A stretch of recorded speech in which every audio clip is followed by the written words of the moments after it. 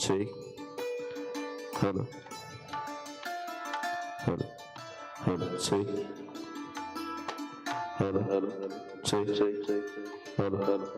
Hello. Check. Hello. Hello.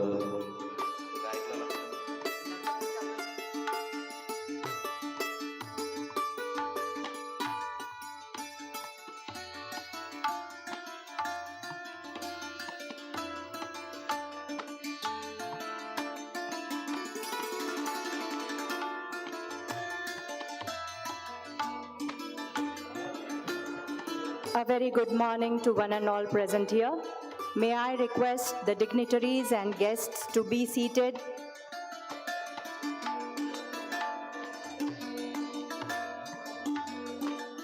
Namaste. Wishing you a very pleasant morning and Ohayo gozaimasu. I am Dr. Aarti Mohanpurkar, Associate Professor in Computer Science and Engineering Department of Maharashtra Institute of Technology, Chhatrapati, Sambhajinagar. It is my honor to welcome you all to the inaugural ceremony of the Indian Geotechnical Conference. I am delighted to have all the distinguished guests, experts, and scholars gathered here together. Before we begin, I would like to invite our esteemed dignitaries to join us for the lighting of the auspicious lamp as per our Indian tradition. May I invite Dr. K.V. Kare, Vice Chancellor, Dr. Babasaheb Ambedkar Technological University, Lonere, Dr. V.M. Pandari Pandey, former Vice Chancellor, Dr. Babasaheb Ambedkar Marathwada University, Dr. A.P. Singh, Secretary, IGS, Professor K. Jian Shaw, VP, Asia ISSM GE, the guest of honor, Professor Munish Sharma, Dr. Nilesh Patil, Dr. Uttam Karvane, Chairman IGS, and Dr. Manish Dikshit, Secretary IGS, for the lamp lighting.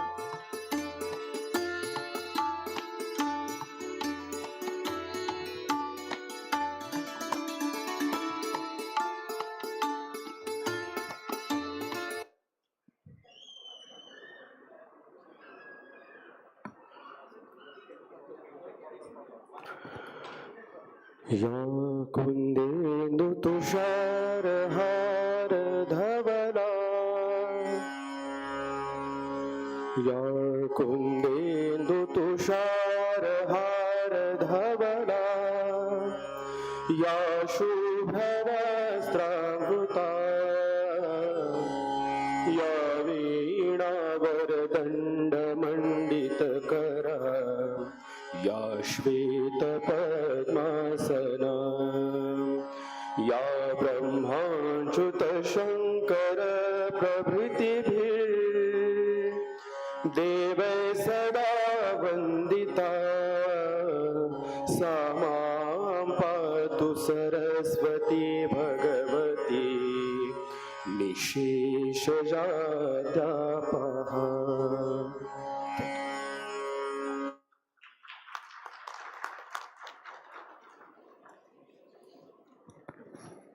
as the lamp is lit and we have got the blessings of the divine, our hearts are filled with positivity and enlightenment.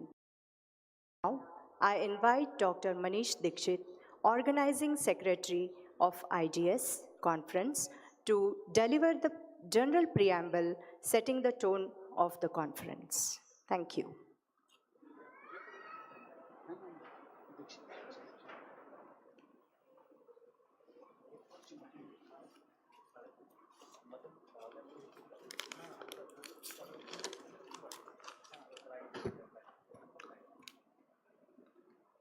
Good morning to one and all. On the behalf of MIT family and IGS Aurangabad chapter, I welcome you all for the Indian Geotechnical Conference 2024 under the theme Geotechnical Engineering for Sustainable Tomorrow. Today, we have Chief Guest Dr. K.V. Kale sir, Honorable Vice Chancellor Dr. Babasaheb Ambedkar Technological University, Lonere. Our guest of honor, Ken John Shaw, Vice President Asia, ISSMG, Dr. V.M. Pandey sir, ex-Vice Chancellor, Dr. Babasaheb Ambedkar, Marathwada University, Aurangabad. Now it is called as Chhatrapati Sambhajinagar. Dr. Anil Joseph, President, IGS, Dr. A.P. Singh, Secretary, IGS, Professor Munish Sharma, Director General, MIT Group of Institutions, Dr. Nilesh Patil, Director, MIT, Dr. Uttam Kalwane sir, Chairman, IGS Aurangabad Chapter, all EC members of IGS, faculty members, and my friends. A good morning to one and all again present here. At the outset, I would like to thank the Indian Geotechnical Society for giving us a chance to organize this prestigious annual session of Indian Geotechnical Conference IGC 2024 at MIT Chhatrapati Sambhajinagar. This IGC 2024 features a very strong technical program including the 46th annual lecture by Professor BVS Vishwanathan sir from IIT Mumbai. And we are having 12 keynote speakers from industry and from out of India also, experts from out of India, from Japan, Taiwan, and USA. And we are having 16 theme speakers apart from that. Now for this IGS, it was a long journey. From 1.5 years we have started this work.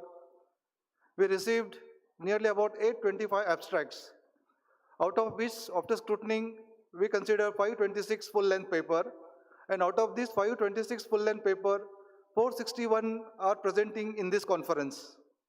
And all this will be as a book chapter by Springer Nature. 10 volumes will be there for various themes. And for keynote and theme lectures, there will be a special issue of Indian Geotechnical Journal for IGC 2024.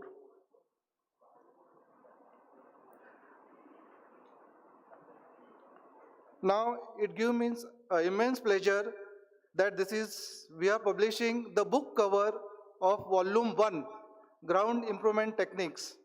In this conference, out of that 10, one will be book cover. This will be launched today only. And this is the first time in the history of IGS 75 years that we get this to launch at MIT Chhatrapati Sambhajinagar.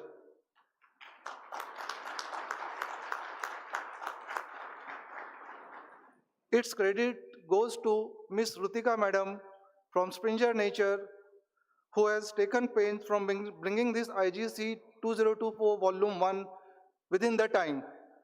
I also thank Professor Jaiswal sir, Sumit Jaiswal, and Yogesh Sharma sir, who has contributed for bringing this volume within time. So there will be 40 papers in book Volume 1. Apart from this, we are having 13 parallel sessions each day. This is also a record in the IGS. So total, there will be 54 parallel sessions in 3 days, apart from keynote lectures. It was a tough job for me and my team.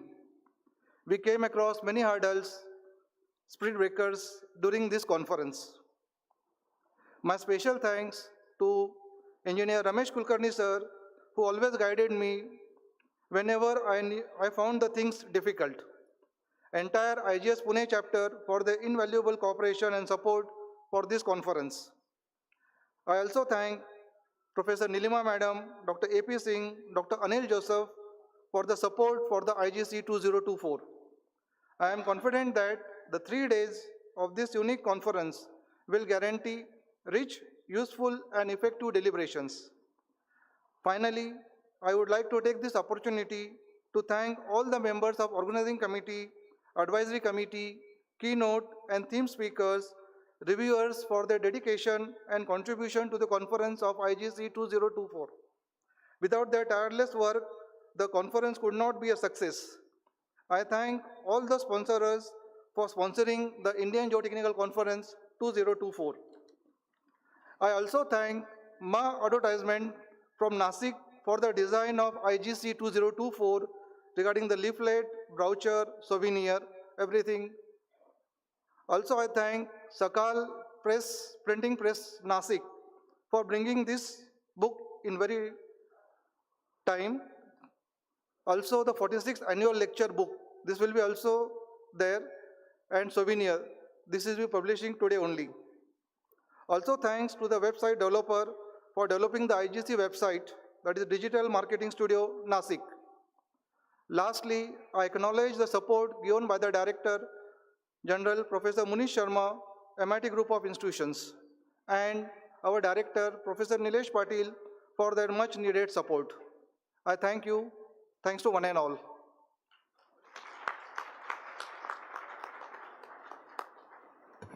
Thank you very much, sir. Following the preamble, we felicitate our dignitaries, expressing our gratitude for their presence, guidance, and support. I humbly request Professor Munish Sharma, the Director General, MIT, to felicitate Dr. K.V. Kaye, Vice Chancellor, Dr. Babasaheb Ambedkar Technological University, Lonere.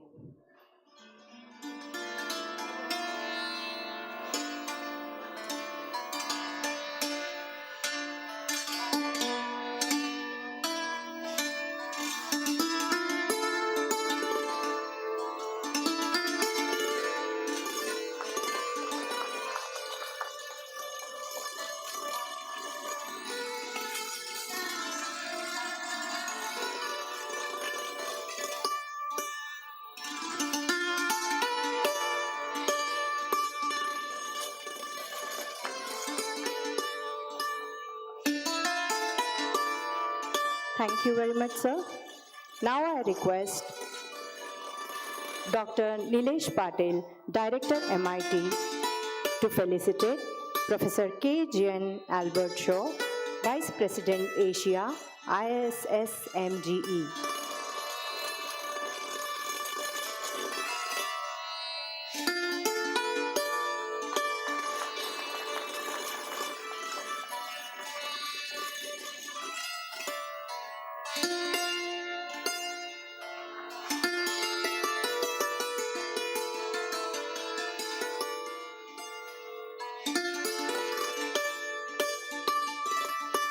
Thank you very much, sir.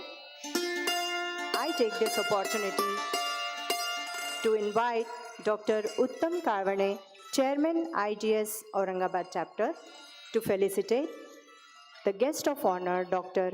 V.M. Pandari Pandey, former Vice Chancellor, Dr. Babasaheb Ambedkar, Marathwada University.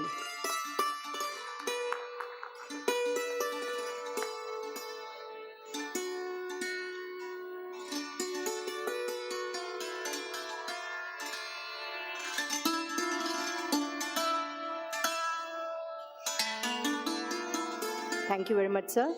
I request Professor Munish Sharma, Director General MIT, to felicitate Dr. Anil Joseph, President IGS.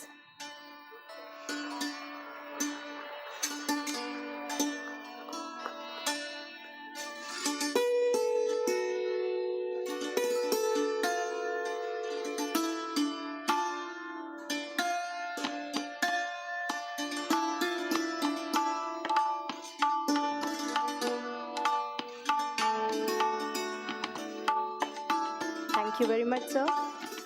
I now request Dr. Manish Dikshit, the Organizing Secretary IGS, to welcome Dr. A.P. Singh, Secretary IGS.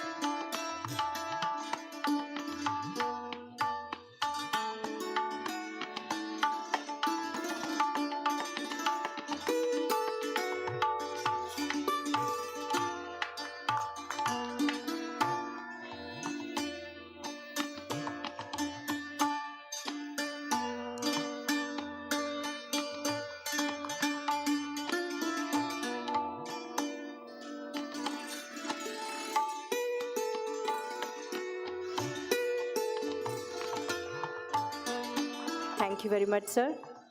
Now I request Dr. A.P. Singh, Secretary IGS, to felicitate Professor Munish Sharma, the Director General MIT.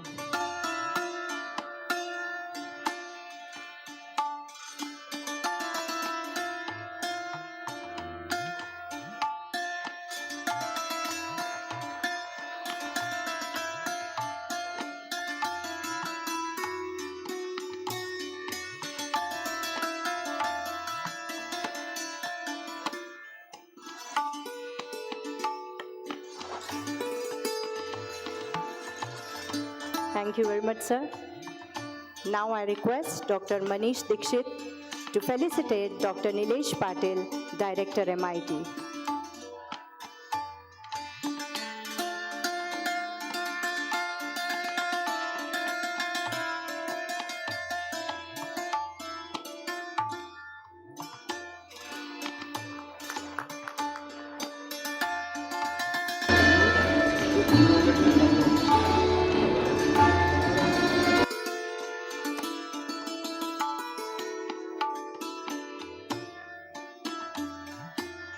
Thank you very much. Let us come together to share knowledge, ideas, and expertise, paving the way for innovative solutions in geotechnical engineering for a sustainable tomorrow, GEST 2024. Now, I take opportunity to invite Dr. Nilesh Patil, Director MIT, to address the August gathering. Thank you.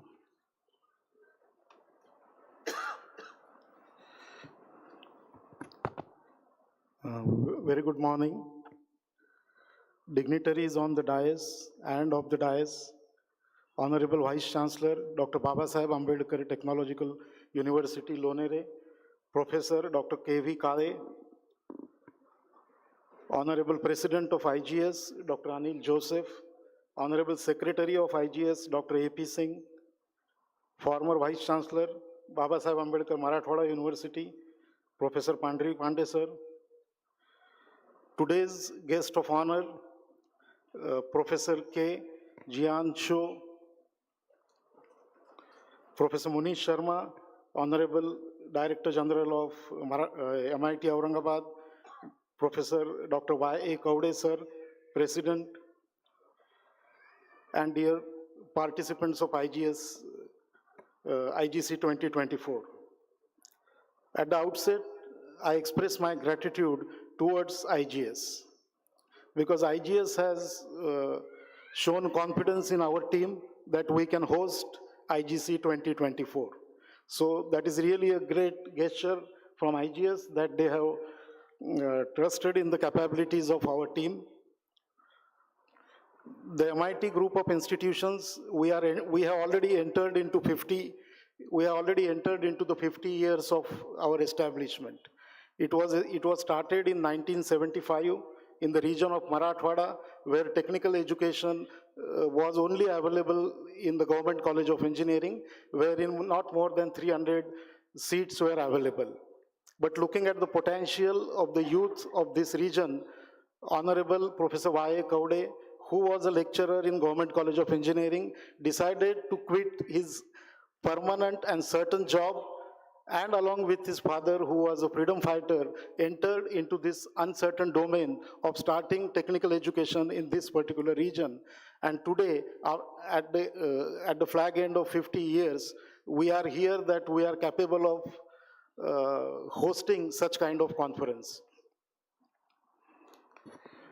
Today, more than 20,000 alumni are working in various domains, right from computer science to mechanical engineering to civil engineering, not only in India, but also abroad. And more than 5,000 students are studying on this campus at present. And as I have told you, the beginning was very humble. IGS has given us an opportunity to showcase our capabilities, and we hope that we are doing it to the expectation of IGS.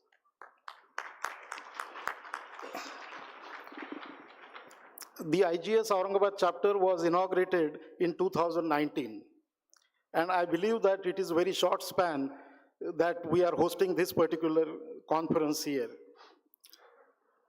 And this particular hosting is attributed to the hard work, very genuine and honest efforts by the people who are associated. I would like to mention especially Professor Dr. Manish Dikshit, Professor Kavane, his team in the Department of Civil Engineering. And I must not forget to mention the support given by Dr. Ramesh Kulkarni sir of Pune chapter, then Jain Madam, Chairman of the Pune chapter, and especially a special mention of the unconditional support we received from Mr. Vikas Patil from Savi Infrastructure. I am sure that the purpose of IGC 2024 shall be realized during these 3 days, and fruitful deliberations and networking will help addressing the current and future challenges associated with the geotechnical aspects towards sustainable development. I wish a very best to all delegates and hope that their stay is comfortable and enjoyable at MIT Chhatrapati Sambhajinagar. Thank you very much.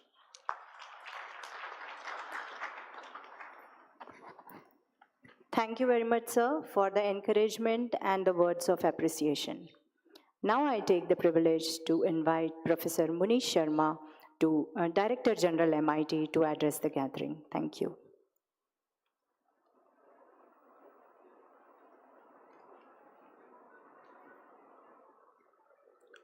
Good morning, friends. I hope all of you must be enjoying very nice weather in our city. And we only have weather like this for a few days.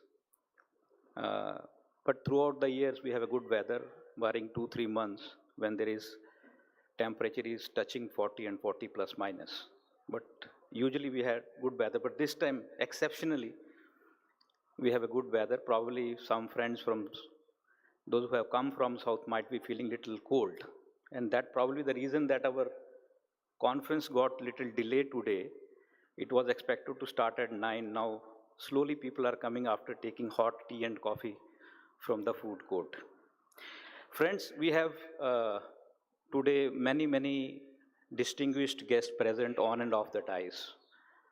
We have 2 very esteemed educationists on the dais, and one is chief guest, Dr. K.V. Kale, who is a Vice Chancellor, Dr. Babasaheb Ambedkar Technological University, Lonore, and the former Vice Chancellor, Dr. V.M. Pandey, and he is also Chairman of the Governing Board of MIT.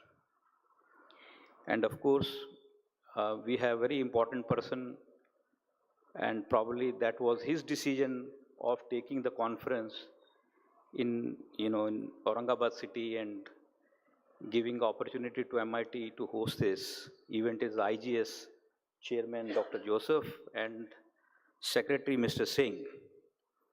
And of course, Dr. Manish Dikshit and Dr. Uttam Kalvane. And both of them are, I would say that, the academicians and professors with a lot of daring. The chapter is only 5 years old. And this is the second big event they are hosting. The one they have hosted as a young geotech national event, and this is again the very large event You could see that Dr. Manish was mentioning about how many papers are going to be read. And there are 14 breakout sessions, plenary sessions, the theme speakers. And I think all the 3 days will be busy. You have good treat on tomorrow evening with the cultural feast, followed by gala dinner, but rest of the time you have I think they have kept you quite busy and hope you all will enjoy this. See, the only point which I would like to mention here is the real vision of IGS National EC executive team. I came to know that this conference, most of the time in the past, either hosted in IITs or maybe NITs and that too in the bigger cities. And probably there are a few exceptions, that today is one of the exceptions where the executive team thought of hosting this conference in Aurangabad city, which is now Chhatrapati Sambhajinagar. I truly believe that India is all about smaller cities, and you could really find the real talent and a lot of potentials. And this is really opportune time, and hosting such conference where talent is there, where people are very much aspired to do something, and bringing such kind of conferences and deliberating in that place, I think it has some intangible and tangible benefits. So I really appreciate that you are doing this, and I'm very hopeful that people, those who are participating locally, would certainly get a lot of motivation, direction, connection, networking opportunities, and certainly something really good will happen in times to come. I have witnessed yesterday the pre-conference event. I myself is a civil engineer, so I have witnessed yesterday, of course, the inaugural session, which is most of formal, but then we had good even speeches in the inaugural session, because the chief guest was a person from Ministry of External Affairs, Japan, very much involved in infrastructural projects, so having very good insight. And along with that, all other speakers, including Dr. K.V. Kali, has delivered very nice speech, but I attended the session, which was concluding session, panel discussion. Actually, all the 10 lectures was of high quality lectures. And the kind of panel discussion which happened and the question answers I was witnessing was of really good, very, very important from geotech point of view, and the way Indian, large infrastructure is coming up, railway, ports, bridges, tunnels, and all other large infrastructure projects. I mean, I could see the importance of geotech community and the role of geotech community in that. So I must congratulate Dr. Nilima Satyam and Professor Dr. S.K. Prasad for hosting pre-conference, which is Indo-Japan conference, and it was very nice. Yesterday itself, I realized that the beginning is excellent, and we'll have next 3 days are going to be great here. And I wish all of you very best. Enjoy your stay in MIT. We all are here to help you out. If you get some time, explore the city. It's a wonderful city, having great historical culture, very vibrant industrial economy. And probably on 20th, we have invited few industry people also who would really come here and try to interact with you during the gala dinners. So with these words, I wish that all the coming 3 days will be great. We have Dr. Vishwanatham sir, and we immediately after this, we have his talk. He's going to speak on this. We all are eager to listen, Dr. Vishwanatham also, sir. So wish you all the best. Enjoy your stay in Aurangabad and MIT. Thank you very much. Thank you very much, sir, for the inspiring words, as always. Now I take the opportunity to invite Dr. A.P. Singh, Secretary, IGS, to throw light and enlighten us about IGS.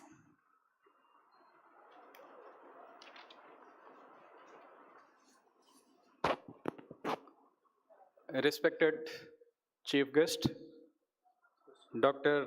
K.V. Kale, Honorable Vice Chancellor, DBATU, Lonere. Today, guest of honor, Professor Albert Sau, Vice President, ISSMG Asia. Dr. V.M. Pandhari Pandey, GB Chairman. Munish Sharma, Director General, MIT. Nilesh Patil, Director, MIT. Dr. Manish Dikshit, Organizing Secretary, IGC 2024. And our most dynamic and vibrant President of Indian Geotechnical Society, most respected Dr. Anil Joseph, sir. Dignitaries on the dais, off the dais, distinguished guests, fellow members of the society, delegates, students, ladies and gentlemen. Very good morning and namaste to one and all. On behalf of Indian Geotechnical Society and on my own behalf, I welcome you all to this annual mega event of IGS. As an honorary secretary, it's my privilege to highlight the activities of the society. The society has completed 76 glorious years of its formation and celebrated its Diamond Jubilee last year, following the footsteps of its illustrious parent body, ISSMG. The objective of the society is to promote academia and strengthen professional practice through dissemination of technical information and practical experience by providing a common platform for academicians, researchers, designers, construction engineers, innovators, and manufacturers of equipments, and all other interested in geotechnical activities. IGS has more than 6,000 members under various categories of membership. The society has recognized 26 eminent members conferring honorary fellowship. IGS at present has 55 local chapters. Meetings of the national executive body are quarterly held at local chapters in rotation. IGS annual general session and the conference is organized by any one of these local chapters. IGS gives the best local chapter award and many appreciation awards to promote and encourage the local chapters. The society biennially hosts Indian Young Geotechnical Engineers Conference for the benefit of young geotechnical engineers below 35 years of age. IGS has instituted 15 Best Paper Awards for young geotechnical engineers on almost all the major geotechnical engineering topics to motivate and encourage them. The society regularly hosts prestigious international events in the field of geotechnical engineering. The society has hosted 13th International Conference on Soil Mechanics and Foundation Engineering in the year 1994 at New Delhi. 3 Asian regional conferences in the year 1960, 75 and 2007. 6th International Congress on Environmental Geotechnic at New Delhi in 2010. 6th Asian Young Geotechnical Engineers Conference AYGC in 2008 at Bangalore. IGS has also hosted several TC-sponsored international conferences, symposium, and workshop. IGC is hosting first Geotech Asia 2025 GeoWadies, the future of geotechnical engineering, to be held at Goa during 7th to 10th October 2025.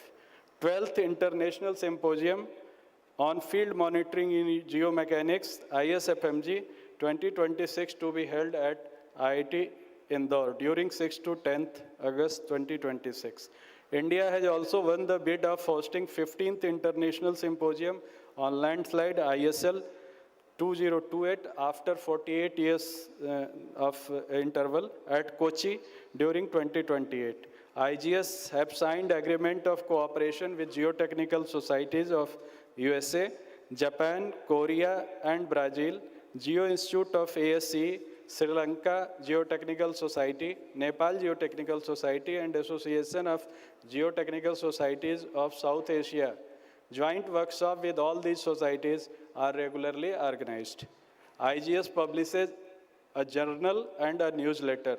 The journal is titled as Indian Geotechnical Journal, granted impact factor of 1.4, is now in its 54th year of publication. Currently, the journal is being published by Messrs. Springer Nature with online access to all the members free of cost. 6 issues per year of journal is being published from 2019. From 2019 years, the IGS newsletter has begun to publish a short summary of recently awarded doctoral theses and job openings in the area of geotechnical engineering in both academia and in industry. The IGS has instituted several awards to recognize meritorious work. As of now, a total of 37 Best Paper Awards are given by the Society biannually. Out of these 37 awards, 22 awards are meant for all and 15 awards are meant for exclusively for young geotechnical engineers only. 2 Best Doctoral Thesis Awards also given annually. IGS also gives various industry and individual sponsored prestigious awards like IGS Ferroco Terjagi Oration, IGS Kukulman Biennial Award, IGS SC Verma Diamond Jubilee Award, IGS Sardar Resam Singh Memorial Award, IGS Dinesh Mohan Prize, Best Woman Researcher in Geotechnical Engineering, is sponsored by Professor R.N. Sai in memory of his late wife Srimati Prabhavati Sai. Best Teacher of Geotechnical Engineering Award is sponsored by Professor B.J. Kasmalkar and IGS Forensic Geotechnical Engineers Award. In 1978, IGS instituted a prestigious annual lecture to recognize and honor a member who has made a significant contribution in geotechnical engineering. 46th IGS annual lecture will be delivered by Professor B.V.S. Viswanathan immediately after this inaugural session. And next year, the name will be announced by our Honorable President. IGS enables authors of technical papers to publish their papers in international conference like First India, Japan, Korea Trilateral Joint Geotechnical Workshop on Multimedia Advanced Geotechnical and Geoenvironmental Engineering, which was held on 11th May 2024 in Kyoto, Japan. 14 delegates from India were participated in the trilateral workshop and 6 papers were presented from each country. IGS provides partial financial support to young geotechnical engineers authors to publish their research paper in prestigious international conferences like ICS, MGE, and ARC. Over the years, IGS has extended its activities and scope manifold and is looking forward to more dedicated service in the growth and development of geotechnical activities in the country, especially when the country is witnessing a quantum jump in infrastructural development. IGS has improved connectivity with members, has a vibrant web portal, has instituted online voting system, has launched online membership, has introduced student membership, and has established student chapters. Presently, IGS is developing e-learning resource, constantly improving the quality of the journal, and is working towards making the society paperless. These are the some of the areas that are getting priorities in society's agenda. With these words, once again, I welcome you all to this annual general session. Thank you very much.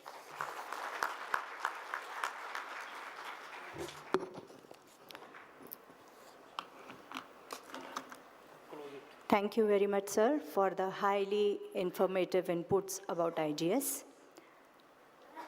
I feel proud to introduce today's guest of honor, Mr. Kane Jian Shaw, and I would take this opportunity to introduce him before I invite.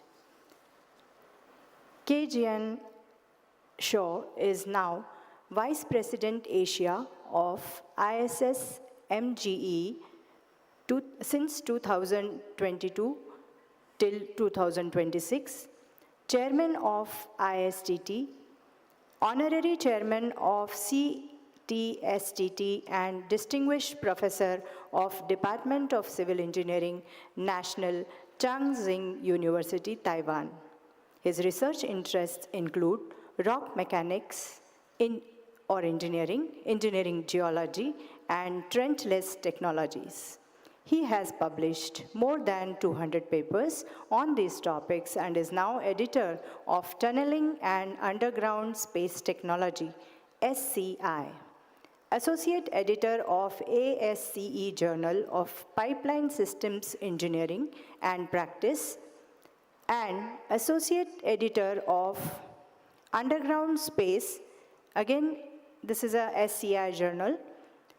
He obtained his PhD degree in civil engineering from University of Minnesota, USA in 1993. His major experience includes visiting Professor CNR IRPI, Perugia, Italy, Senior Principal Engineer Shannon and Wilson, Seattle, USA, visiting Professor TTC, Louisiana Technical University, USA, visiting Professor RCUSS, Kobe University, Japan, Research Engineer, CSIR, Mining Tech, South Africa, and Geotechnical Engineer, National Expressway Engineering Bureau, Taiwan.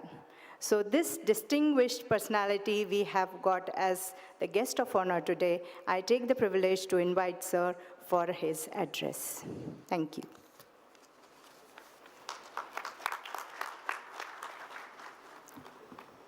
Okay, thank you. Thank you for your very kind introduction. Could you please play my PowerPoint? Okay.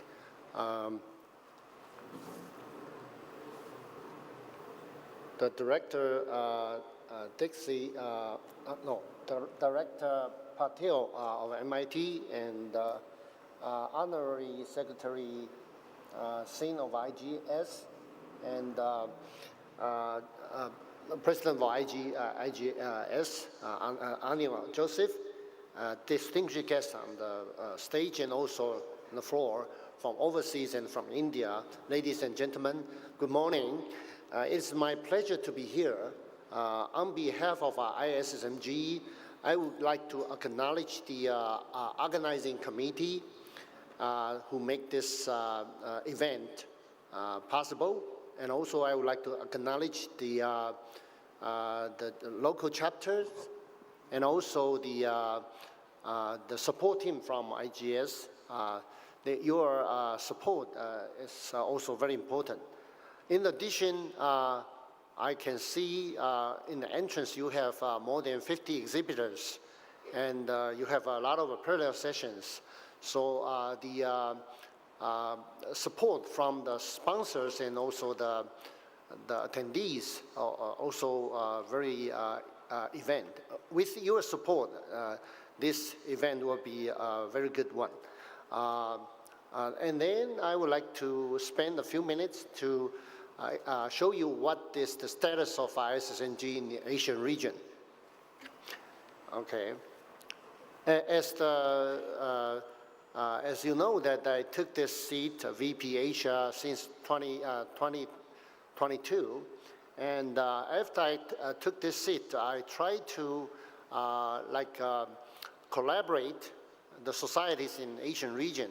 So I encourage the Asian societies have more lateral, bilateral cooperations, including the small size workshop, conference, and also the webinars.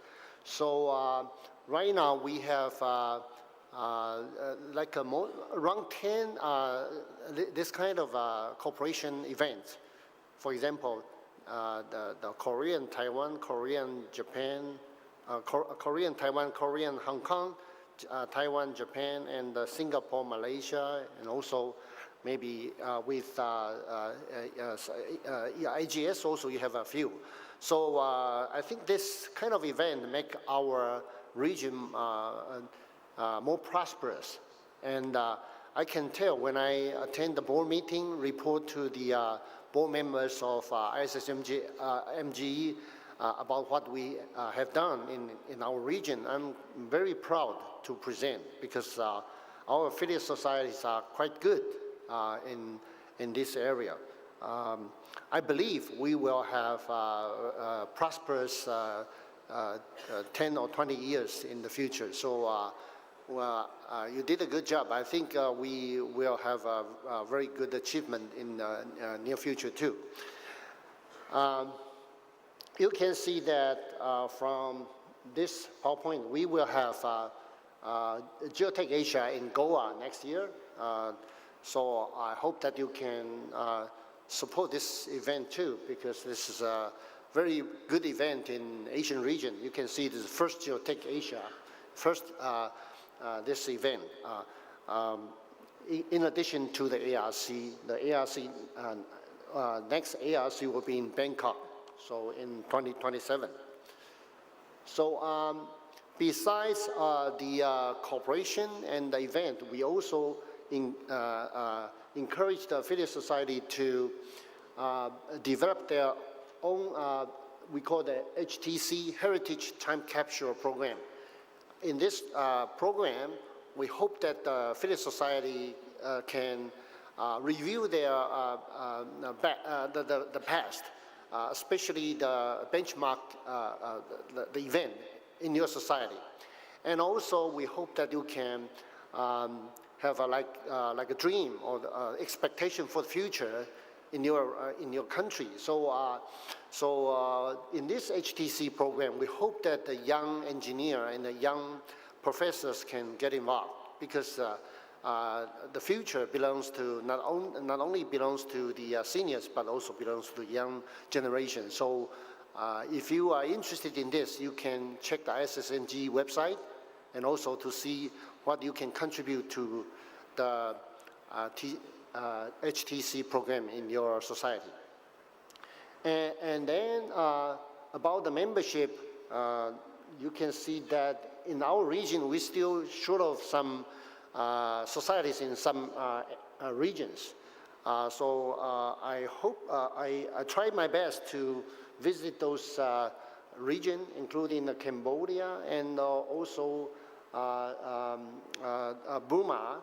And in addition to that, I try to visit the society, not inactive societies as well, try to stimulate them. So this is what I have done. I hope that in the future, we will have a new society in Bhutan. And Cambodia already joined the SEAGS, so sooner or later they will be part of us. Okay.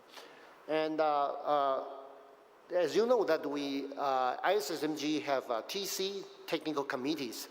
In Asian region, we have ATCs, the Asian technical committees.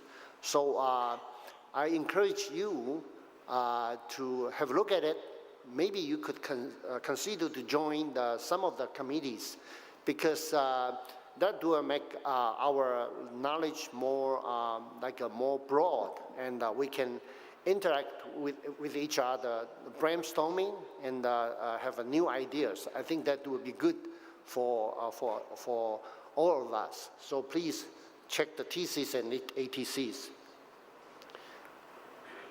Okay, then I would like to show you some pictures about what I attended, the event I attended for the past year.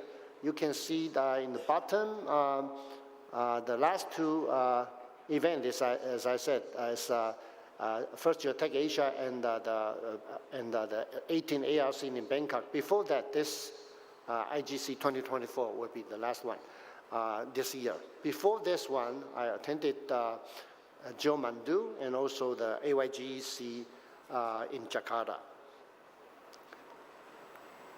So show you some pictures very quickly. This is the one in 17 ARC in Kazakhstan. This is a geocase 2023 in Bandung. Some pictures in Thailand, SEAGC, Fukuoka, the second crest and also Hanoi late last year, and the bilateral one between Singapore Society and Malaysian Society late last year, East Macau, the summer this year, Shanghai with the board meeting, and also the Pressing Engineering Conference in Singapore, and ICGE in Semarang, Indonesia. And as I said, I visited Cambodia, Mongolia Society, and also we have this bilateral conference for a long time between Japan and Taiwan. This is the one for I think the two TCs, ATC3 and ATC, I think the ATC8, I think. And also the second Taiwan and the Korean workshop. Okay. So this is the one in Jakarta again. It's AYGEC for young engineer. And this is the one in Kathmandu, the second Geomandu. It's also a very successful one. I would like to let you know that because of this event, they have two events very successful. So Nepal Society will be nominated as the society medal because they did a very good job. Okay. So finally, this is the event. As I mentioned, the first Geotech Asia. I hope that you can consider to join. This ends up my presentation. Finally, I hope that you could have a good brainstorming in this conference in the following 2 days. And don't forget to enjoy the time in this beautiful ancient city. Don't forget to visit the historic site as well. I wish you have a good time. Thank you for your attention. Thank you.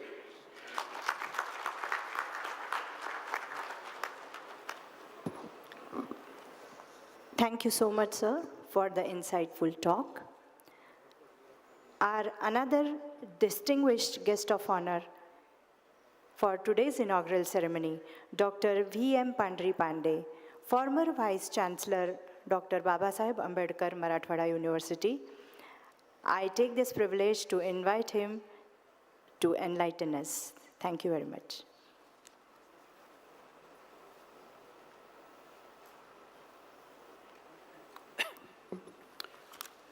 Dignitaries, distinguished dignitaries on the dais, up the dais, and young participants for this conference.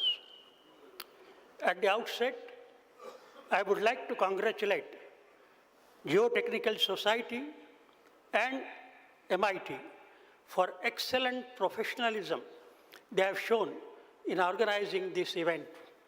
Congratulations all. I'm going to make only 2 points.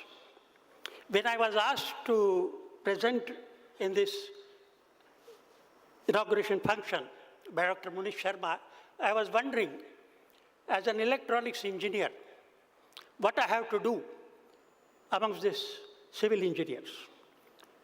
But after giving a second thought, I felt that everyone today has to do something with any subject not related to his or her specialization. The reason for this is very simple. All futuristic problems which we are going to have in future, they are going to be complex in nature.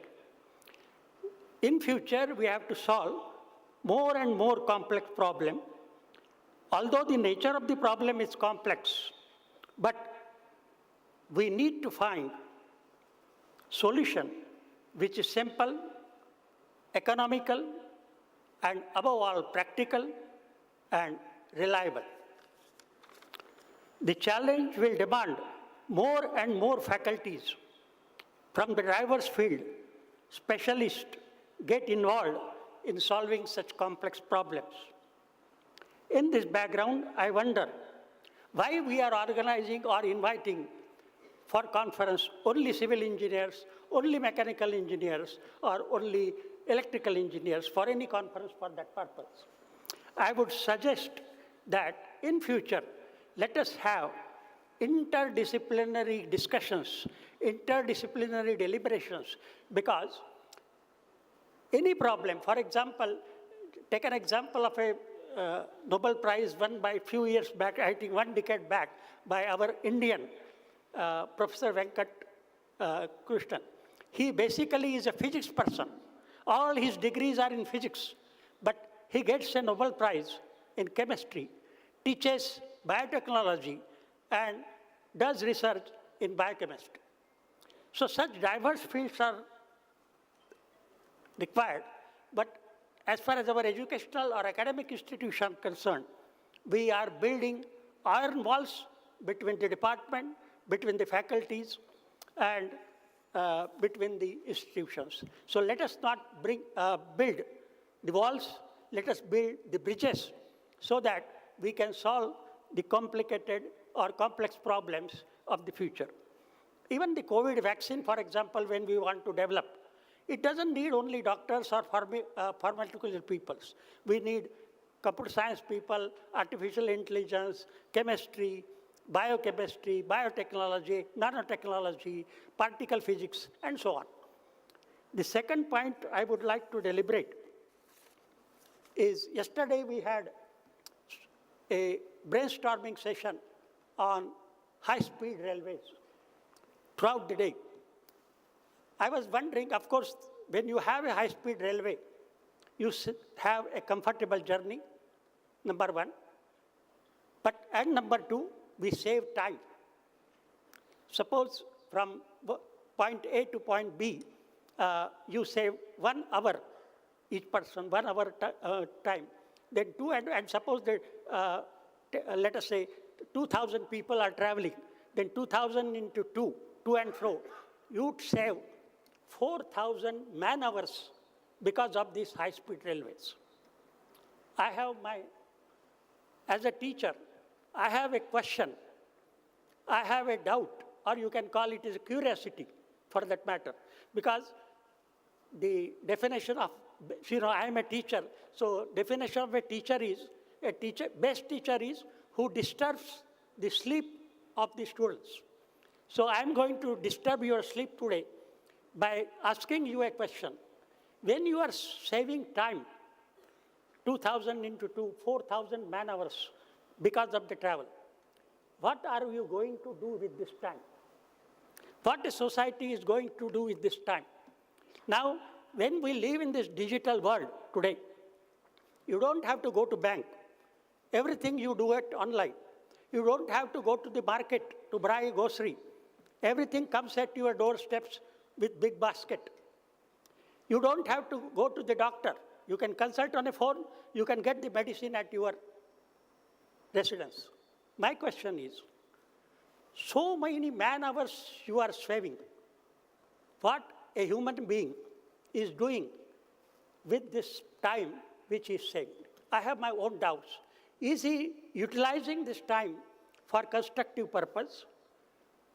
Any innovative ideas to make the society better, to make his own life and his own family happy?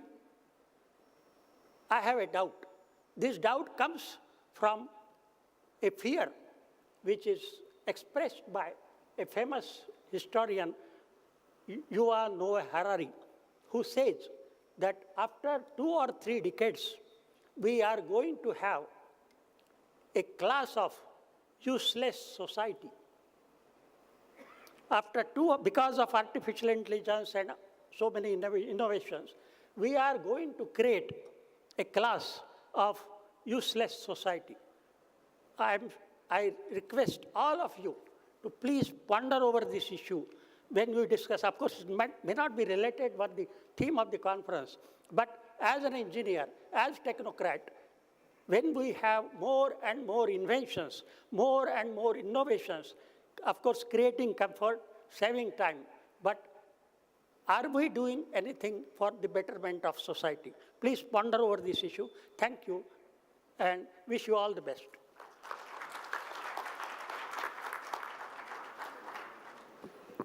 Thank you very much, sir, for the provoking words. I am overwhelmed and feel proud, privileged to invite the chief guest of today's program for this inaugural ceremony of the prestigious conference. I take the privilege to invite Dr. K.V. Kale, Vice Chancellor, Dr. Babasaheb Ambedkar Technological University, Lonere. Please, sir.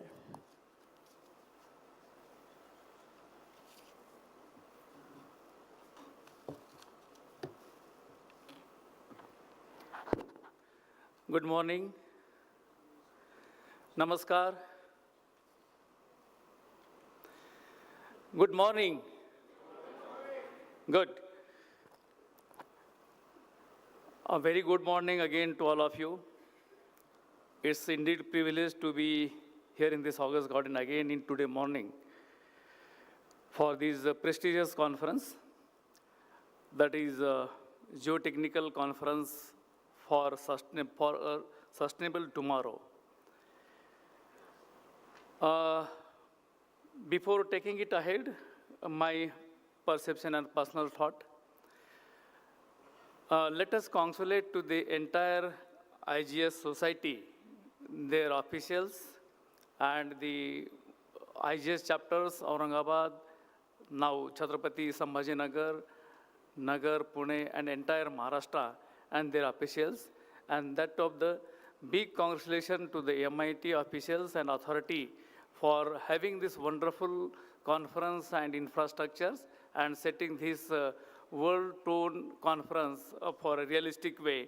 Let us give hand to them, all of them. My dear friend, Managing Director Munish Sharma just coined me today back. I don't know really this conference happening in the historic city, and I was on my way to go back to my main campus. Though I'm not supposed to be directly related with the civil engineering, but as Pandit sir very correctly pointed out, we should work together, we should work in interdisciplinary way, we should work all together for the betterment of the society. And he has forced me, and I cannot able to stop him, and I accept. Thank to Muniji for being me the excellent elite class of today's and tomorrow's and yesterday's audience, through which I can learn a lot of from this particular experience.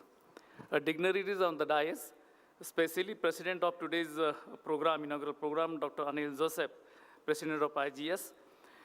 Then Professor K.G. Shaw, Professor Dr. Singh, and MIT Nilesh Patils and other people, they though are directly or indirectly process this particular conference, though it is a national, but it is a really international because we had listened since yesterday some of the Japanese expertise and delegates for the thought and their experiences. So it is in real sense, it is a world conference in that way. This conference gives me as immense pleasure in different two aspects, because and being a teachers and the researchers, I do love to be an academicians and involved in the academic matters always together. Since a matter from last 37 years of my teaching line, I do adhere the discipline, I do adhere the principle, I do adhere the various ethics of the society and individual altogether. This geotechnical, as I say again, Professor Pandey very correctly, geotechnical is a civil engineering discipline, but not extractly seem to be the civil engineering discipline. Why? Because they theme this particular conference as a sustainable tomorrow. So sustainability, yesterday we had the high-speed train. I put my particular consent to the Hyperloop train and for the sustainable development. Sustainable development is again a very difficult and challenging word. To whom it is supposed to be sustainable, and they have coined the sustainable for tomorrow. Tomorrow is a big challenge. Tomorrow to whom? For the planet, for the animal, for the human being, for the society, for the bureaucrat, to whom it is supposed to be sustainable, or for a beggar or for a farmer. So sustainability is overall. All animals, all planets all together, and that's why it's a very, very big challenge to maintain the sustainability in a natural way. We are the human being, you are the persons in living in the society in a natural way. And if you destroy the nature, then no one can able to maintain the sustainability. So the first ethic that we should maintain, the ethically and logically, that is the natural, go naturally, don't destroy the nature. And if you follow this, we as an Indian, we always pray with the Pancha Mahabhuta, Agnivara, Pananivara, Vanaspati and all. So that is the tradition we carry forward since today and maybe tomorrow to make the sustainability about the nature. So don't destroy the nature. You make the high speed, you make the hyperloop, you make the very advanced level of constraint, but without the disturbing of the nature, one cannot achieve the desired level of expectation of the sustainability.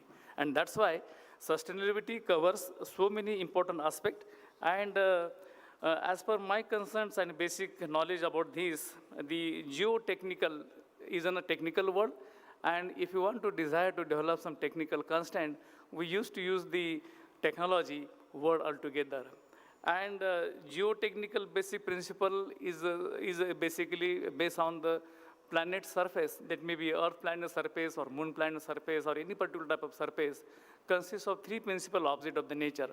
One is the water, second is the soil, and the third is the rock. So this is the three natural combination permutations about the nature through which we can able to survive on the surface. And I think civil engineers are going to dig this particular basic ethics and morality of this particular object to dig it all together as a sustainability. When you destroy the soil in a different way, by putting the so many ingredients and so many fertilizers, the fertility of the soil get eroded. On the coastal line, if you desire so many salty waters, the fertility of the soil get destroyed.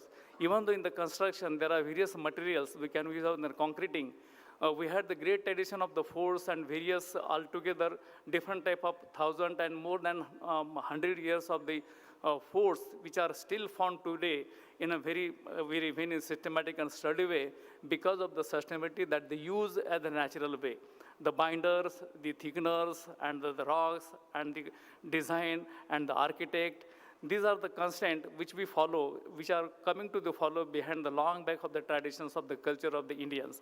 And I think to maintain this soil, rock, and water in a natural way, permutation combination, if you desire to put together, that is one of the object principle of the geotechnology, geotechnics. And the engineer, civil engineer may use to understand ethically the first. If you destroy the soil, if you dig the tunnel, if you break the mountain, if you cut down the various forest, then the sustainability we cannot able to maintain easily. So sustainability, the basic cost concern for the sustainability is what? To achieve the desired level of the nature and to adapt the nature, and then you can try to develop some sustainable development with the help of that. So apart from these basic objective component, there are so many doping components altogether within the soil, waters, and what we can say, the rock, that are the steel, that are the cement, that are the different chemical composition to make the more concrete and powerful buildings together. Maybe it is a building, maybe it is a vertical tower, maybe it is a tunnel, maybe it is a different type of construction for making the shelters to the common peoples and to make desired level of infrastructure setup. So geospatial technique definitely required the technology. And as again he say, the NEPs 2020 that we are going to address in some last year, but I personally and we personally follow the NEP since long. It is multidisciplinary, interdisciplinary objectives where we can have the different type of permutation combination of the subject and knowledge again together. There we can use the different word altogether to put these particular techniques and technology and technicality. So science, engineering, and technology, these are the three bridging combination of any discipline. It may require the language, it may require the economics, it may require the management, it may require any particular subject of the academics to bridge together to maintain the sustainability for the overall development of the society. And hence, I do adhere and endorse the quote of the Professor Pandey, that we should maintain, don't be computerized. I am a civil engineer, I am a computer scientist, I am a physicist, I am a linguistic, we all together. And then when we say the we, then we can make something good and better for the tomorrow's world, tomorrow's sustainability. If with this basic principle, I come to know that there is one session here at the beginning, that the ethical public facing. So you should imbibe it to the young body researchers, this particular ethics. Don't think individually, think common for common people, for the common desire level of aspect. And if it is to be like that, then success of the conference and young body researchers are supposed to be on the way of the consideration. I will take a few minutes to take it ahead. Geotechnic as a civil engineering, though I am not civil engineering, but I do adhere since from last 37 years, different disciplines. I personally don't want to put my quotation, but personally for young body researchers, learn different 25 subjects and deliver 25 subjects since my last 2.5 decades almost.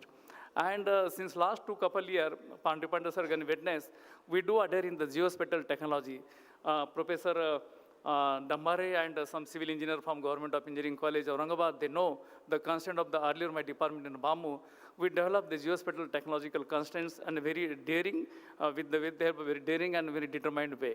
So what we do adhere, the geospatial technology and the geotechnic having some correlation to each other. When we say the geotechnology, it is as a basic of the surface material constructions and bridging and all together for the sustainability of the infrastructure. But you need to map. As then we say yesterday, the railway track, the road track, the transportation problem, the aviation problem, disaster problem, climate change problem, also the part of society and part of sustainability development. Water, drainage, and hydrology also in the problem. So to coin this technological concept in a big way, in a natural way, we need to have take the help of the geospatial technology. And what the technology consists of? Geospatially, by default, consists of the geotechnology, surface, and constructions, then civil. When we come to learn to the particular geospatial technology in the civil engineering particular part, I learned specifically the globe latitude, longitude, and altitude, and the coordinate geometry mapping to map the surface information from the remote sensing information. So sense the information of the surface in a different way, natural way, to protect the environment and to bridge the development of infrastructure, tracking of the road, railway line, fast railway line, airports, and other type of different combination altogether. When we bridge together, my point here is that when we bridge together technical and technology, so technology requires some devices and some systematic study of the approaches to take it up in a different level of constraint. So geospatial technology and geotechnic, if we mix together, then it will be a wonderful combination in future for the infrastructures and sustainable development altogether in terms of water, surface, and space. So NAVIC is another GPR system. What we are three important aspects of the technology: photogeometry, photography, civil, and what we can say, the in situ measures and field measures and satellite data. So this data that we can capture from the various sensors, all it is in the altitude level or the pilot level or the satellite level on the ground truth level, information of the surface, information of the big object. The object may be agriculture, maybe mountain, maybe river, maybe road, maybe different type of transport. And to put this particular information all together, we require the big data analytics in terms of advanced level of technology, machine learning, and tools. So acquire the information, put the information in appropriate way, even though in the geotechnological way. If you want to construct the roads and tunnels and different type of river connect together, hill, mountain, slope, aspect, and contour, it is an important conceptual concept of the technological constant. So likewise, cartography and mapping, design, GPS, GRS, GNSS, these are the techniques which is typically GPS system for surveying and measuring. It is badly required, basically based on geospatial technology. And to adhere to take it ahead, like global navigation satellite system, I think we need again the different type of navigation system for a railway. And I quote and narrate effectively through this platform that the railway navigation satellite system, if you are going to able to design, it is a desired level of the Indian capability, just like a NAVIC. We can able to achieve the different level of milestone to maintain the fast track rail track and even though the hyperloop track and different type of construction level. What are the challenges? Yesterday we had discussed the challenges. Challenges are too many. And how to meet out these particular challenges? With the help of technology and with the help of techniques, engineering techniques. And the challenges are We had tie-up with the IIT Mumbai for landsliding project because there is disaster happens. Why disaster happens? If you are not maintaining the ecological system in a natural way, if there is a water, if there is a soil, if there is a rock, strong natural coupling, and if there is a cohesion because of some external force, disaster happens. So this disaster able to supposed to maintain in a different way by behaving the pre-alarming systems, by giving the some particular message and giving the alert to the society to having the big losses and big damages. And for that, we need to develop the challenge, research challenges. We need to develop a system in such a way that we should get on a pre-alarming conditional to meet out these particular challenges, and that is the landslide. Why landslide happen? Landslide doesn't happen in a single day. In a hot temperature, or even cold temperature, or in the heavy rainfall, there is a deterioration process. If disease follows, let us say TB or cancer, it required prerequisite various years symptomatic conditions. And if we are able to detect the symptomatic condition early stage, then we can achieve the desired level of risk, and we can achieve the desired level of management of the risk to happen that type of disaster. So water, rain, heavy water, hot temperature, cold temperature, land scaling, and other type of combination, tunneling, digging. Yesterday, one professor, I think he's in the audience, given a very important lectures in his morning session, give the natural flow to the water. I cannot supposed to break forcefully to anyone. I cannot disturb the mountain differently. If there is a ecological imbalance, disaster happens. So these disasters should supposed to maintain ethically, and that is what the priority alarm message to the young researchers to maintain this ethically while going to develop this particular. So landslide, disaster. Then another important concept that we use to in the geospatial technology, that is land use, land cover. What are the land and what are the cover? So the land of Maharashtra, land of India, the land of pool content of the earth surface, 70%, 30% combination of water and material. So what is its use? You have to supposed to be in your hand how to take for agriculture, for forest, for construction, for road. So if you are mapping altogether the use of the land, which are supposed to be natural available with you, then you can maintain the sustainability in a natural way. So land use, land cover is one important geospatial technical aspect, and the data you require to process and pool with the help of different tools. And fortunately, we had instrumental one chair in our department earlier in the BAMU, that is geospatial technical chair.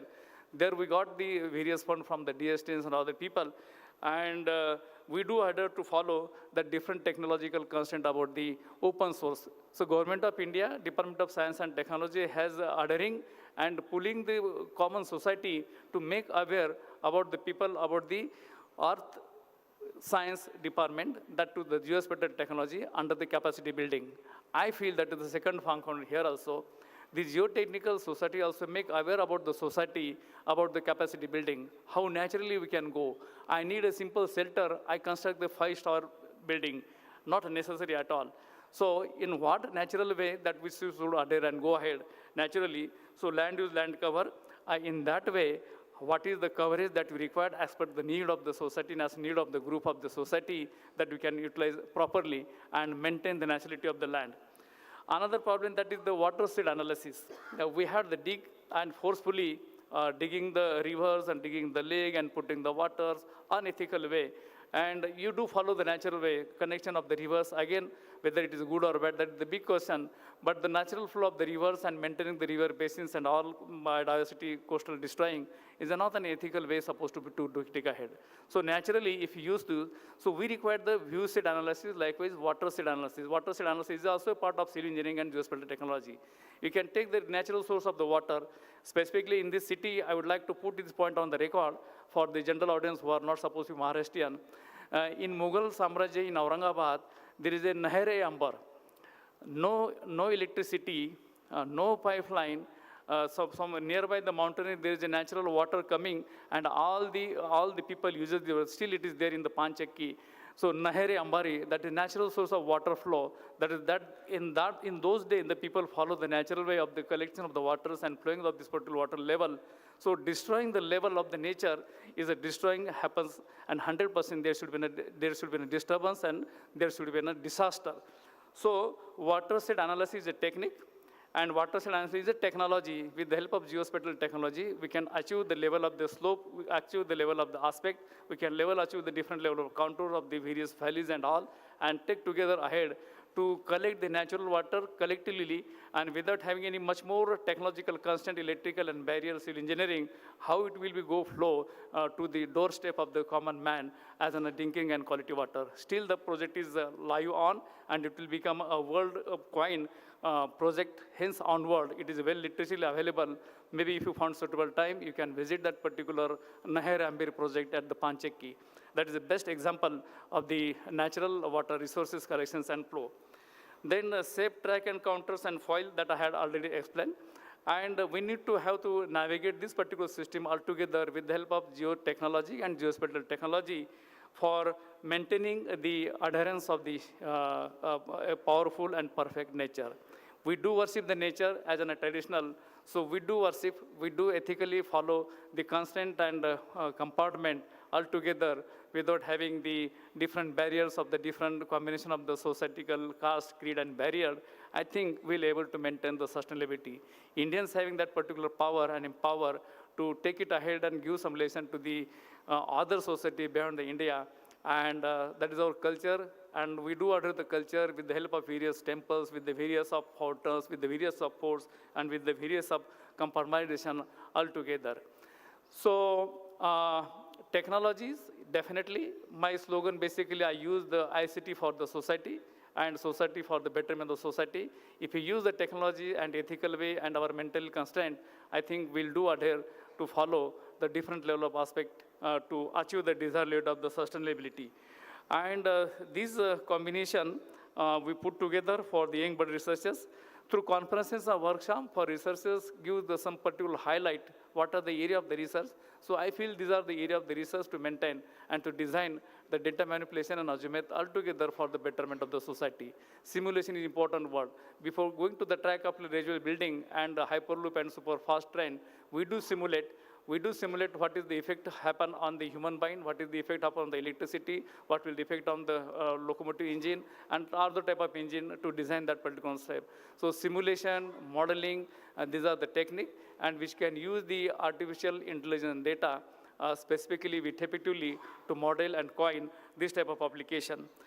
So there is an alarming call to stop me, and I'm adhere to follow the rules and regulation. So once again, thank you for being invited me here and present in front of you for achieving and understanding the different level up. Definitely, I'll also learn more since from yesterday until today in geospatial engineering. In my university, Dr. Babasaheb Ambedkar Technology University is a state technological university, and I do welcome all the fellow participants, distinguished professors. Please do this sometime in the Konkan. There is a Maharashtra here, but unfortunately, the Konkan region is not supposed to be shown. It is a well-worn part of the Maharashtra that is start from Mumbai and towards the Goa, and is the big way for the nature and to understand, to love. There is various fountainary force and trees and rivers, a natural way. So please do visit. This is open call to all of you. And we had already established the IGS chapters in our university in civil department. And hopefully, maybe with the permission of the IGC chair, definitely next out of that year, we'll conduct the convention in our university in Lonere with your supports and all to have this wonderful session again for sustainable development tomorrow. So my one small suggestion, keep the slow gun for the rest of the forward conference also. Sustainable tomorrow, it is really required. It is really essential for the benefit of the society. So thank you very much for being invited me here and patience listening about my particular few points related to this program. Thank you. Thank you very much, sir, for the encouraging words and the valuable insights. Now the presidential address will be delivered by Dr. Anil Joseph, the President, IGS. Please, sir.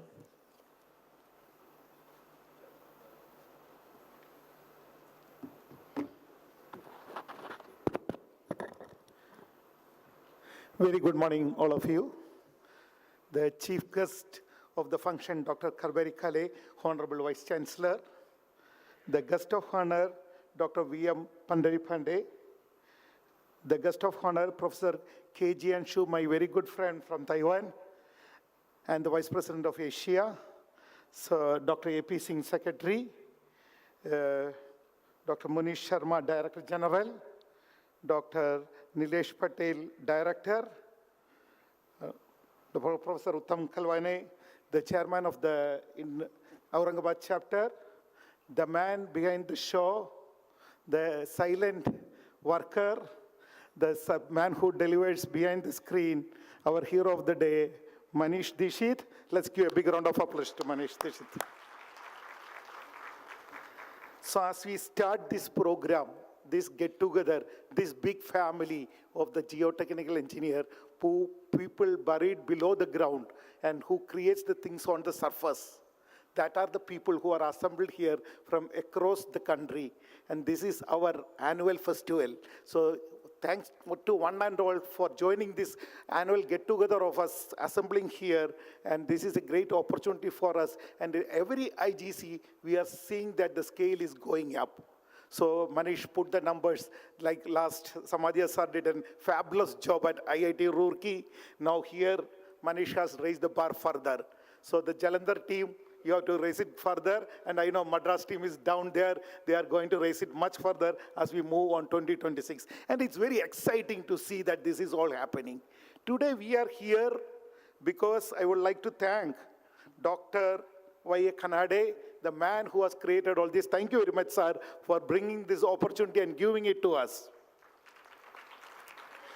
If you see this beautiful hall, we don't have an architect for this building. We have a civil engineer who has created this. And in the last 6 months, every day he was here, making sure that the things are getting ready for this particular day. Then that man is sitting in the stage. Let's give a good round of applause to Dr. Manish Sharma, who has done a fabulous job and made all this arrangement. And I was telling that if Architects Association came to know that you did, they will sue you. Because architects has the right to do the planning as per the bylaw, they want to get it done, and we are strongly fighting against that. So I would like to start with that. What engineers lack right now? Architects has got an act, the Architects Act. Unless and until they are registered with the Architects Council, they cannot practice. Doctors, if they are not working, have got a medical council, they cannot practice. India is a very big country, large country, the fastest growing economy in the world, but unfortunately we don't have an engineer's bill. And engineer's bill is very much a necessity, where only the professional job has to be done by the professional. So now everybody does the engineer's job, and we have to get the Engineers Bill Act passed. So that's a very important message to the audience there, because we see that the younger generation, because your job is being taken away by somebody. The study we conducted, because I am one who is fighting for this Engineers Bill and for the last 25 years, and I have seen that we have a long way to go. In 1972, P.L. Modi got the Architects Act passed in the Parliament. So you have about 52 years gone, our act is still lying there. But once the engineer's bill comes in, only the engineers can do the engineer's job. Recently, we have been working on it for quite some time. It is now reached the Rajya Sabha. It's under discussion there, but soon it will find the light. Then only engineers can do the work. So that is one aspect as the society, Indian Geotechnical Society, we are working on that. We are part of the National Building Code Revision, and I am very happy to announce that the National Building Code Revision 2025 comes with a code provision that any building more than 15-meter height in India should have a geotechnical investigation done and signed by a geotechnical engineer. In addition to that, we have a clause which states that the foundation drawing also has to be signed by a geotechnical engineer. So that will ensure stability and safety of the structures coming in. Look at what happened during the Bhuj earthquake. In 2001, January 26, Bhuj earthquake hit India, and we lost about 20,000 lives. Earthquake doesn't kill people. The structures which are unengineered by unprofessionals create this havoc. So we have to ensure that only engineers do the engineering practice and take the hill terrain. So you have seen that so much of calamity happened in Himachal Pradesh. So that a lot of problems are happening. So we have to ensure that the geotechnical engineers does the geotechnical job, and we have to bring in the systems of rule to make sure that it is happening, and that is one area where the IGS is working on. Now, another point which I would like to share with you is that in the last 2 years, where I was the president, we were able to push a little bit more in the growth of the IGS, but we have not reached anywhere. I would like to thank all of you for re-electing me to the president for the next 2 more terms, and that too unopposed. So I know that there is not no more burden on my shoulder, and I know I have a wonderful team along with us across the country who has got a goal to take the level of geotechnical engineering to the higher platform. And especially, like I would like to quote what we say, our Vice Chancellor, the Chief Guest pointed out, I don't believe in geotechnical engineering alone. So they say that because it's not no more a particular area. If you don't know the entire picture, we are creating the entire structure, the entire thing. Not only the structure, the society as a whole is multi-dimensional link. So as you have to make sure that what is the contribution you are doing to the society as a whole. In the olden days, it was Engineer Babu. Engineer Babu has got a big job to do in the society. They were respected there. Somewhere down the line, we gave our respect, and now we have to fight back for our rights, make sure that engineers only do the engineering job, and make sure that it is safe. 85% of the structures in India are still unengineered. So we did a recent study in Delhi as part of the Indian Association of Structural Engineers, where I am a governing council member, and Mahesh Tandon, one of the leading structural consultants in the country, was leading our study as based on the UN guidance. And we found that 85% of structures, high-rise structures in Delhi, are vulnerable for an earthquake. And it has to be start retrofitting. But our government has to act on that, where we have to ensure that engineers are creating that. So we have to do a lot of homework to make sure that our structures are stable and to ensure that we are creating safe and sound structures for the future. And that is our basic responsibility to the society. And obviously, in connection to that, the salary of the engineers will go up, because that's a big problem. Now everybody wants to take computer science or information technology only because they get paid well. But let me tell you, it's a myth. If you know the subject properly, yes, I know the starting of a civil engineer is tough. We have a tough job to do. But make a comparison after some time. If you know your subject properly, you will be paid well. So we have some of the best people here in the country going across, maybe my own friend Neelima, who does so many airports across the country, and she doesn't have time because she's traveling across the country in addition to doing a teaching in IIT Indore, looking after the development of all infrastructure, because the good quality materials are rare. So make sure that our standards are raised, our subjects are improved. Definitely there will be huge demand for us. Talking about that, we were able to have increase our number from 47 chapters to 55 during this period. The membership has grown from 5,300 to 6,100 during this period in the last 2 years. My dream is to touch 10,000 before I hand over to the next president, because the rule says you cannot have more than 2 terms as the president. So my term will get over in 2026. So I request over all the young members, young students sitting behind, if you are not a member of IGS, please take membership. We want 10,000 members by 2026. And our 55 chapters, we want to make it to 75.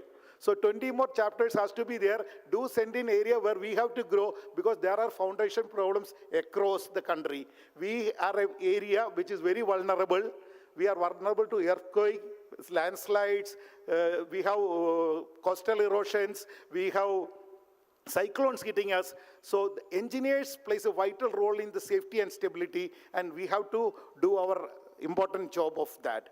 And I always say, instead of going to IT and computer science, you bring machine learning and artificial intelligence into civil engineering. Because if Tesla can drive a car without a driver, soon our future engineers will come up with technology, but without doing a boring, sir, we might lose some business. But without doing a boring, they will come up with scanning and technology that what is the nature of the soil and how it is going to behave under a load. That is the future, that is where your research has to go in. So you have to move from AutoCAD to BIM to printing to 3D printing, and whatever is the new technology that is happening, because it's a disruptive technology happening. So bringing AI and ML is going to come, but the core engineering is here to stay. Core engineering will bounce back strongly, and core engineering is very much necessary, but we have to upgrade ourselves to the future. And talking about that, we have a couple of major things coming up. Already it is told, but then as we are pushing India forward. We are going to have the first Geotech Asia 2025 coming up in Goa. I need a bigger assembly of people there. So if you are not sending your abstract, please do send in the abstract. We are closing the abstracts after this conference. So do send in and make sure that we have a very strong representation of the Indian Geotechnical Society there. And thank you, Albert. Wherever Albert goes across the globe, he has the last slide of our first Geotech Asia. Thank you very much for the same. And also 12th ISM 2026 on field monitoring and geomechanics is going to happen in India in IIT Indore under the leadership of Professor Neelima. So we need a strong team for that. And recently I'm very happy, our AP Singh announced that, but after 1980, our Bandari Sahib did that conference on International Symposium on Landslide.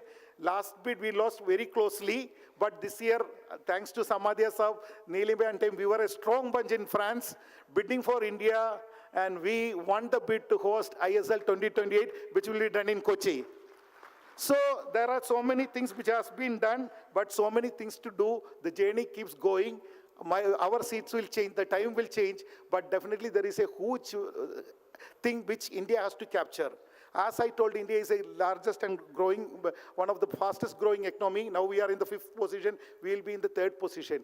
But we have definitely a lot to catch up, especially in civil engineering. So my dear friends, focus on the subject, do your research, what industry needs, there is going to be huge demand. So if you look at the comparison, so we still don't have a 100-story building in our country. So if you look at the case of America in 1920s, they started creating high-rise buildings. There were so many high-rise buildings started because the lift technology came in 1916s. So from there, 1910 onwards, the technology started. 20s, they started constructing 100-story building. I always cite this example of this Empire State Building in America. On March 30th, 1929, they laid the foundation stone for that. And exactly after 367 days, on April 2nd, 1930, they inaugurated that. That building was 103 floors. So after 90 years, we don't have. That's definitely going to change. There will be in the next 15 years, there is going to be the maximum change going to happen because we are the country with the maximum population, the fastest growing economy. Soon we'll need vertical growth because of the density of the population we have. And I'm very sure that India is going to create the best and the most beautiful structure. I practice more as a structural and a demolition engineer along with the geotechnical aspects because I told that anyway the geotechnical engineering, there is very limited scope. We are buried below. Unless a problem happens, they don't come to us. But whereas when you are involved in the superstructure part, you are connected to that. So I keep traveling across to see some of the best, beautiful, and I'm very fascinated about the high-rise buildings. So I would like to, frequent traveler to see all this. And I always dream one day the people from Europe, America, and especially China, whenever I go to China after a gap of 2 to 3 years, I can see that the entire horizon changes dramatically. They do 60-story buildings in 19 days. 60-story building in 19 days, that is the technology there. But I am sure 5 to 10 years down the line, or at the maximum 20 years down the line, the people from all those countries will come to India to see the most beautiful, tallest, the excellent structures in the world, and that will be created by the young engineers sitting in this hall who are going to be part of those creation, and we hope that we will be there to witness that. Let us all be proud of being a civil engineer and be part of the nation building movement, and together, like pointed out, together, if we decide we can make a change, and let us definitely make sure that we are making the change. I stop with the quote of APJ Abdul Kalam, The dreams are the one which we don't see when you are sleeping. The dreams are the one which makes you get up out of your bed and run after that. And unless you achieve that, you are not going to rest on that. Thank you very much for your patient listening. And all the very best for the conference. And again, I missed this time. After this, we are going to have the annual lecture by Professor Vishwanathan. Congratulations are for that. And I have to announce the 47th annual lecture of IGS, the most prestigious one. Next year will be delivered at NIT Jalandhar by, can you guess who? Our own hero, the Professor Dipankar Chaudhary of IIT Bombay. Let's give a big round of applause to Dipankar Chaudhary. And thank you all for your patient listening. It was indeed an energetic, encouraging, and inspiring deliberation. Now, we have come to the moment which was the most awaited to unveil some very important and special creations. The first one is of unveiling of 9th Indian Young Geotechnical Conference 2023, Volume 1 and Volume 2 books. So I request the team members to kindly, I request the dignitaries to join to unveil the creations.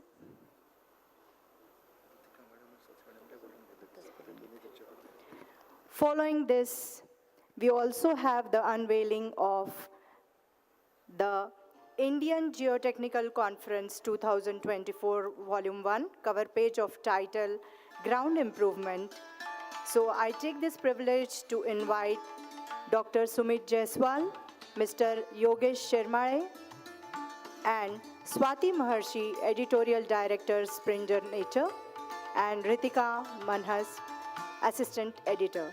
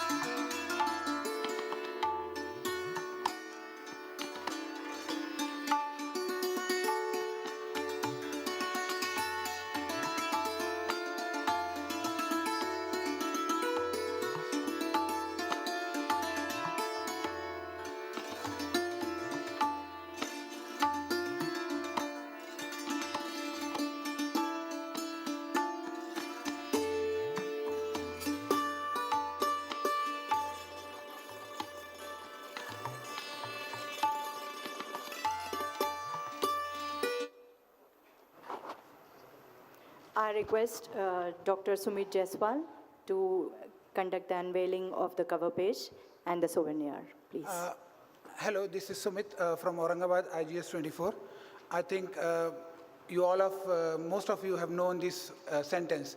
So मेरा नाम सुमित है और मैं और योगेश हम दो ही responsible थे आप रिव्यूअर्स और जो जिन्होंने प्रेजेंटेशन और पेपर्स भेजा है उनसे डिस्कशन करना और उनकी पूरे प्रोसेस को कंप्लीट करने के लिए. So I once again invite everybody here on this desk. Now in March 2023, 9 IGS took place. And as just now what happened is we inaugurated and the book chapters, book chapter 1 and book chapter 2 from those presentation sessions. Okay, it took us almost 18 months to get that to this place. So I congratulate everybody, those who are involved in this. And we learned a lot of things during this period. और ये जो हमने learn किया है उसमें हमारे को जो जिन लोगों ने सपोर्ट किया है, I would like to invite them on the desk. So I'd like to first invite Dr. Arif from NIT Warangal. Dr. Arif was the first person who gave the confidence that yes, we can use Equinox system and we can go for Springer wholeheartedly and we can succeed with them in very few months. Later, I also like to invite Mr. Suresh Moria from Delhi. Yeah, there is Mr. Suresh. He was available all the time for us, helping us with respect to reviews and giving us nice suggestions. I also like to invite the last person, Mr. Bablu Chaudhary from NIT.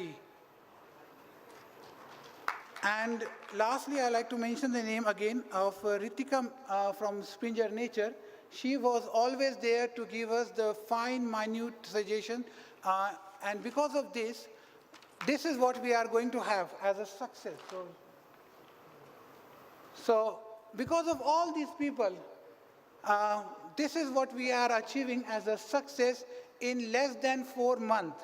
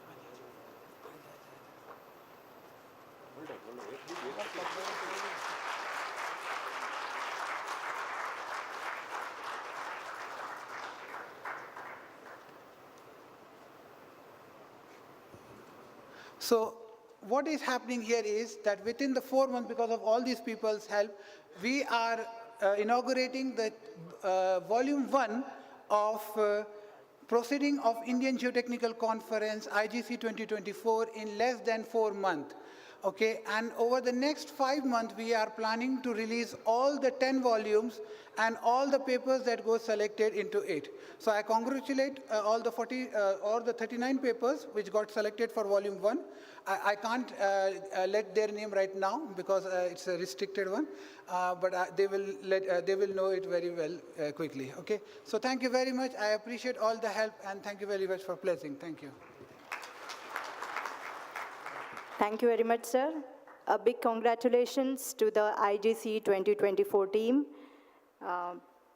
Now, I invite Dr. A.P. Singh, Secretary IGS, to take over the charge of the dais for the felicitation and the prestigious IGS Awards distribution. Before that, we also need to unveil the souvenir of this prestigious conference, Indian Geotechnical Conference 2024. I request the dignitaries to kindly unveil the same. Thank you.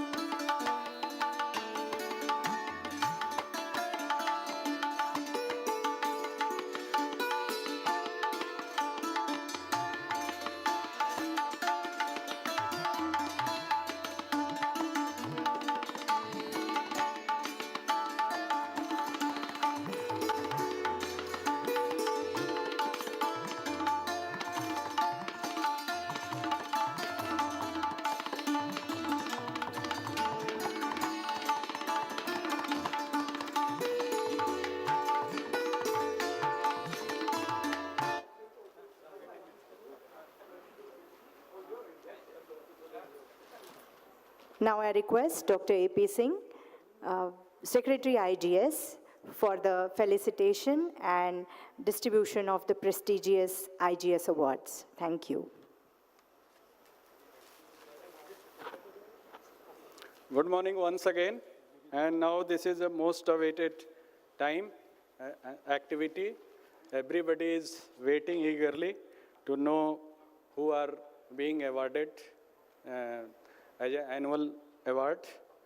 So it's my privilege to announce the first award of this year. That is the IGS Kuckelman Award. IGS Kuckelman Award has been instituted by Messrs. Afcons Infrastructure Limited, Mumbai, in memory of their general manager, late Mr. G. Kuckelman. This is one of the top most awards given through the Indian Geotechnical Society, and it is given biannually. This prestigious award is given to eminent Indians for their outstanding contribution to geotechnical engineering in India. The award carries a cash prize of rupees 30,000 and the memento. The award for the year 22-23 is given to one of my professor, Professor N.K. Samadhya, sir.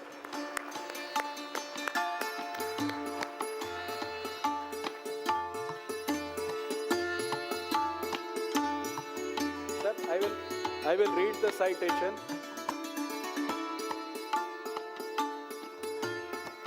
Professor N.K. Samadhya is a widely respected academician, has been recognized by his peers for his research contribution in the area of geotechnical engineering in general and rock engineering in particular during his distinguished academic career of 35 years at Indian Institute of Technology, Roorkee.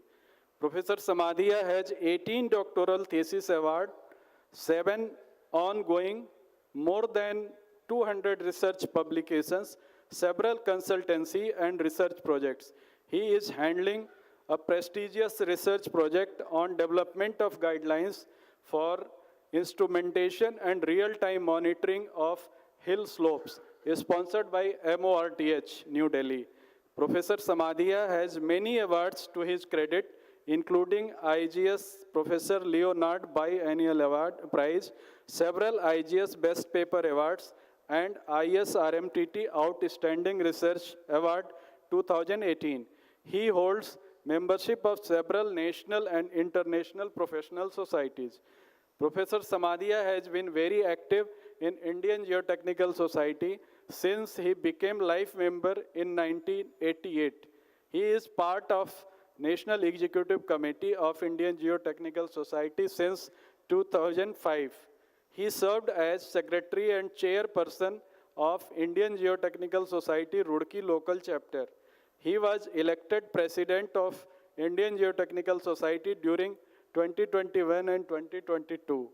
He was the outstanding secretary, chairman of several IGS conferences held at Roorkee, including Indian Geotechnical Conference IGC 2003, 2013, and 2023.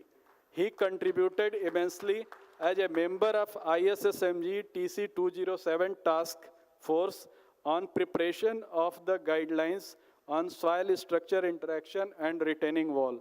Professor Samadhya is also member of several BIS committees and presently chairman of Rock Mechanics Sectional Committee CED 48.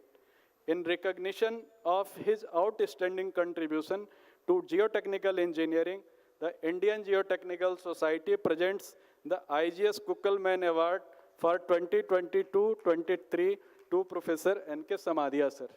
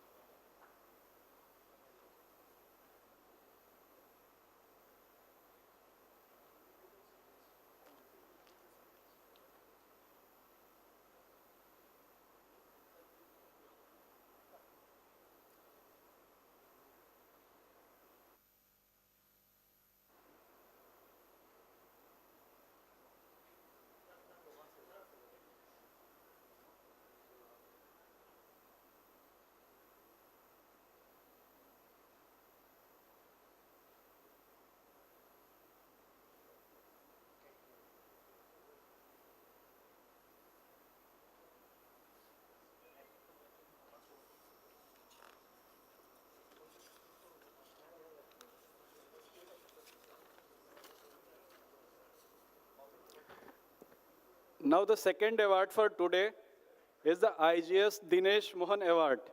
This award has been instituted by Mrs. Dinesh Mohan in memory of her late husband, Professor Dinesh Mohan. It is for excellence in geotechnical practice. The award carries a cash prize of Rs 5,000 and a memento. The award for the year 2022 and 23 is given to Dr. C.R. Parsarthi.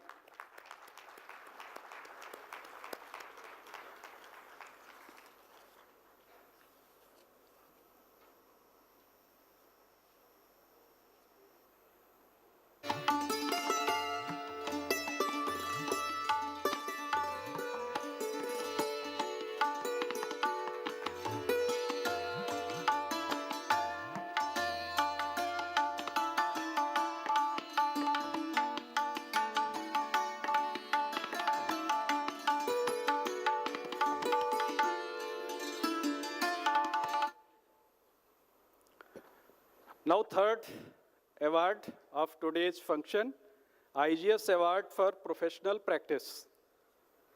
IGS Award for Outstanding Contribution to Geotechnical Engineering Practice for the year 2024. The award carries a cash prize of Rs 35,000, a certificate, and a memento. The award for the year 2024 is given to most respected and senior person of our engineer Sanjay Gupta sir. Please.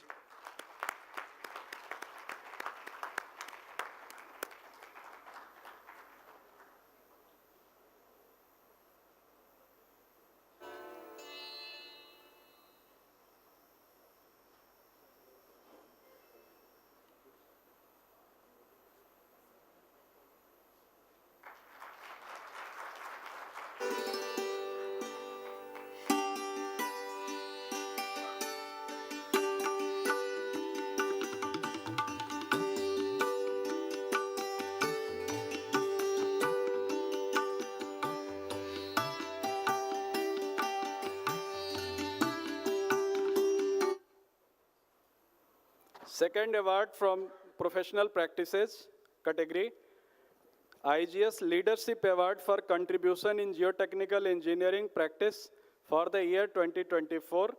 The award carries a cash prize of 25,000 rupees, a certificate, and a memento. The award for the year 2024. Sir, please. Excuse me. Sir, can we have few words from you?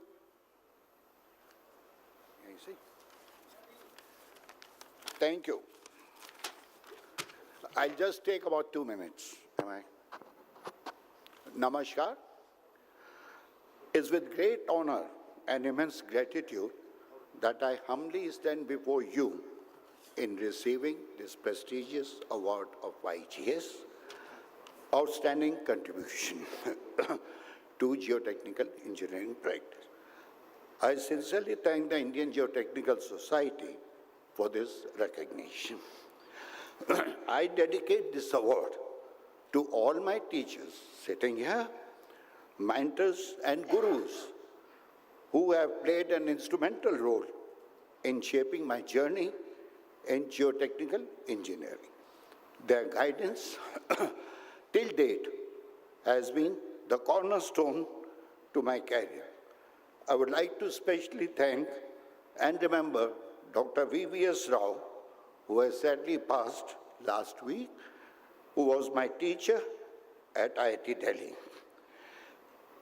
In fact, Dr. Rao's mentorship from 1971 onwards, after my time at IIT Delhi, was pivotal in steering me toward geotechnical practice as a profession. Throughout my career, my efforts been focused on bridging the gap between research and practice, as most of our dignitaries have said in the morning. In case we are able to gap the bridge, we shall be able to move towards higher degree of reliability in our work to benefit the society and industry. This recognition gives me an encouragement to continue my efforts in advancing and applying cutting-edge techniques that meet international standards. Reliable data and innovative methods are essential to fostering a stronger synergy. The ground is much like human body. We all know, no two sides or two human beings are the same.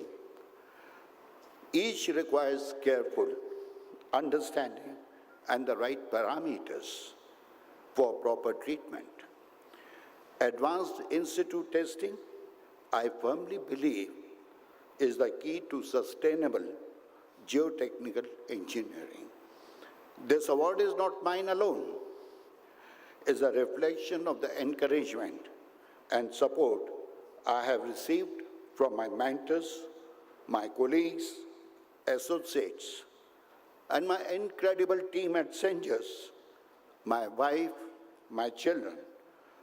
Thank you all for your unwavering encouragement and support throughout this journey. To my younger friends, geotechnical friends, a little bit of a message. Be a part of the soil. Feel the soil, be the soul. Feel the stresses, deform along with it. The solution will emerge from within. That's what our people were saying here. We have to believe in the nature and maintain the nature. Thank you all for your inspiration, confidence, and trust. Without your support, this journey would not have been possible. Namaskar.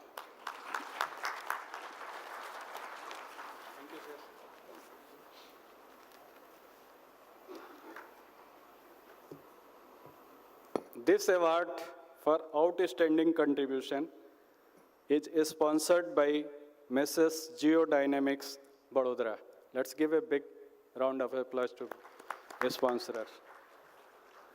Now the next award is IGS Leadership Award for Contribution in Geotechnical Engineering Practice for the year 2024.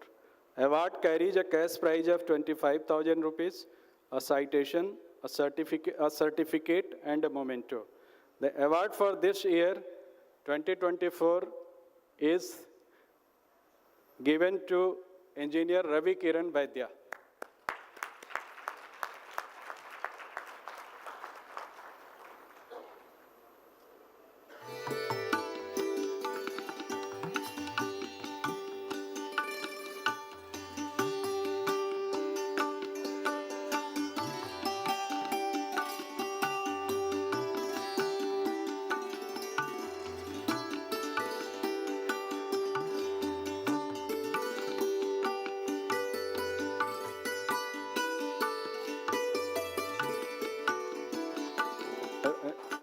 It's a really pleasant. We are having Ravi Kiran's mother and wife. I invite, please come on the stage.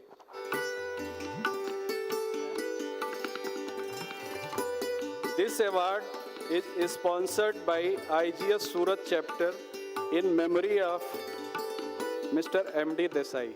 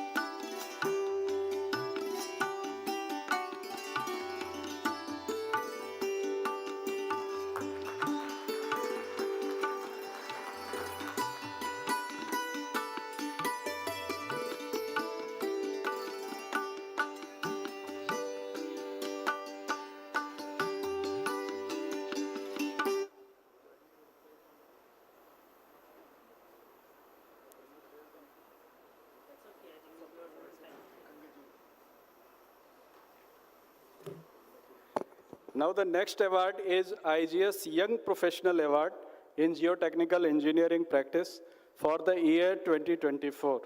The award carries a cash prize of rupees 15,000, a certificate, and a memento.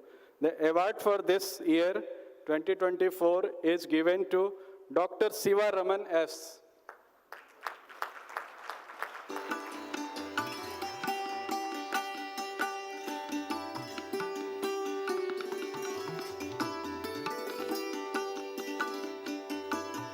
This award is sponsored by Messrs. Sanjas Geotechnica Private Limited, Noida.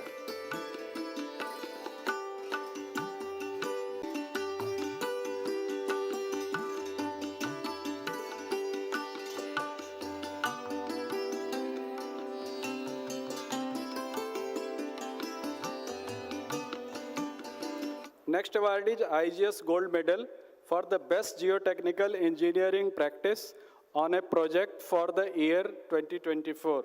The award carries a medal, certificate, and a memento.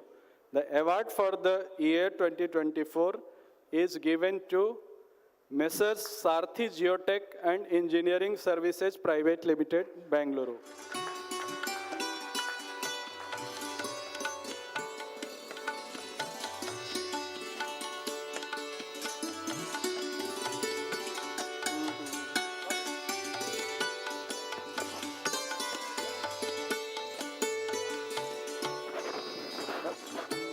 Dr. Partha's son is here, and I invite him to come on the stage.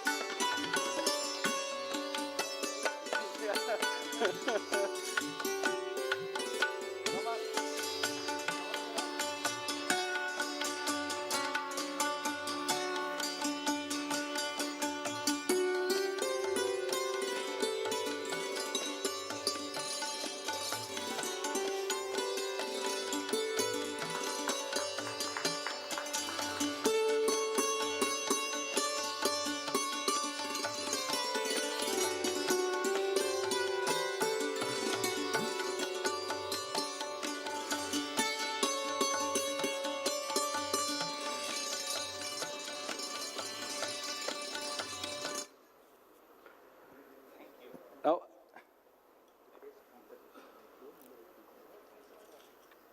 Best Women Researcher in Geotechnical Engineering has been instituted by Professor Aryan Sahi in memory of his late wife, Srimati Prabhavati Shahi. The award carries a cash prize of rupees 30,000, a certificate, and a memento. The award for the year 2024 is given to Dr. K.S. Bina.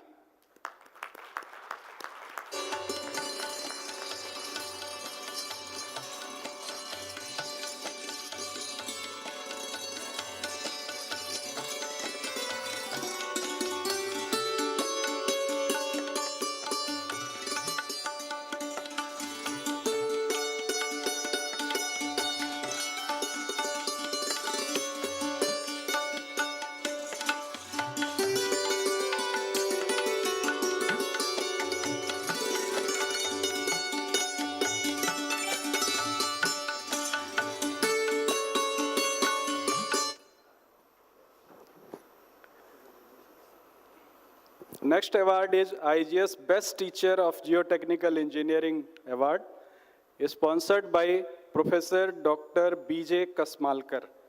The award carries a cash prize of rupees 25,000, a certificate, and a memento. The award for this year goes to Dr. Chandresh Solanki.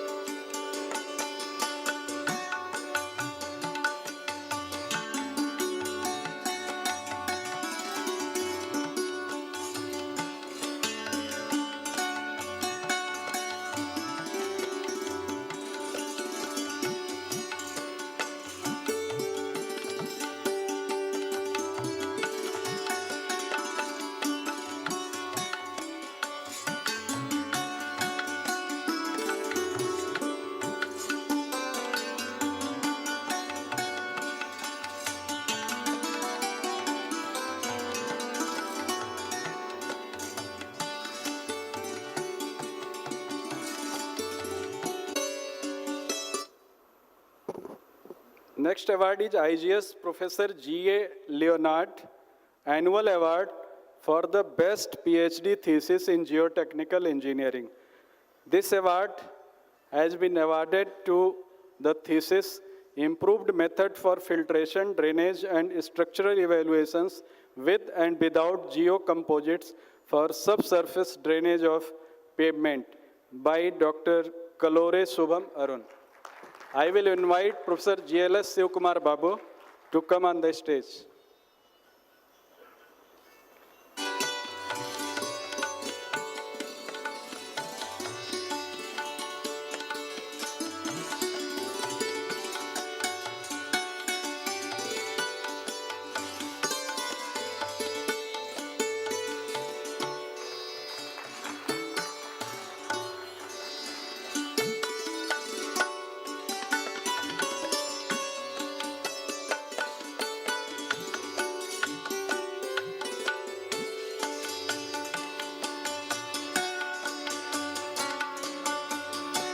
Best Doctoral Thesis Award from non-premier institutions sponsored by Professor M.R. Madhav in Geotechnical Engineering.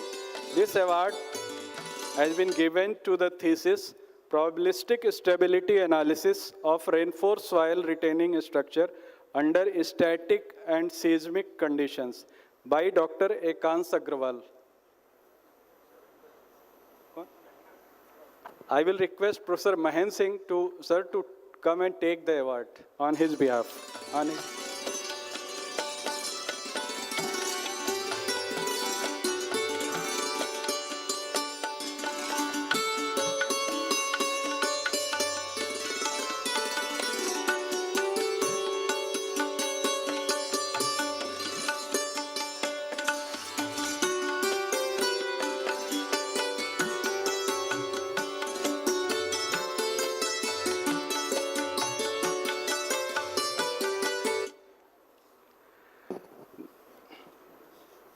Now I will invite Managing Director of EMIL, Mr. Pranav Kapoor, to come on the stage.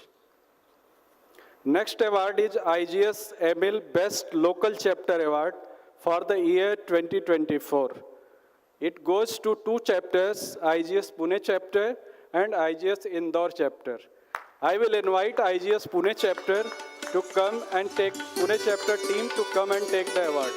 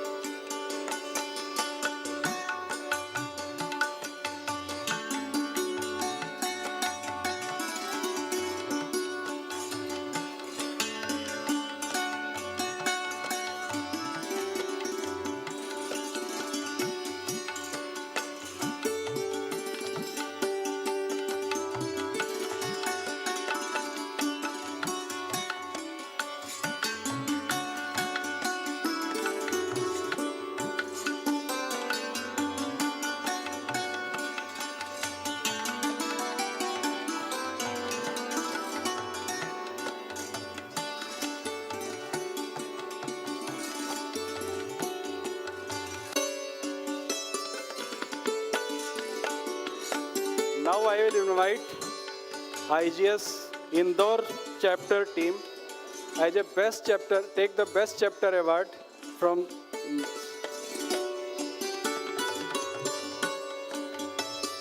IGS Pune chapter has won this award third time. So they have made a hat trick of this award. Let's give a big round of applause to them.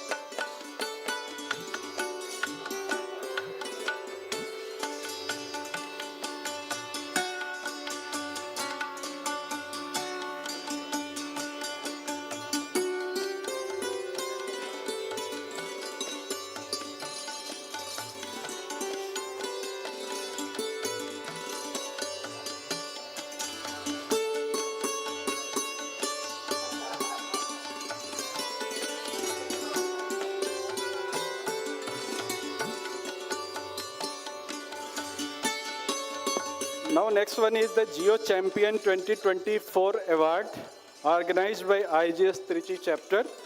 I will request Mr. Muhammad Atif from Dar Al Hansa and Ms. Disha Deepak Samant from Strata Geosystems Private Limited to please come forward and receive the award.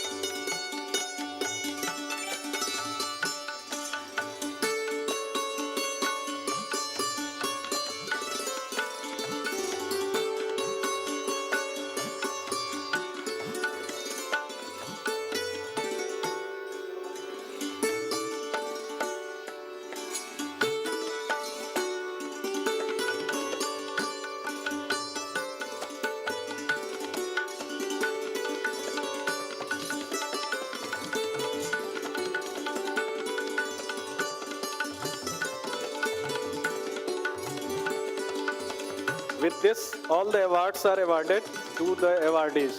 So thank you very much to all the awardees and all the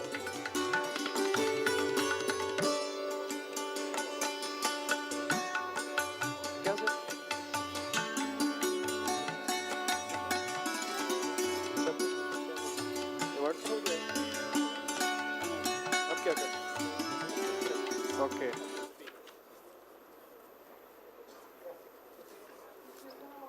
Huh? That is in valedictory. Thank you very much, sir. Congratulations to all the winners of the prestigious award of IGS. As we come towards the completion of this inaugural ceremony, there are some important announcements for you. Shortly, we will have the vote of thanks. Before vote of thanks, I would like to have some instructions. After this vote of thanks, there will be the tea break, and I would request each and every one of you to quickly have the tea and come back for the most awaited, the prestigious 46th IGS Annual Lecture, Insights into Centrifuge-Based Physical Modeling for Understanding the Performance of Geostructures by Dr. B.V.S. Vishwanathan, IIT Bombay. Now I request Dr. Uttam Karvane, Chairman, IGS Aurangabad Chapter, to deliver vote of thanks. Thank you.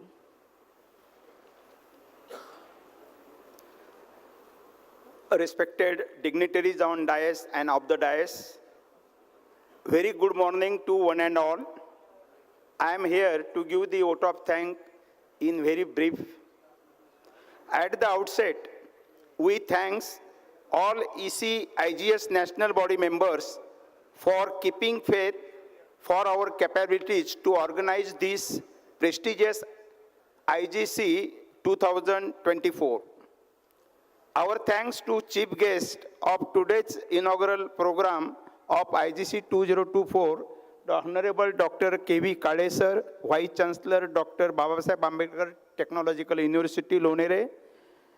We thanks former Vice Chancellor Dr. Babasaheb Ambedkar Marathwada University, Dr. V.M. Pandri Pandey sir, for his presence and continuous supports and guidance.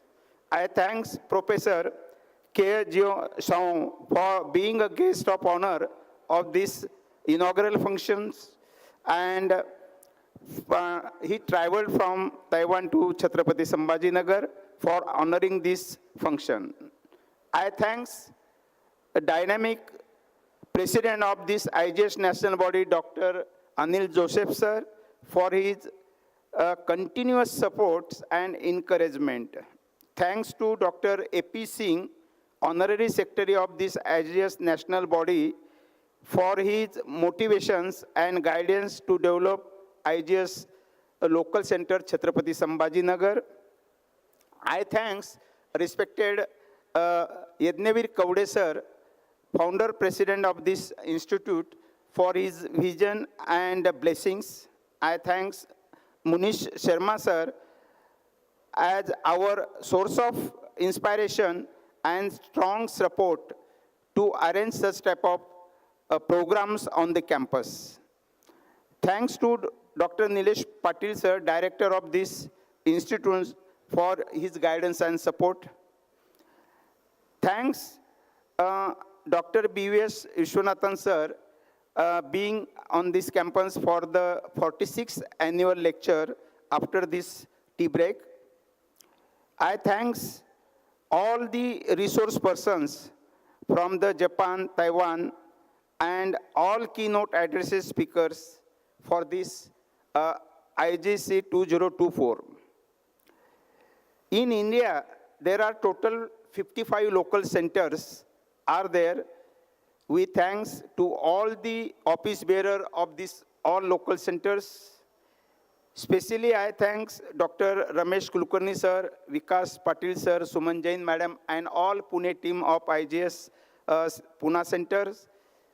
Thanks to the all media persons, they are present here. I thanks J.T. Shaw sir, Dr. S.K. Prasad, Nilima Satyam madam, and the dignitaries and resource persons from Japan, Susumu Yasudo, Reiko Abe, Ikyo Tohata, Professor Tatsuya Ishikawa, and all the dignitaries. I thank Sneha Joshi madam particularly. She has taken the tremendous effort to keep this hall ready up to date within the very less times and under the guidance of our Honorable Munish Sharma sir. Thanks to Dr. Arti Mohanpurkar madam for her very nice anchoring. Madhuri Mangulkar madam, Alka Vehal madam, Yogesh Sharmale, Srikant Pawar, Ratna Parki sir, Sumit Jaiswal, and all teams and students of civil engineering departments. I thanks to all deans, HODs, faculties of this institute. Also I thanks Professor Dr. Sanjay Dhambare sir, Principal Government College of Engineering, Dr. Ganesh Dongre sir, Principal CSMSS College, Kaude madam, and the past president of the Alumni Association, Trilok Singh Jabinda, and all the participant delegates and all friends. Once again, I thank you all and have a nice day today, tomorrow, and after tomorrow on this campus. Thank you.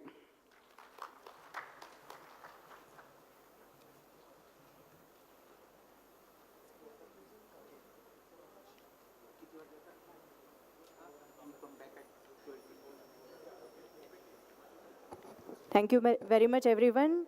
Kindly have the tea break and quickly resume for the 46th annual lecture at 12:15 p.m. sharp. Thank you very much. Hello, Awadari, no? Hello. Yeah, there is one announcement.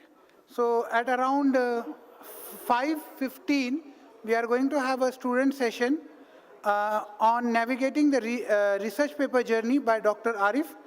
And at 6 o'clock, there is a second student session by publishing ethics and paper structure by Swati Maheshwari from Springer. So these two student sessions is open for everybody, and it will take in this hall, Manthan. So anybody, if you have any question, contact me, or else come here at around 5 o'clock. Thank you.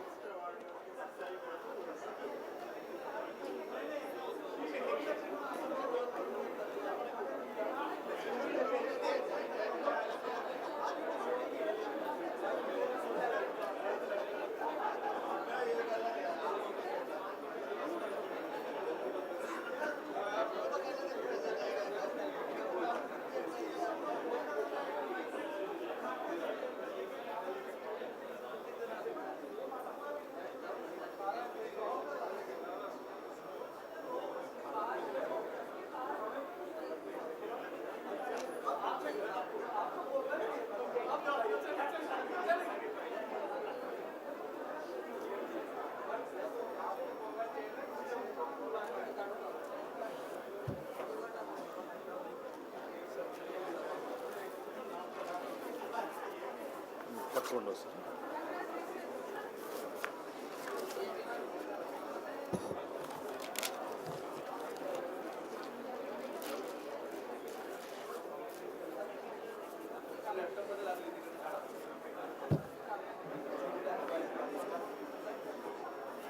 ఈ screen ఇటుపోయి తిప్పాలి కొంచెం. ఇప్పుడు కాదు, వాళ్ళు తిప్పుతారు. So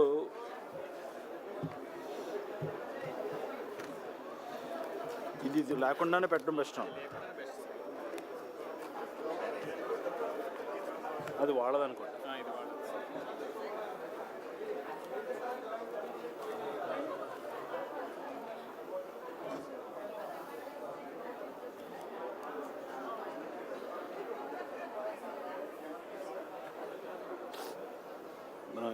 power cable. Live streaming is also happening. I have shared the link. Share the link.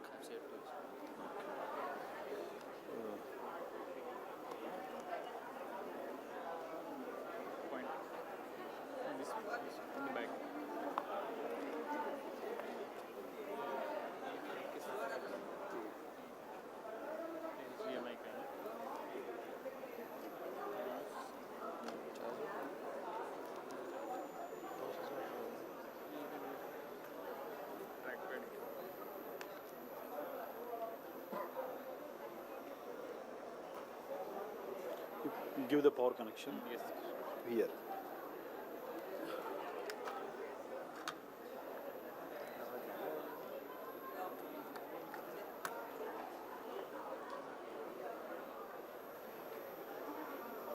This is ours, no? Yes, sir.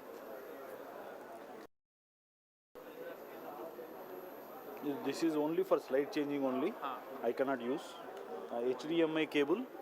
It's coming. So if you want pointer, then control plus L will give pointer, and with mouse you can move. What is this? Charger. Charger. Okay.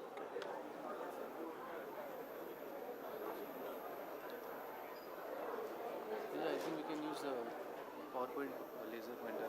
With trackpad he is to. I can use with this laser point. Sir, this will not work On this one. Here I have to use. Slide changing you can do with that. Only slide. Pointer you require, we can Mouse. do pointer here from mouse. You have to operate with Mouse, no? control plus L. Mouse Mouse is here only. Then mouse के लिए paper चाहिए ना? Yes. I'll put this. Okay, it's okay. You connect here.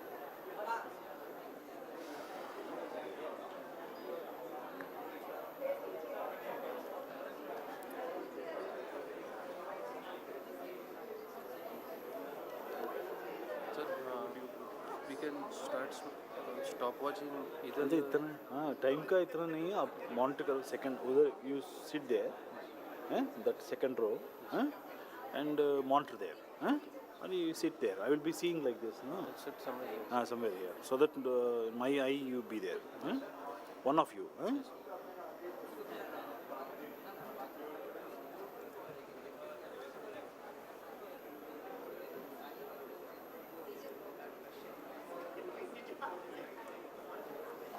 Sir की तरफ.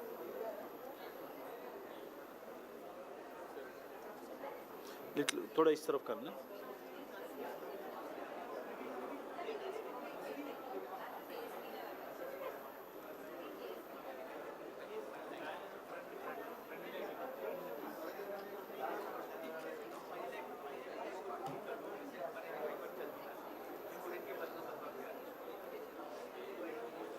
We'll put only 2 pages.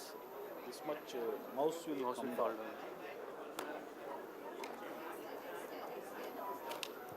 Remove that. You put it inside. No, put it in.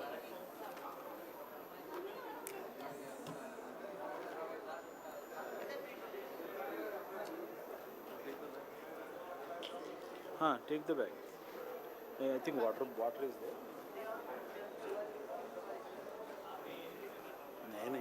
These are not like IIT Bombay. I think some more water. Put it over here, sir. It will not roll. Put it over here horizontally. It will not roll. We have this one, no?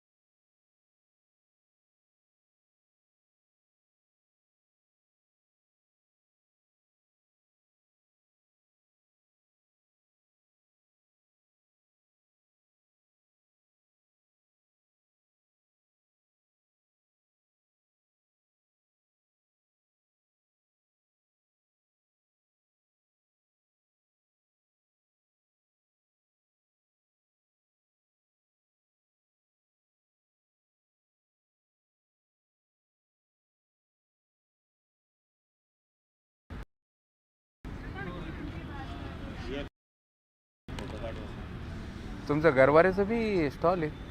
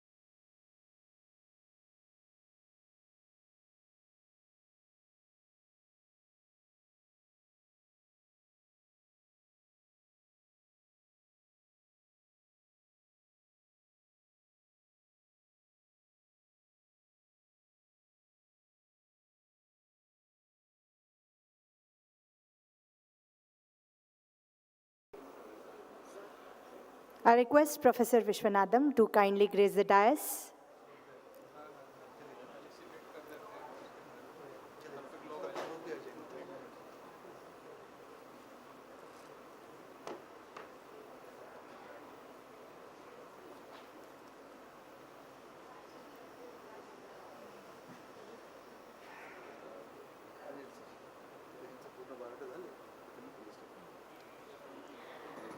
It is a proud privilege to read the introduction of Dr. BVS Vishwanathan. It is actually overwhelming for me to go through his profile.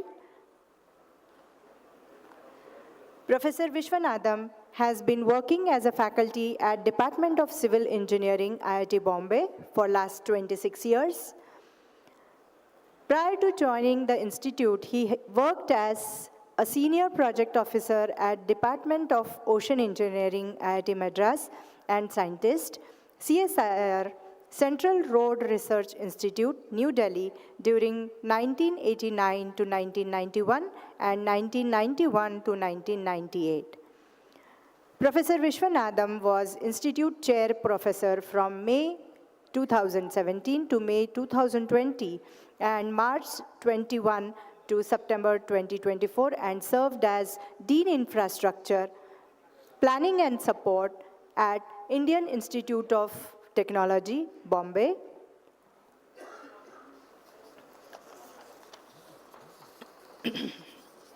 Professor Vishwanathan is that rare combination in our country who has a vast research experience prior to commencement of academic career, which makes him an excellent teacher of engineering. He began his career with IIT Madras, where he was involved in the design of a number of geotechnical projects of national importance. He is widely renowned in the centrifuge-based physical modeling fraternity for his innovative work, and he has published 243 technical papers in peer-reviewed international or national journals and international or national conferences. As of date, he has guided 22 plus 2 PhD students, 2 PhD students from Iran and guiding 5 PhD students right now, 39 MTech students and 13 BTech students. Professor Vishwanathan has been an active member of Technical Committee for Physical Modeling on Geotechnics of the International Society of Soil Mechanics and Geotechnical Engineering, ISSMGE, since 2002. Currently, he is involved in procurement and placement of a unique in-flight earthquake actuator, which can trigger earthquakes at high gravities at IIT Bombay in a 4.5-meter beam, large beam centrifuge facility available at IIT Bombay. This opens a new era of research on the simulation of studies on earthquake effects on geotechnical structures, and which is a great boon for booming infrastructure development in India. Please join hands with a great applause to Dr. Vishwanathan, and we are privileged to listen to him through his 46th annual lecture on this auspicious occasion. May I request Dr. Anil Joseph, President IGS, to felicitate Dr. Vishwanathan on this auspicious day of the inaugural ceremony of the conference.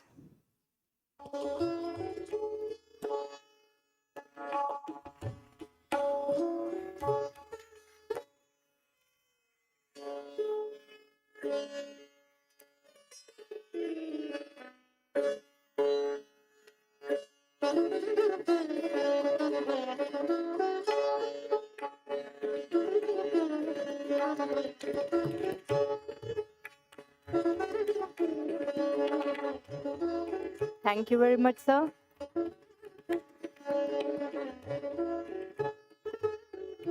Now I request Dr. Vishwanathan to take over the dais for the further lecture. Thank you very much.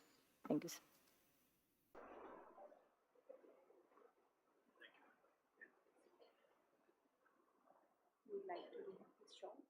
Ah.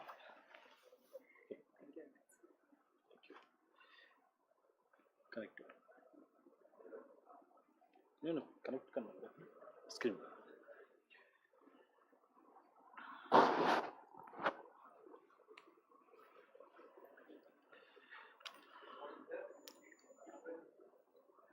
Okay, so good afternoon to everyone. And at the outset, I'd like to thank Indian Geotechnical Society, New Delhi, for believing in me and nominating for this year annual lecture. And also IGS Mumbai chapter for forwarding my application.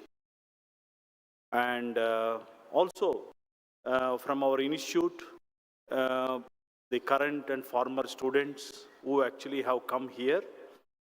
and to share our experiences. So today, when the topic was actually asked, I just gave 2-3 months back this topic of insights into centrifuge-based physical modeling for understanding the performance of geostructures. So day to day, we are actually constructing several geostructures, but sometimes the structures stand and perform, and sometimes they actually have a problem. This is actually about me. More details can be found in my website. And welcome from the Department of Civil Engineering, IIT Bombay. IIT Bombay Department of Civil Engineering is as old as IIT Bombay, 65 plus years.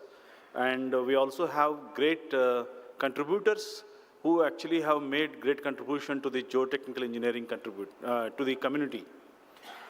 And I also would like to acknowledge the greetings from the laboratory team, centrifuge laboratory team.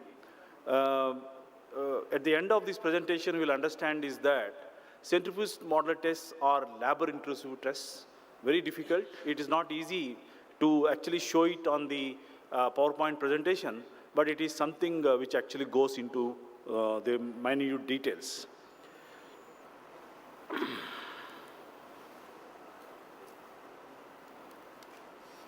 Okay, so if you look at the Indian map, we have different soil deposits. When I studied in Germany, I always used to tell you people are very lucky, have uniform soil, uniform deposits. But if I do a project in North India, it is different. If I do a project in Calcutta, it is different. If I do a project in Mumbai, it is different. So north to south and east to west, there's a lot of variations are there.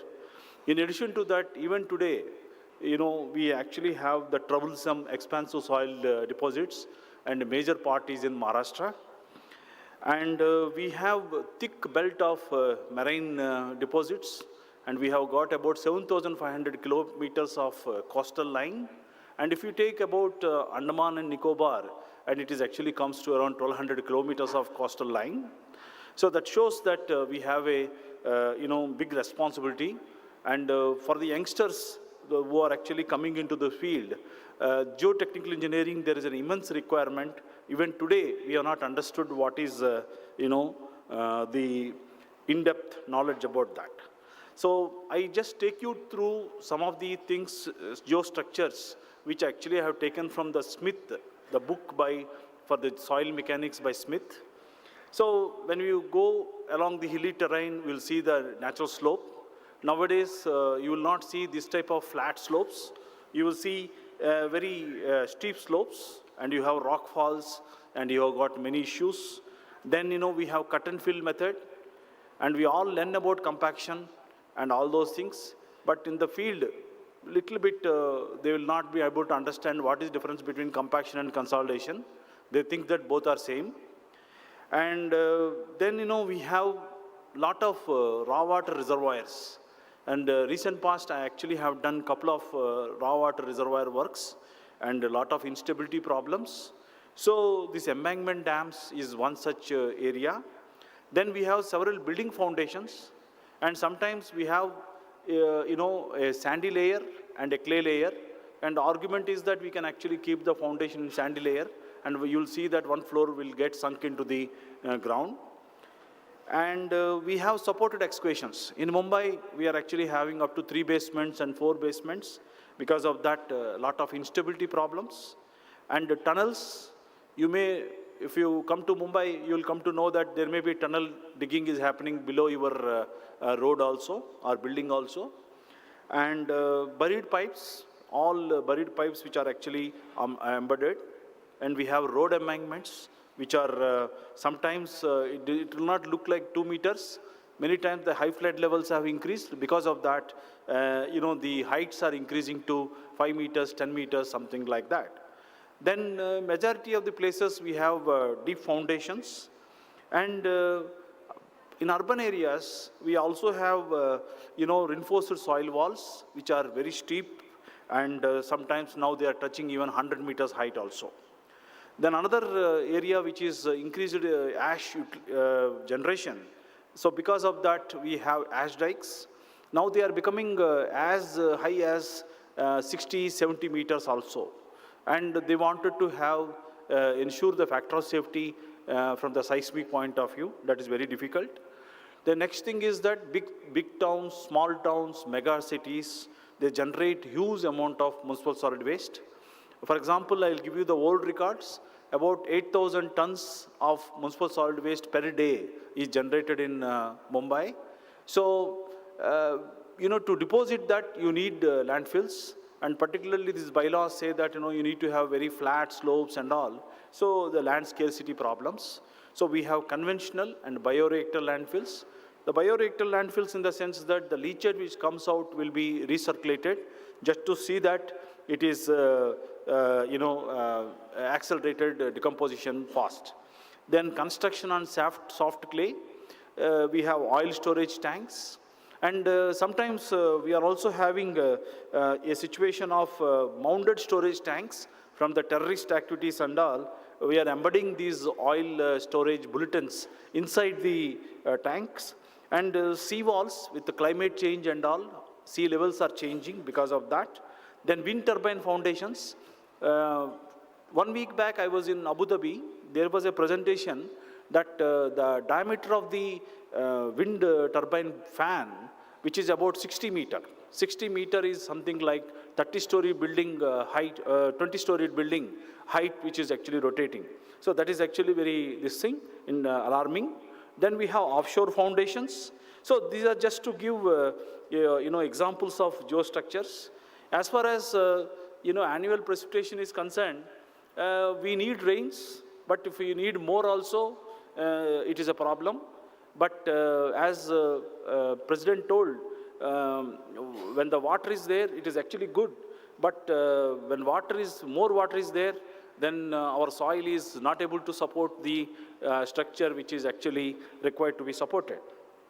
So we are actually in Mumbai, huge amount of rain which is actually recorded.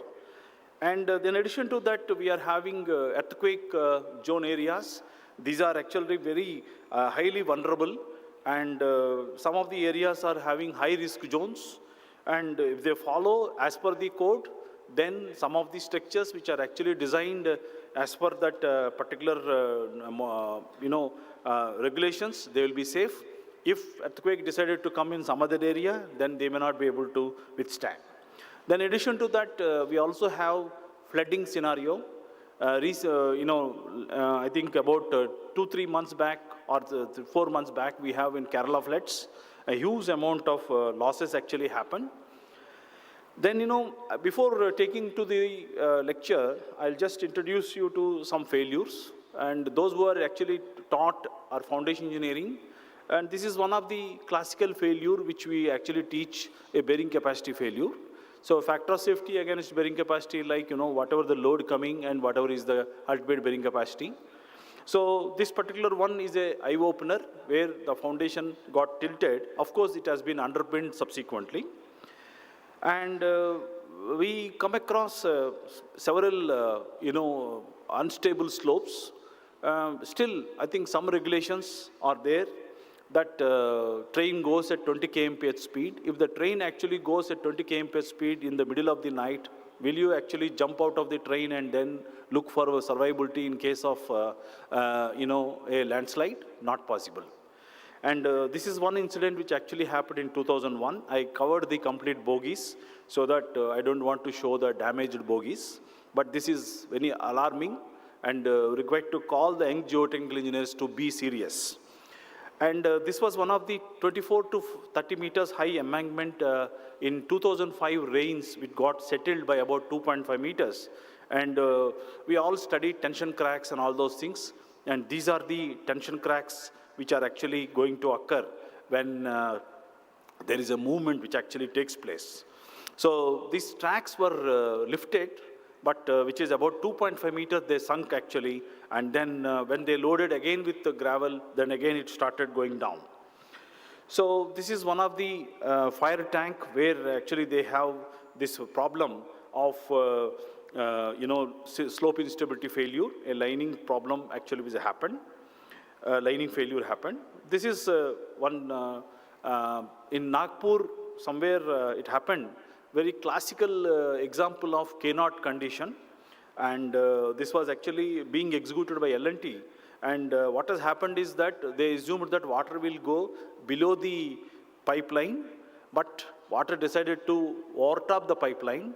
So when the Keynote condition of 0.5 was designed, but when K0 is equal to 1, because friction angle of water is 0, because of that K0 is equal to 1, it has actually got squeezed like somebody applying lateral stresses, and with very low stresses, it got damaged.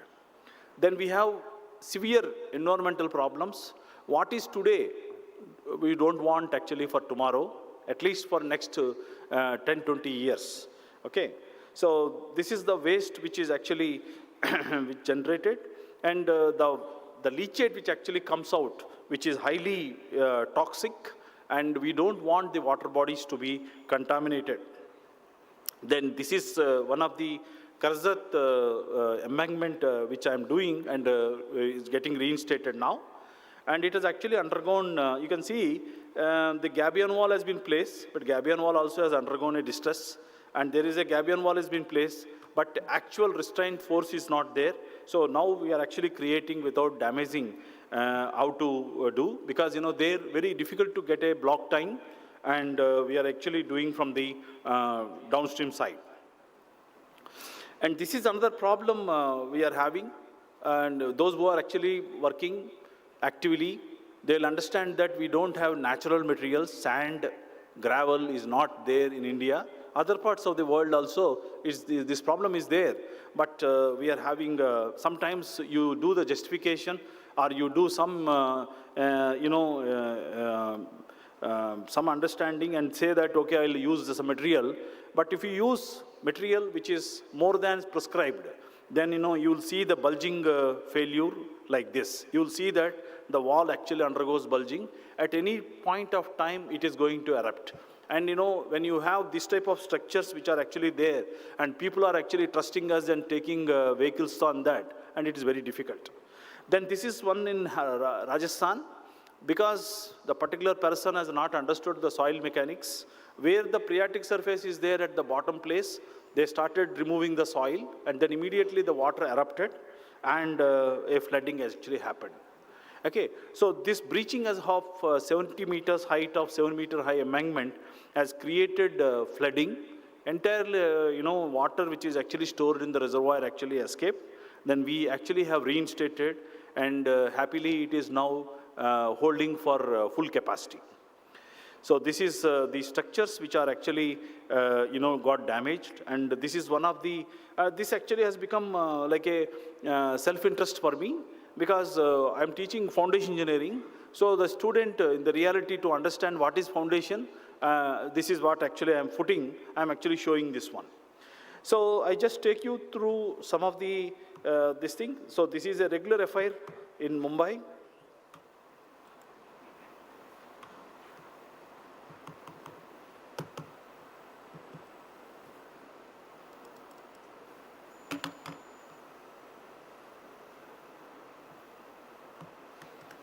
So you can see that this deformation, this is an anchored piled reinforced wall, piled wall system, but there was a failure, okay, and this got damaged. Then this is, the segmental block geogrid reinforced soil wall. And these, some of the information which I got, these are actually from the Indian Geotechnical Society WhatsApp group. And I should thank the president to start the second one, and that is actually really helpful and educative. And so I acknowledge some of the things are actually taken from that. And this is something classical example of liquefaction. So you can see that it is like a sponge, the ground is like a sponge, and those people are actually trying to see that what is happening, the ground which was supporting them. Okay, so these type of failures actually can create a problem. And then another thing is that I will actually show you, and we have many numerical models, we have many physical models, but we don't have proper system to safeguard our system. You can see that this is very alarming, and luckily people actually got saved and all. And this is also, sometimes we cover at some location, some other location it will actually come. So this is I think in Nagaland 2023, it has actually happened. And it is quite shocking. And this is, we have first rain, and then, you see, and 17 innocent people, whether they are actually parking because of the rain or because of this thing, they actually got buried just like that. This is just 6 kilometers from IIT Bombay. I'm just giving for coordinates. We don't have anything to do with that. And this is December 17, 2024. You all must have seen in the internet. There is a earthquake which actually happened and created some landslides. Some information. What I mean to say is that these natural hazards, they are actually will not come, or they may be thinking, it may be thinking that all geotechnical experts are coming. Why not? It should happen now. So what I mean to say is that there is a need for systematic understanding of the structures before failure and at failure. And we have different modeling techniques in geotechnical engineering. One is empirical modeling. Even today we use them. Theoretical, Laplace equation, numerical modeling. With the advent of computers, we actually are using the numerical models. And traditionally, we learned soil mechanics from the analog models. Secondary consolidation, we learned from analog models. Flow of water through soils, we learned from the electrical analogy. So in view of that, these are all traditional and which are actually being utilized. So I would like to introduce you to the term called physical modeling, which is full scale, small scale. There is a N, capital N, which is called the scaling factor. And it is like I have written 1 gravity, N gravity. Okay. So N is equal to scale factor. And Birod, recently when he gave a lecture in IIT Bombay, I found it very interesting. He constructed in his university several prototypes, footing prototype, pile prototype, for studying different behaviors. Very interesting idea, full scale. So this is one such this thing he presented in 2010, a full scale footing testing, which he has done and presented in 2010, and some of the details were recently presented in this Ferroco lecture. And this is recently in 2023, when we are actually testing the stone column in Chandigarh, and I visited. And of course, this is 800 mm diameter, and as per the IS code, we are checking. I went for inspection along with my other colleagues to understand. So what I mean to say is that we actually need to understand the full-scale behavior, and sometimes throughout the world, and in Western and European world, they have some sites where they can do research. Like in such a case, Professor Gaurk of University of Grenoble, and they have done some bursting test, which at the low-level radioactive waste site. It's very difficult for us to even enter low-level radioactive waste site, but they have done basically to understand its bending behavior and how it actually happens. And subsequently, we have some Indo-French collaboration project where we have done, and then, very difficult, 4 months, one test, and maybe success, may not be success. So in that way, what I say is that the topic of today, which is centrifuge-based physical modeling, is a viable option, is a small-scale physical modeling technique in which a model is subjected to high gravities by rotating about a vertical axis in a horizontal plane. It looks simple, but it is actually has got a lot of hard work behind that. So I connected myself back to 1989 in IIT Madras, and my students will laugh at me with the setup which I used at IIT Madras, which was a semi-field test, and both late Professor N.R. Krishnaswamy and Professor T.S. Ramnath Iyer, they told me that study the effect of bearing capacity on the, particularly on the, with the geogrid reinforcement, 1 layer, 2 layers and all. And at that time, we have got Netlan meshes. I could select whatever is the lowest strength possible. and I used this in a tank of 1.5 meter by 1.5 meter.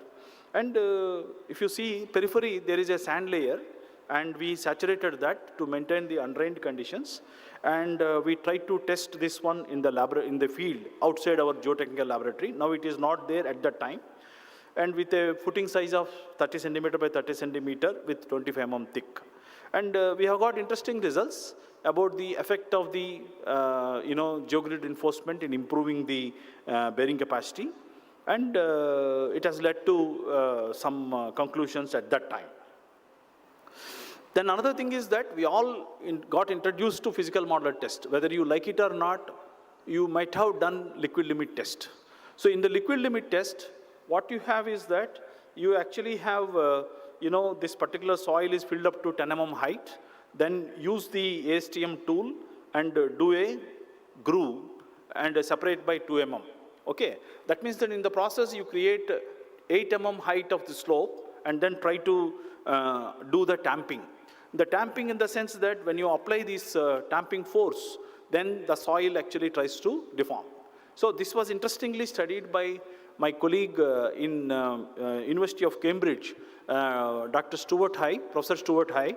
Then he told me that this is very interesting, and we measured the acceleration and all. I was really fascinated, and we did the same experiment in our laboratory. And if you remember, Taylor's stability number and 8 mm, so it takes about 0.52 meter height. At that time, it will fail. So when you have the less water, you require to give more number of blows. When you have got more number of high amount of water, you actually give less number of blows. So we actually have been doing physical model tests. So you can see that the so-called failure surface, which is actually shown here. The Taylor stability analysis, which actually shows that it is at 65 G, that impact which is actually given, that is actually created a failure, and that actually makes the 2 mm groove to close by about 12.7 mm. Then we will actually stop, and then we'll try to add next water content and all those things and all. So what I mean to say is that each and every one of us, we have done the physical model test in the process, those who are actually studying BTech and MTech. And the other thing is that myself and my colleague, Professor Dipankar, we went to 2008 for Asian Geo Congress. There, Professor Duncan and Chang, Professor Chang was the responsibility to give the root cause analysis of why the New Orleans levee failed. Then he told at that time that centrifuge-based physical modeling is the one which actually saved our skin, and we could actually look into the details. So they have done some tests in RPI, Rensselaer Polytechnic Institute, and they found that they understood that what is the reason behind this one. It actually has got clay layer, and it has got a peaty soil, and then another clay layer. Then you will see that when the flooding has actually happened, this water turning happened. So this actually led to some important guidelines and regulations, and also they have designed, USBR designed these levees. And this was the portion where it actually happened. And this actually led to submergence for more than 1 month to 2 months. Okay. So the principle, if you wanted to look, those who are not aware of this, if you take a model, a phototype slope having height h, beta, and 1g, if you take normal gravity, it is full scale. But when you reduce it, 10 meters height, when I reduce it to 1/10, it is only 1 meter height, this much height. Okay, then it is 1 meter height. So when I try to test it, what will happen is that the vertical stress at this point at the bottom is sigma v is equal to rho s gh. Rho s is nothing but the mass density of the soil, and g is nothing but the acceleration due to gravity. H is the height. Okay. Now, if I take same model which is reduced by h by n meters, the vertical stress at the bottom is rho s gh by n, which is not the same. So we all know that when the stress is different, the response of a soil is different. So because of that, there is a problem, and with that, there is a dissimilarity, and we cannot forecast these results to full scale. So in that case, a rotation of a rigid body about a vertical axis and a horizontal plane, when you think about it, then this actually comes out as an eye-opener. and thanks to Russians, thanks to Professor Andrew Schofield, who actually invented and reinvented, I can say, and then brought limelight. There are about 150 equipments in the world, and recent one is in last week I was in Abu Dhabi, where they have constructed a 5-meter centrifuge. So it is nothing but to keep that body which is rotating about vertical axis and horizontal plane, a centripetal acceleration acts, and to prevent that one, there is a centrifugal force, a centrifugal acceleration acts, and that is actually maintained. And there is a tangential force that is actually V is equal to R omega. It is like, assume that you have a bucket of water and start rotating about vertical axis. I used to, being the elder in the family, when I'm taking the water from the well, I used to play like that, but afterwards I started playing with centrifuge. So when we have this one, then the stresses are same, because rho S G. See, what will happen is that when the G becomes N, then rho S into N into H by N, it becomes G. So stresses are same. When the stresses are same at homologous points, then the stress strain behavior of the soil is same. So here what you are seeing a term called Ng is equal to R omega square. Re is nothing but the effective radius at which actually the stresses in phototype, full-scale structure, in the model, they are identical. Omega is nothing but the angular velocity with which it is rotating. So it depends upon the radius at which it is actually rotating. So we all know that when you have the stress strain behavior of the soil, when you have the very low stresses in 1 meter height of the slope, the stresses are very low, the stiffness is very high, so deflections or settlements are very low. But when it reaches to full-scale height of say 10-meter height, then the stresses below that are very less. Because of that, stresses are very high, and settlements are going to be high, and with that, because the stiffness at this particular location is very low.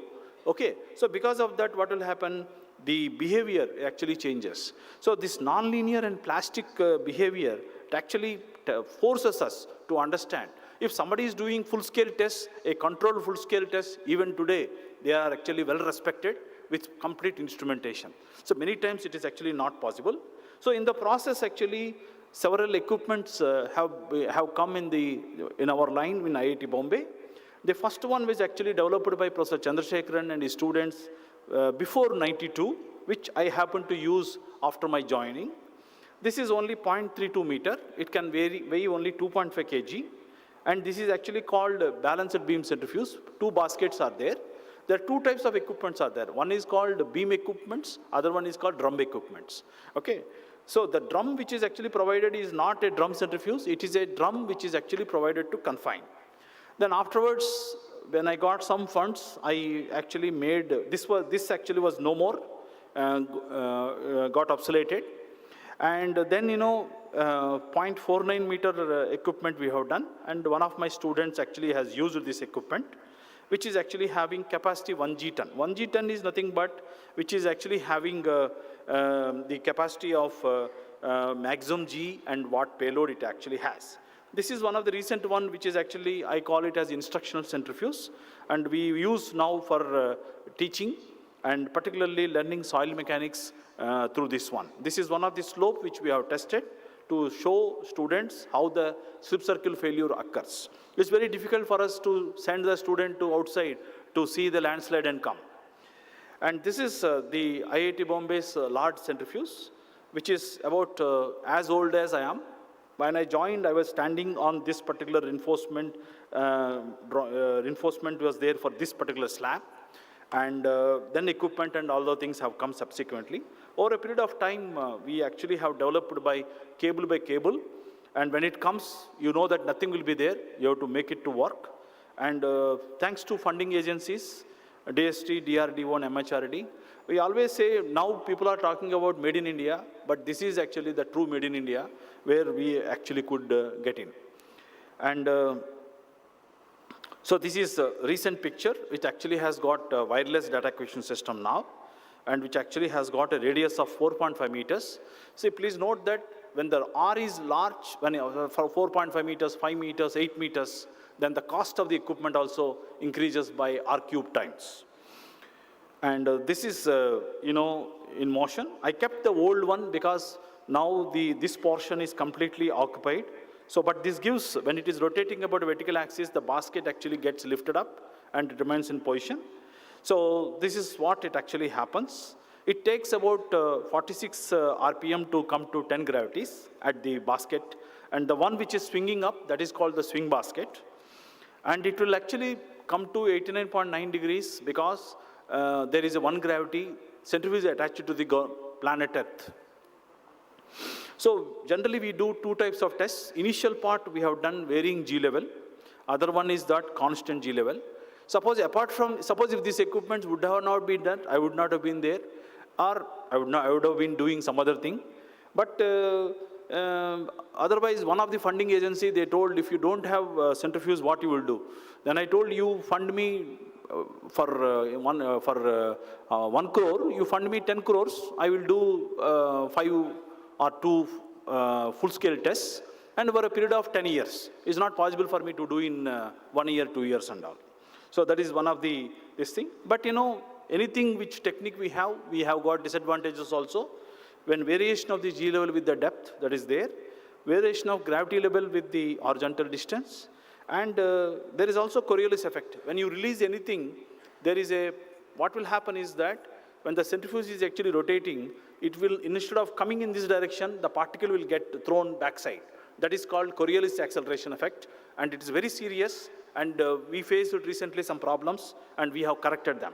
Particle size effects, yes, everyone argues, those who are not working in centrifuge, no, particle size you cannot scale and all. Yes, particle size effects are there, but if you are actually able to scale down this gradation properly, so particle size effect decreases with the size of the soil, particularly clay soil is 0.002 mm, 2 micron. It is very less.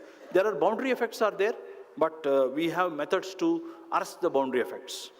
And thanks to my PhD student who actually has plotted, this actually shows that the merit of the centrifuge, merit of the large centrifuge. So you can see that larger the radius, C1, C2, C3 means C1 is 0.32 meter, 0.49 and 1.1 and 4.5. So when you are actually having large equipments, you can instrument the models, you have got the scope of doing everything, and your errors also within the limits. That is the beauty of the system. So you can see that we are also having a good company.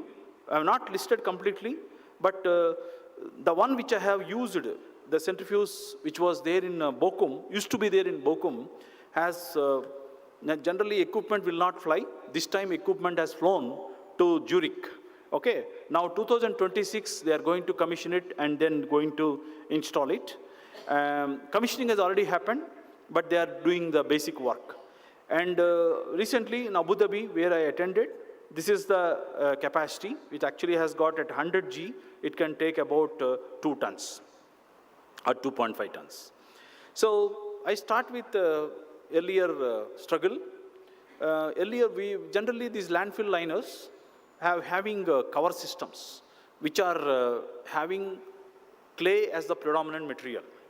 So we started with this, and then we have some limited resources. We wanted to simulate the non-informed settlements, continuous non-informed settlements. Then what we did is that, to do that, I made a small container, which is actually made of acrylic or perspex, what we call. And bottom, I kept actually a edible salt. Then I pumped water with high pressure.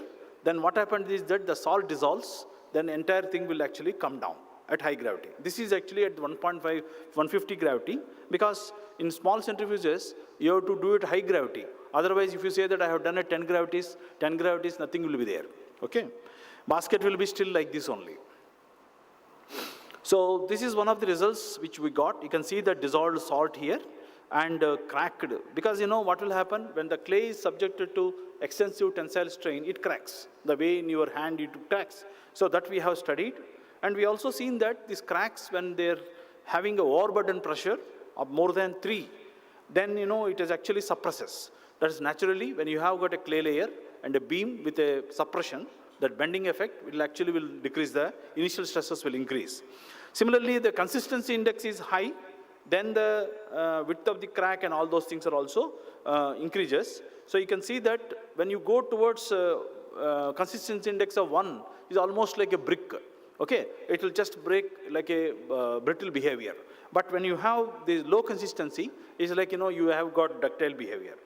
So then subsequently with Dr. Chhatrapati, we actually have done mortar-based systems, which is in, again, same centrifuge, C1 only.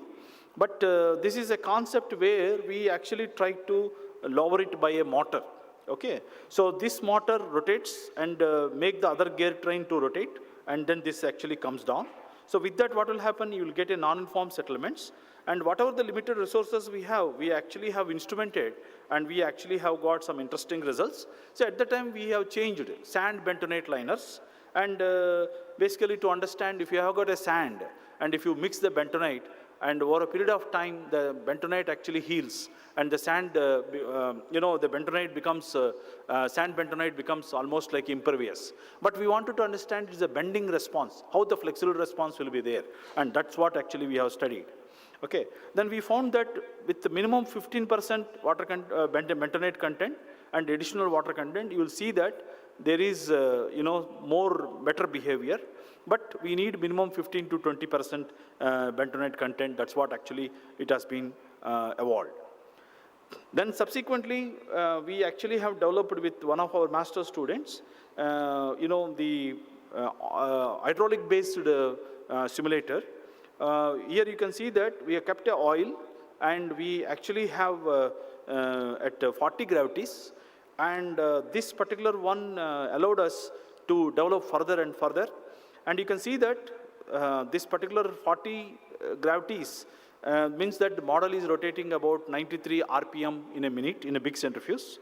And you can see that water oozing out because we stored water and water loses out. And there is a camera at the top, and you can see that how the clay is cracking.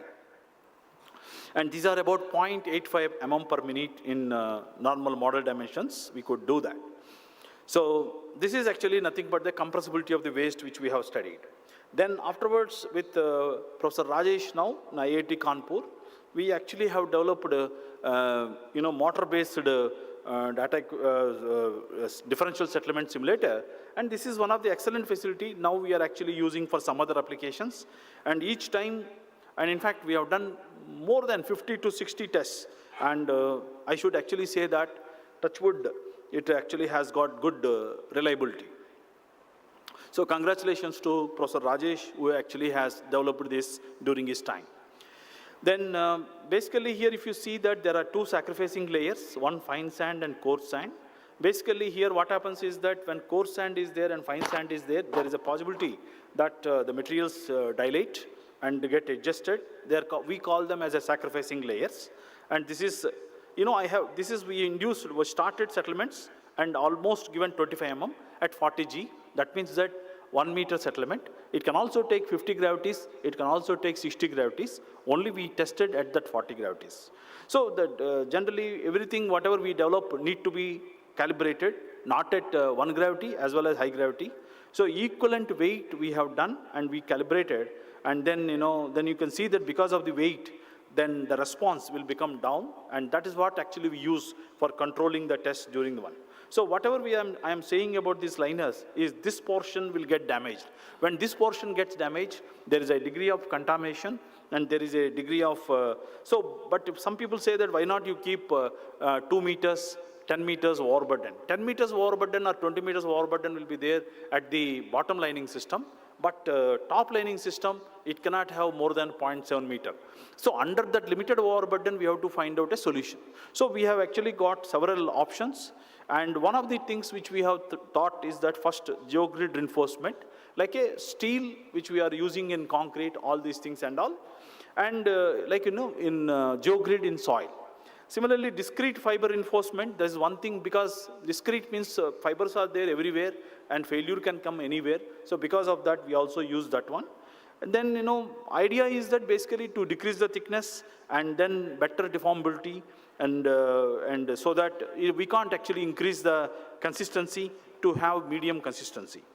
So this is one of the concepts which we have done and developed. And there were a couple of cases where they have developed also. So in this, the selection of the geogrid is very much important. If the geogrid is too stiff, it will actually go into the membrane effect problem. But we actually have calibrated that over a period of time. So this is the mechanism, because when the deformations happen, the soil geogrid interaction makes it to intact. Then, basically to determine the tensile strength with Divya, she's a faculty in IIT Palakkad, she actually have come out with this particular simple direct shear test we modified, and to determine this particular element is subjected to tension, and which we have done. And you can see that this is without any fibers and this is with fibers. So you can see that the fibers actually take more peak tensile stress and also fail at the higher tensile strain. That means that they're actually showing somewhat more ductile behavior, and there is a retarding capability of the cracking of a liner when it is subjected to flexural distress. This is one of the, there's also, some people say that what length you should take, 30 mm length, 15 mm length, or 90 mm length. If you have the short length, they get pulled out. Okay, this is what actually happened. You can see that the separation which is actually happened here at this level. But when I have, let's say, large length, you can see that the fibers are under tension and it actually bridges and it actually holds. Then we look into, next is that, one is tensile strength, other important is that permeability. So we actually looked into that, what will happen when the fibers are mixed. In the literature, there is some data, but when we try to put optimum dosage is, we found that you cannot actually mold, because it forms something like a cluster of the fibers, then the permeability increases. So in the hydraulic flexible wall perimeter, we have done the testing, and we could actually see that after the test, we could see in SEM micrograph like this. So we could actually get the permeability with respect to length and with respect to dosage, so that we are confident that what we are having, not only safe from the tensile strength point of view, but also from the permeability point of view. Then we actually have done model studies for the effect of fibers on the bending effects. So we have done simple beam tests. Of course, there is a ASTM code as well as IS code is there. And Mr. Jha is there in the audience. Mr. Pawar, I met him recently. So we could see that the flexural response is actually excellent, and the cracks were found to delay. And you see the moment and the curvature curves, they are actually, this is without any reinforcement, and with fiber reinforcement, you can see that is a better behavior. Then we have done these further studies with, increasing the plasticity index, what will happen and all. So definitely we could understand the behavior of these things. Then further with Professor Rajesh, where we studied about this geogrid effect. So you can see that when you don't have geogrid, when it undergoes some bending, you will see that it actually loses the water and cracking actually happens. But when we have a geogrid reinforcement within the barrier, like here, and you can see that these are the markers which are actually placed in the geogrid, and this tells us that these measurements, like infiltration ratio, which we have got from the measurements we have done during the flight, and this actually tells us that the geogrid reinforced soil barrier is very effective in restraining the cracking. Then afterwards, we wanted to understand what will happen when there is, why internally what is happening. So this is a postulation that there must be some tensile strength developing by the geogrid in closing the cracks, okay? So this is, we further proven in one of our AAC paper, where we have used instrumentation. Particularly, I'll tell you, instrumentation on the extensible materials is very difficult. Particularly strain gauge materials. Strain gauging on the extensible materials is very difficult, but we actually have done, because they are actually having hysteresis problem. And because of that, we actually have done some sacrificing strain gauges we have put, and we have done calibrated. Each and everything has been calibrated, and then we have used so that they are not affecting the tensile strength of the geogrid, and they will give the important data. So interestingly, you can see that geogrid mobilizes the strain slightly more than soil strain at the interface, and that is actually very much required. Epsilon G by epsilon SG has to be more than 1, so that we'll have a compatibility. So you can see that at this location, you have some airline crack, but the crack could not open. Okay, so this shows that the effect of that. When we further plotted those tensile load envelopes, you can see that as the settlement is increasing, there is an increase in the mobilized tensile load by the geogrid. You can see that as the central settlement is increasing, there is a maximum tensile load is actually increasing. See, maximum tensile load increases depending upon the type of geogrid you have used. Suppose if you use less weak geogrid, it actually mobilizes less tensile load, and if you are having a strong geogrid, it may mobilize more. So this is what actually GR2, GR9 means, different types of geogrids. On the fibers, we actually have done digital image cross correlation technique, and this is actually has given a lot of information to us.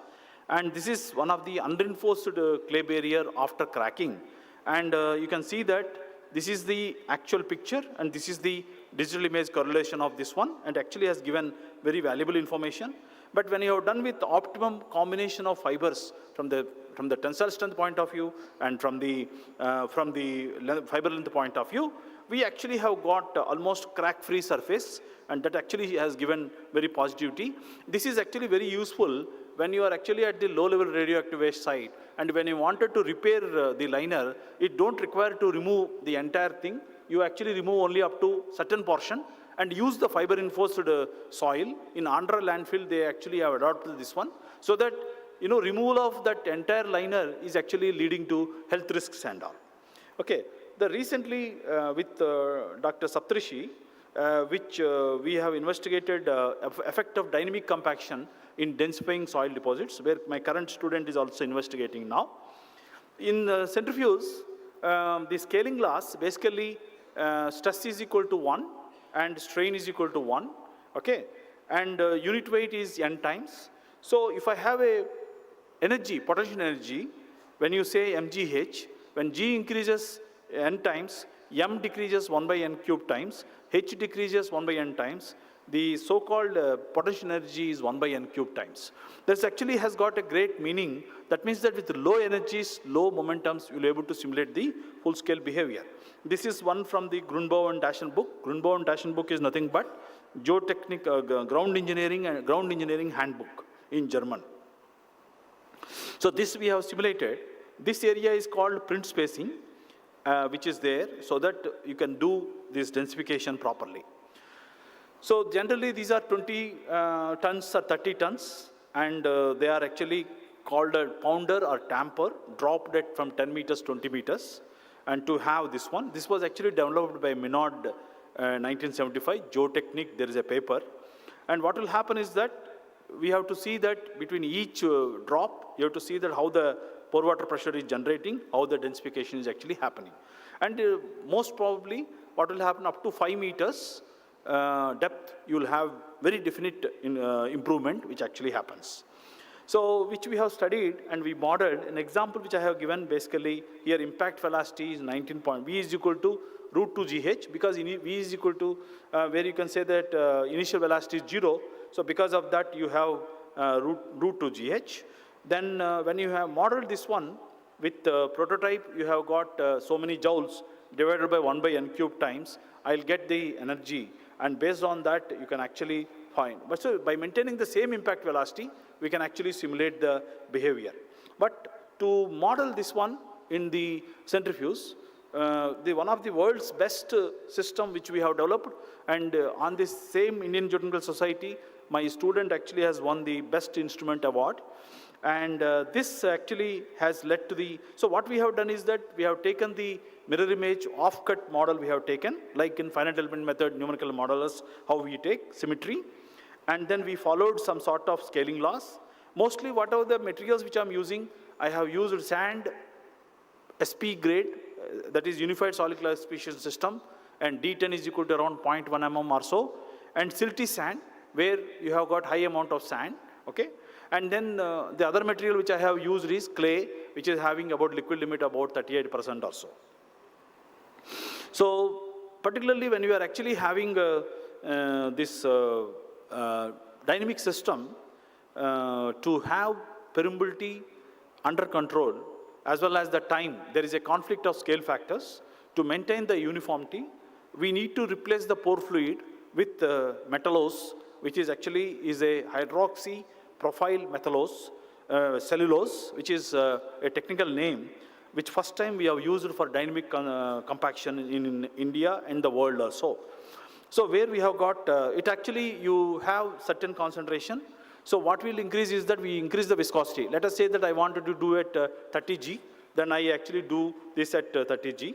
Similarly, we test all the things, and soil properties should not change, effective stresses should not change, mass density, everything, because with metallose, you actually maintain effective stresses are same. There are also other materials like silicon oil and other thing, but they are heavier than water. So we have done the characterization, material characterization. All details are given in my booklet. And this is how the model preparation takes. And it will not happen like this. It takes time. There is a time, this thing it will take. And we have done with shallow water table 5 centimeter below. And that is we have done 30 G. So about 10 meter deposit at 1.5 meter water depth.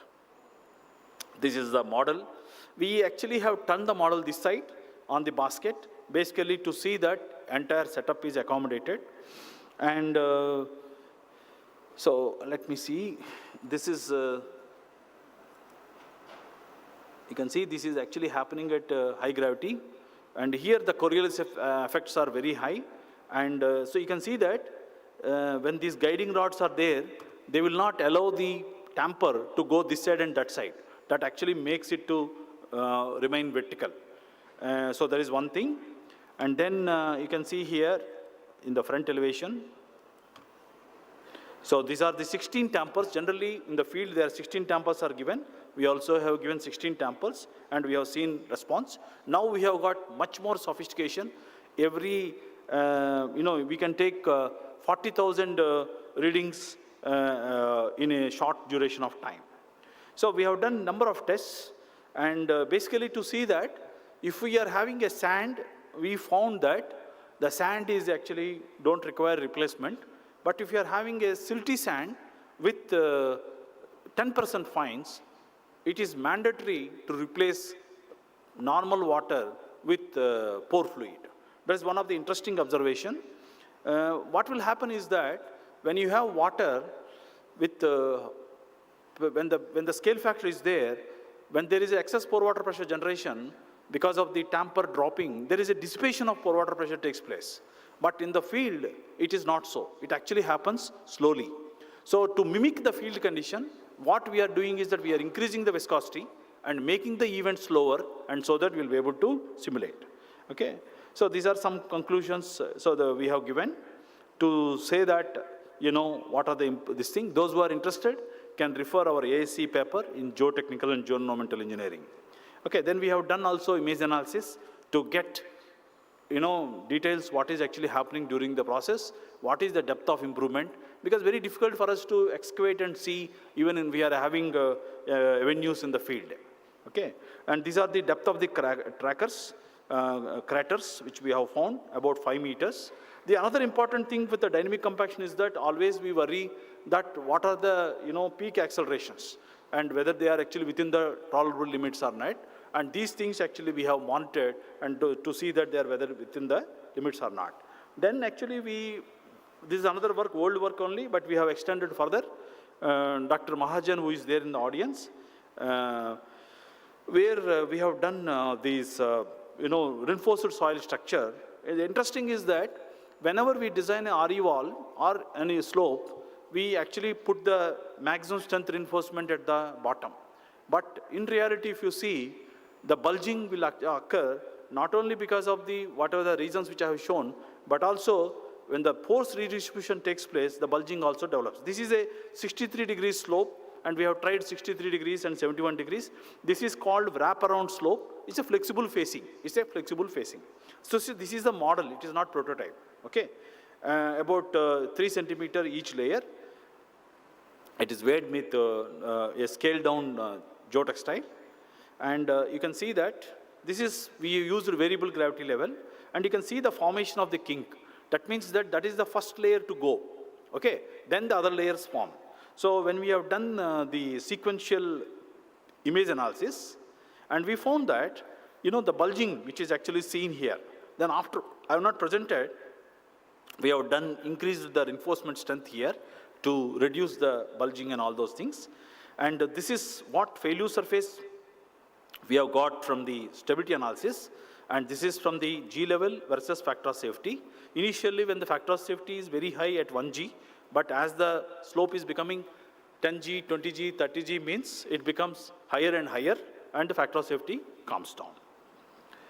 So then with one American student, which we have done an effect of the loading on the near the crest, and very interesting results we found. And one is that experience about the end effects, and second thing is that how to solve this, when you're actually having 7 reinforcement layers and 9 reinforcement layers, you can see that it actually has got a major difference. That actually shows that these particular results have shown that upper portion of the slope has to be strengthened with additional number of reinforcement layers. This is the failure surface, how it is actually happening. Okay, these are the displacement vectors which actually happen during this thing. So you can see that how the sequential development of the loading. So this is how bulging is happening, and the collapse has happened. This one, it was hanging, but it has not failed. Okay. And then afterwards, recently we looked actually at the reinforced soil walls. Those who are in the reinforced soil wall industry, we know that backfill is not there, but you have to construct the wall. So then the scenario is that how to design safely. Okay, so I was telling about people rely on engineering community and go trusting that this will not fail. You can see that anything would have happened, okay? So what I mean to say is that because of the low permeable soils, there is increase in positive pore water pressure, and there is a decrease in the soil bond, soil geogrid bond. Then wetting of the soil actually creates the creeping and excessive deformations. So this actually puts us to work for what can be done. One of the alternatives we thought is that why not have geocomposites, or what I call as hybrid geocomposites. So I can't use the field material. I actually have to do the simulant, and which I did in the model, and to have reinforcement as well as the drainage capacity, in plane drainage capacity parallelly. So then we have done the simulation, and we have done also to ensure that the soil geogrid interaction is also not compromised. So that means that if I have ST by 10 less than 5, that means that I'm having a sheet, then it gets pulled out easily. So you need to have the proper interlocking between the soil and the geogrid apertures. That is actually what is meant by this particular diagram. Okay, then we actually have scaled down, those who are teaching us geosynthetics, they know that transmissivity is one term. So the transmissivity, which is indicates the in-plane capability of the geotextile. So this in-plane capability of geotextile, theta m is equal to theta p, scaling loss, and then evolving all the loss, and then we have done the scaling considerations, and muster materials have been evolved, and they have been characterized by using the ASTM standards, which are actually there. And then we constructed, here we thought that there is a hillock is there, and water is actually flowing, then how that water actually flows, which we have studied. And this is the facing, because we can do nowadays concrete, micro-concreting, but with mortise and tenon joint, we actually have created that joint, and it should be strong, and it should not be very strong. So we created this, and to give the roughness, we have sand which is actually smeared at the back of the wall, and we constructed a model, and with a rigid facing, what we call. And truly speaking, I should also have perpendicular to the wall also I should divide, but to avoid complications, we avoided. And we actually have done this testing with, then the IS code also says that, or FHWA code says that, look, you can also use chimney drain. But when you have chimney drain, we all provide, but I'm actually advising a caution. There is a possibility that it will develop a piping scenario at the downstream side. These are the pore water pressures which we have recorded. And sometimes you will see that the time is less, because that means that wall has already gone. Okay, if the time is more, seepage time, that is nothing but n square times the model time. And that means that the wall has actually withstood. And this constant means the steady state seepage conditions have been established. So then we have monitored the crest movements, and we monitored the so-called, we also used geocomposites just to see. And this is the pore water pressure. So you can see that after reaching this pressure coefficient, PPT3 is nothing but at the mid horizontal distance, then it has collapsed. But when you are having a geocomposite, as the drainage is happening and reinforcement capability is there, because of that it started withstanding and reducing the pore water pressures. So this is the toe pressure. Toe pressure is very much important. If the toe is having very high pore water pressure, the moment it reaches to around 30-40 kilopascals, you can take guarantee that it will collapse. So this is what actually, without any treatment, geogrid reinforced soil lay wall will be like this. When you are having with the geocomposite, fully geocomposite, then we also have done optimization. Where to keep geocomposites? At the bottom, mid-height, or at the top? The top means we found out it is ineffective. At the mid-height is next possible. So mid-height and bottom, if you are able to keep, then the survivability of the wall will increase. Okay, this is the displacement vectors which we do. So we actually see through the wall journey, what is actually happening over a period of time during the test. So these are the responses, and this is how the facing actually has developed.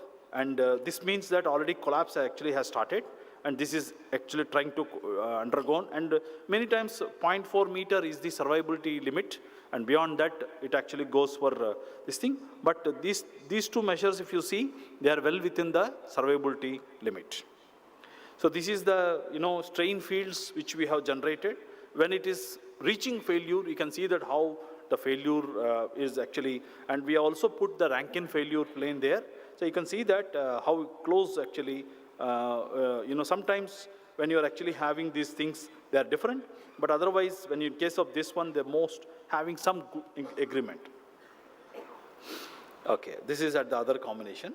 So this is what actually I was telling, that if you keep at the bottom these two zones, then it is more effective, and where in-plane drainage and other capabilities are there. Okay, this is, we try to increase the so-called transmissivity, but it's not having, what I have taken or we have taken is a high transmissivity, and so that itself is solved the problem. Then afterwards, we worked further with Koiner and Koiner 2018, he has given that many RE walls which are actually constructed with fine-grained soils, they are actually failing. So this has prompted us to look into this, and which we have developed. Sometimes there is an argument that when you are actually having a pavement, and how the RE wall can actually collapse. So my question is that, when there is, due to two reasons. One is that fill material may not be proper. The second is that compaction may not be proper. The second is that there is some way water is finding the way into the wall, either through median or through some location or through seepage like this, through the hill or somewhere. Okay, so when this actually situation happens and there is a possibility, particularly here we wanted to understand to the realistic conditions of climatic conditions, particularly rainfall. The rainfall actually has been simulated. Okay, and then to simulate rainfall, it is not easy. We looked at the rainfall drop size. Then I found that the rainfall drop radius is about 2 to 5 mm, and weight is actually 2 to 50 times the mosquito weights, just given for comparison. And raindrop actually speed is several times, 9 times faster than mosquito speed. When the mosquito comes, we are very allergic, but raindrop actually comes with very higher speed. Then other thing is that instead of scaling down, we actually have come to one conclusion, and earlier Tamate et al. They have given, is that a mist need to be produced impact in order to have the identical impact pressure in model and prototype. So this we have done. So for this, actually I should thank, so I'll actually tell you. So that means that a rainfall intensity, 10 mm per hour, 20 mm per hour, 30 mm per hour, whatever it is, happening over a period of time, shrunk with higher intensity. And with that, what will happen is that you're able to do. Similarly, when I try to model earthquake, I will not model at 1 Hz frequency. At 50 G means I will model at 50 cycles per second. That means the time is less. When I increase the magnitude, you'll see that the time is less. Okay. So we have done this, and we actually also looked into FHWA guidelines, how the guidelines are actually resolved, and how MORTH guidelines are there, and all these details. And we found that there is a provision that 300 to 600 mm it is provided, and we also got doubt that whether this will work or not. So we verified that also, and we also provided without this and with this whether the drainage provision at the bottom will safeguard the wall or not, which we have done. And FHW also says that if you see in between the lines, they'll say that you put a geomembrane here, but it is not practiced to the best of my knowledge. And there is chimney drain. I told you the problem, what we have seen from the seepage experiment. Okay. Then people also use sand cushion, which we also tried. It is effective. It increases the interface friction. But making sand cushioned geogrid layers is very difficult. And particularly this type of chimney drain, we tried here also with the geocomposite, and we found that it is somewhat effective. And this is the principle which I already covered. The many people are working in this, and we actually, with the Strata help, we got what is the fill material which is actually going into the RE walls, and based on that we simulated the model material, and different types of geogrids have been formulated, and facing has been modeled with the so-called marine plywood, because when the water is there, plywood actually increases its volume. And then, you know, I should thank our barber in IIT campus. He was using this transparent water spray bottle. Then immediately I purchased it from him, and that led to the development of, you know, the so-called in-flight rainfall simulator. So these are nothing but the paint nozzles which are connected and actuated with air pressure as well as water pressure. With that, we actually get the mist, and seeing is believing. I'll actually show you a landslide.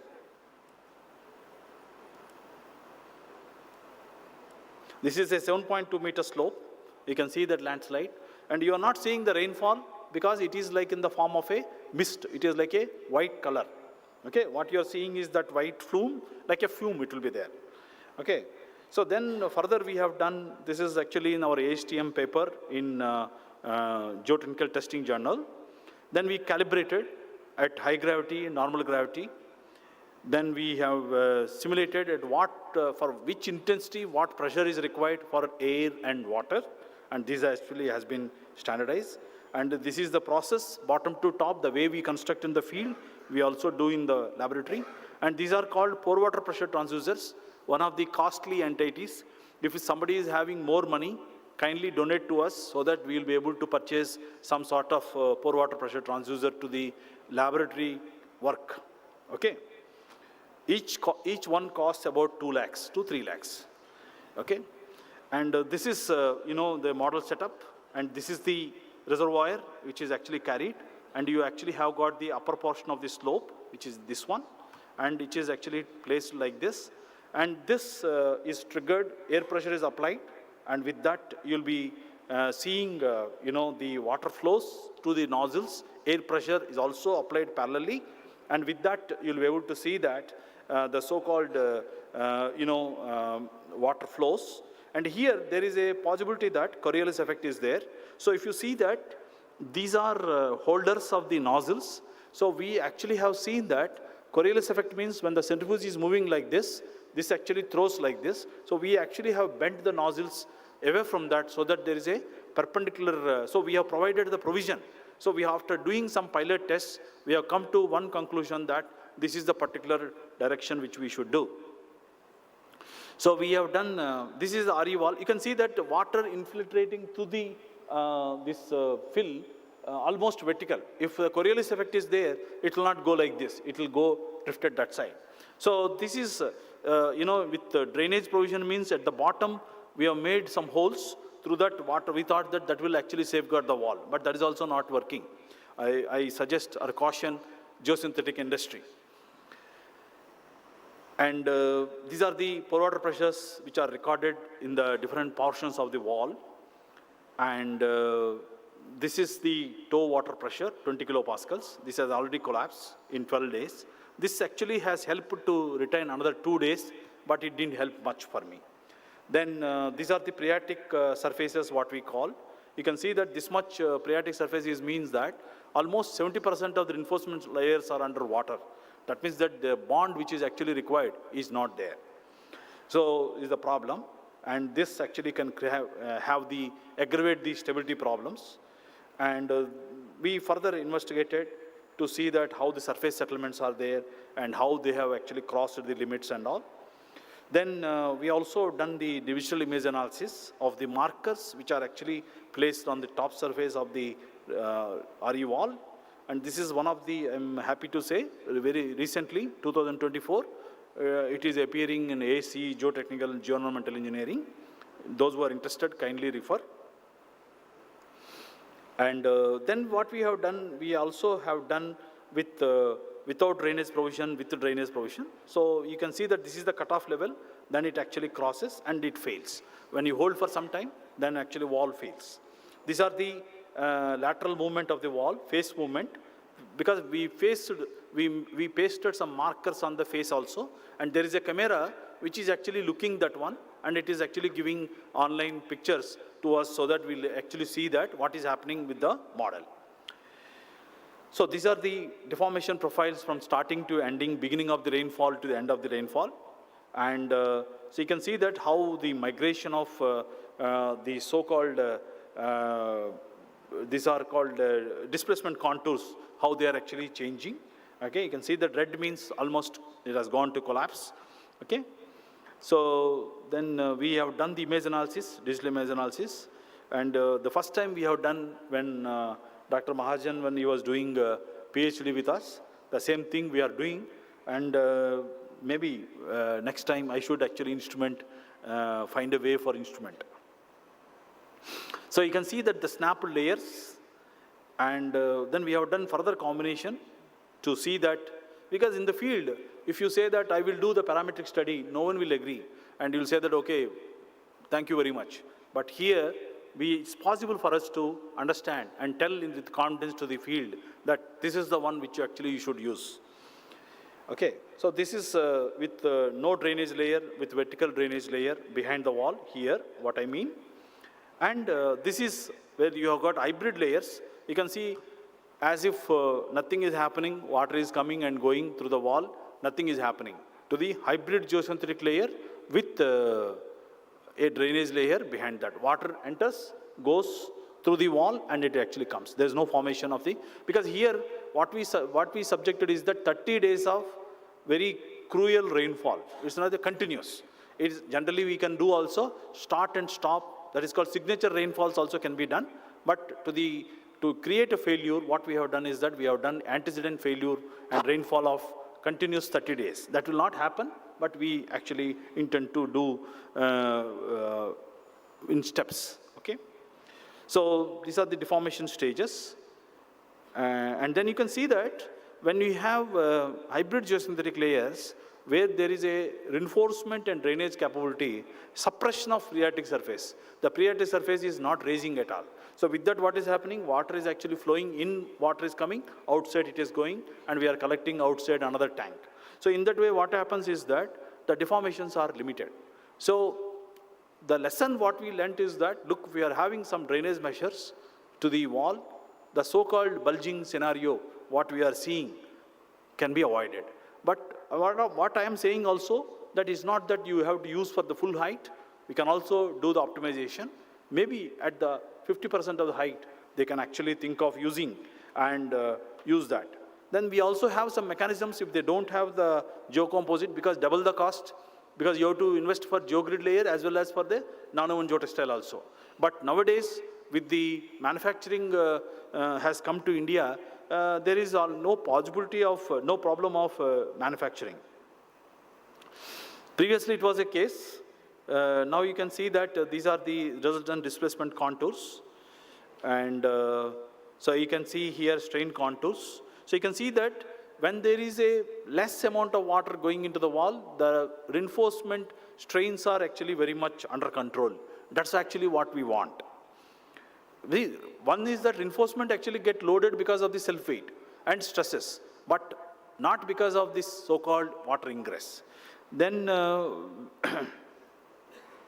So then another thing what we have done is that, those who have done centrifuge modeling course, they will understand, is that we placed lead balls on top to simulate a 33 kilopascals of traffic loading, static loading. Yes, and we have done that, okay? So we found that both the walls are under same scenario, and then we also have done the stability analysis by using GeoStudio, and we found that the results are in agreement, okay? So in surcharge loading means there is a decrease in the factor of safety, but wall is actually found to be stable, okay? So of course, I'm not, I'll be coming to the last leg, 5 minutes, I'll be able to conclude, Chairman. And levee with the horizontal drainage layer, after having seen New Orleans levee, I got inspired in studying this one at 10 dams. Recently, we completed one BRNS dam, and with pseudostatic seismic loading physically, and one of the largest pseudostatic seismic simulator we have developed. And we all know that we have drain layer at the bottom, and it is also at certain thickness, generally 600 mm thickness, and then chimney drain. Very difficult to construct chimney drain. You know, you have to have horizontal layer and then slope layer. And these are the possible failures. After failure, we will not know which one has come, but when you investigate further, then you will understand which one has come and instigated the failure. So these are the some tailing dams also, because sometimes you have got uranium tailings and all, and they have problems. So this is when you have got the flooding, then there is a possibility that you have got, there is a failure will happen downstream, similar scenario. And if you have got a drawdown, so for that actually we have developed a in-flight flood simulator, which runs like this. We carry the water, and the water is actually topped up by supplying water during flight.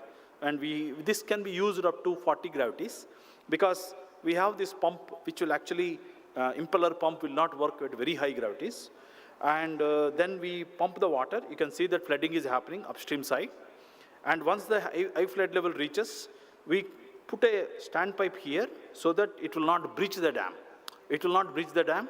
The fluid mechanics is actually connected here, okay? And then for drawdown, what we have done is that we have put solenoid valves.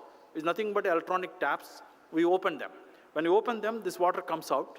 Then this upstream side failure, the downstream failure also can be simulated. This is the bund model which we have developed, and the back side of this water reservoir. We have used the configuration of centrifuge to accommodate all our wish list.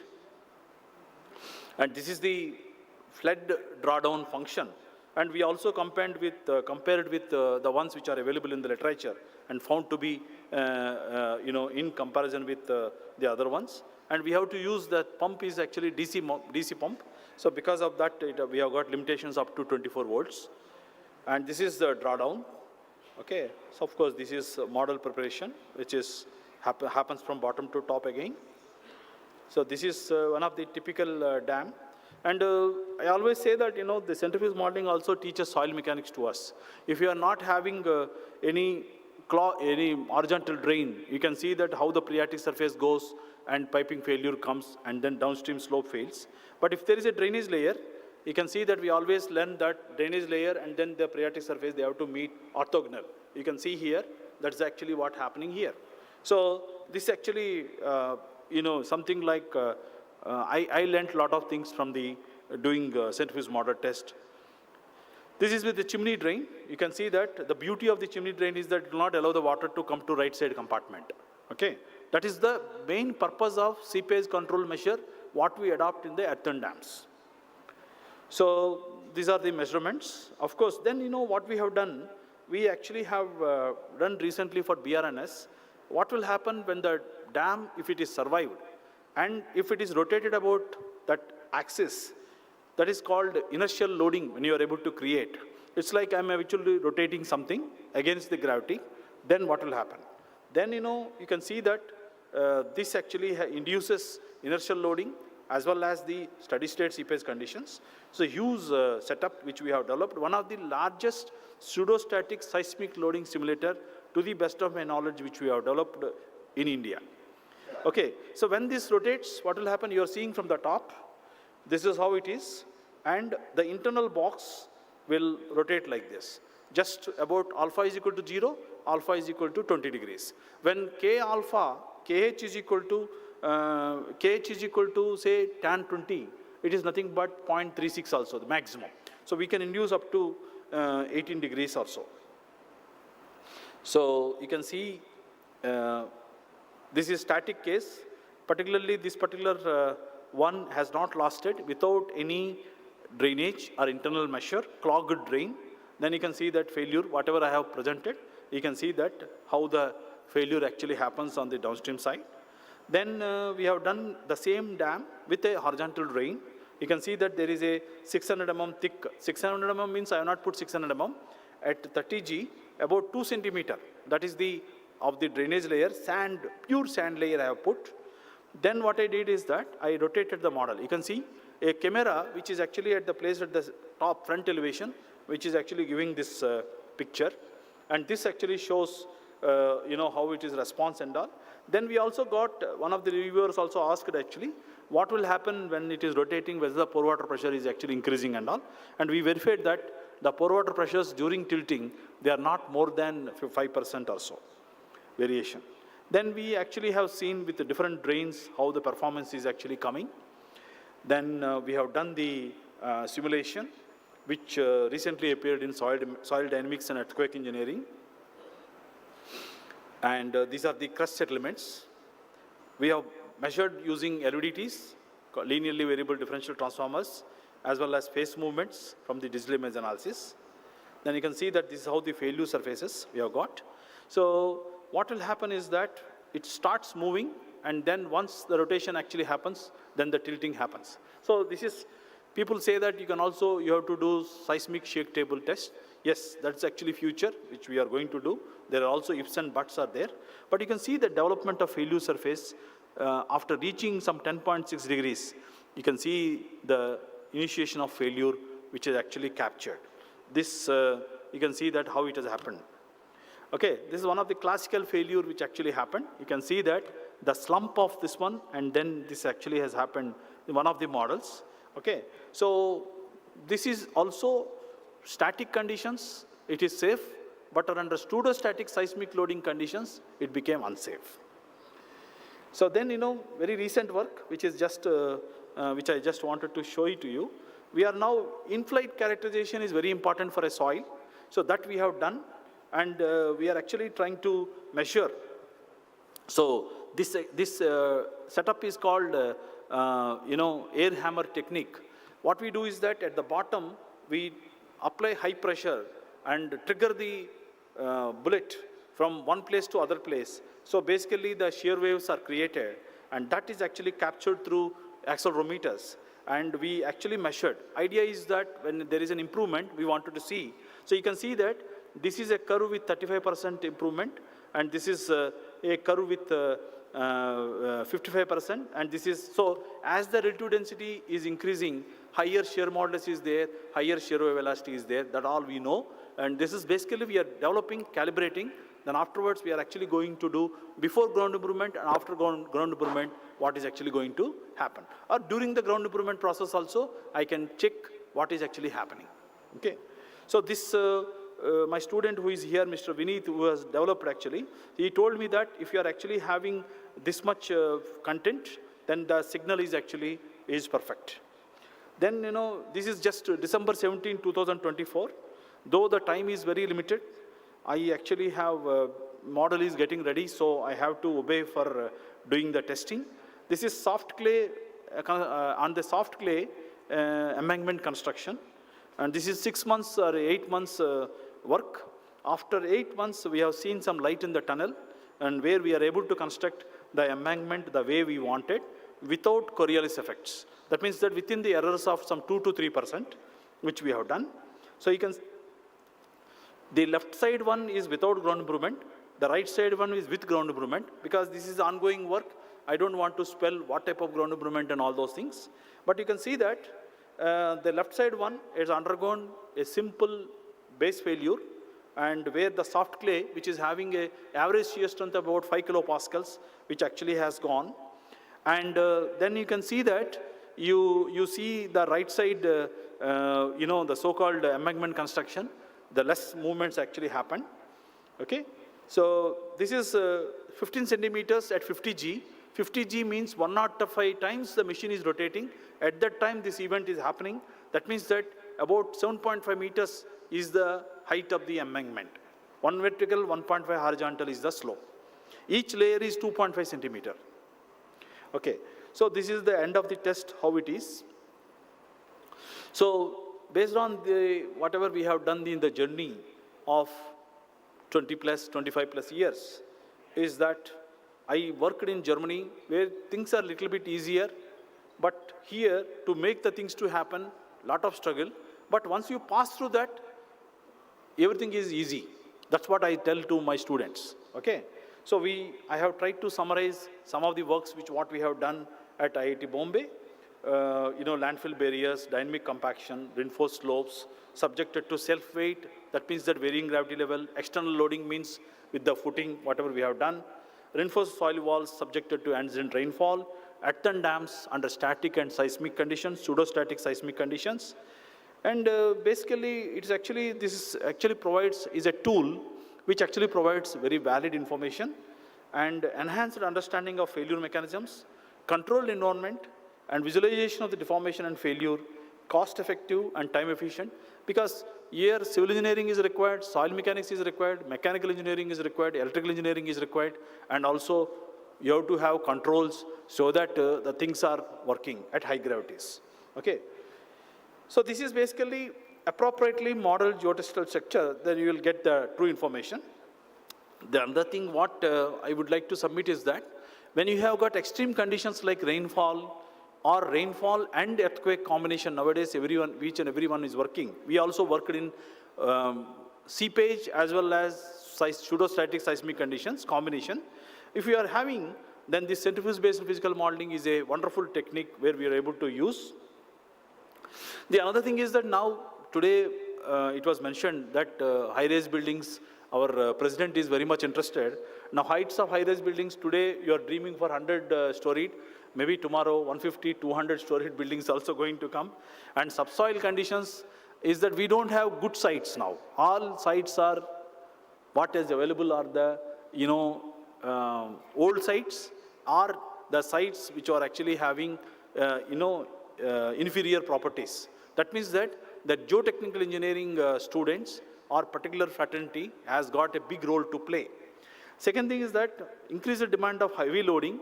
I told you about the ash dikes. Previously they were up to 20 meters height. Now they are going up to 60-meter height. And complex climatic conditions.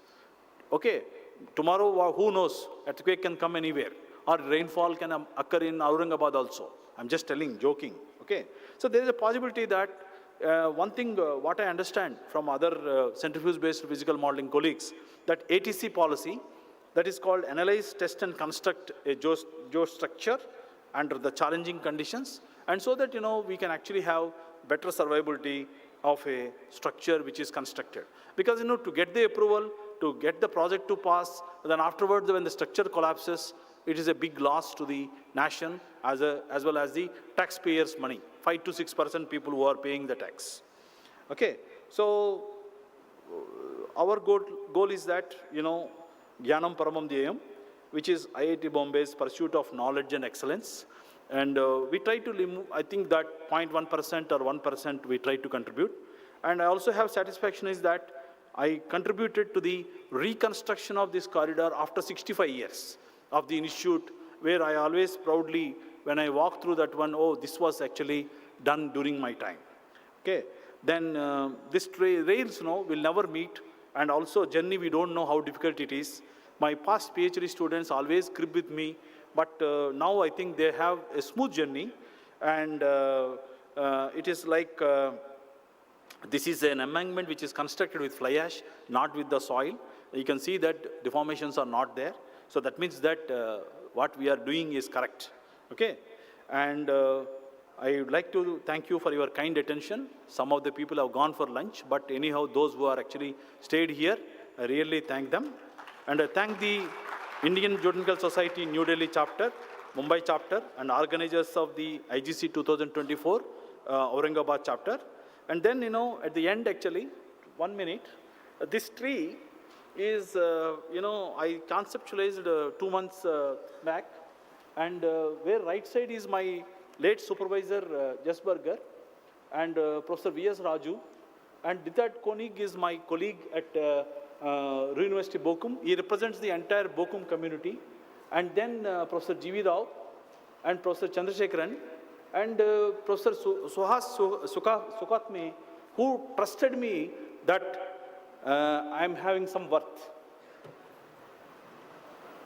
Then we have Professor Kakkar and Professor Subhashis, and now our current director, Professor Kedare, for their support. And this STEM is actually all the funding agencies or well-wishers or who actually have shared during troublesome times. And I have tried to put all my PhD students who have worked in line with this thing. And some of the laboratory staff, which we have made, though lot of difficulties. We can't pay the laboratory staff, 20 lakhs, 30 lakhs or so. We have to pay as per the norms only, but still, despite of the hardships, they have contributed. And periphery is actually with, and still some branches are going to come. So there is a future, there is a possibility, and some of them are already doing excellent work, and much more than whatever I have done. So, it's a gratitude for extending unwavering support.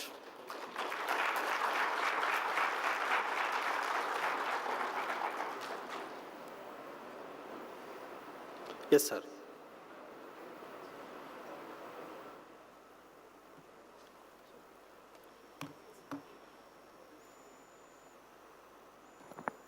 Thank you very much, sir.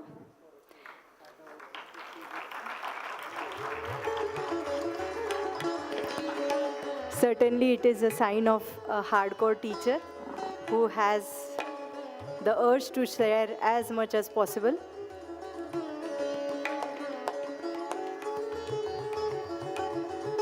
And it is indeed difficult to present such an exhaustive work in such short duration.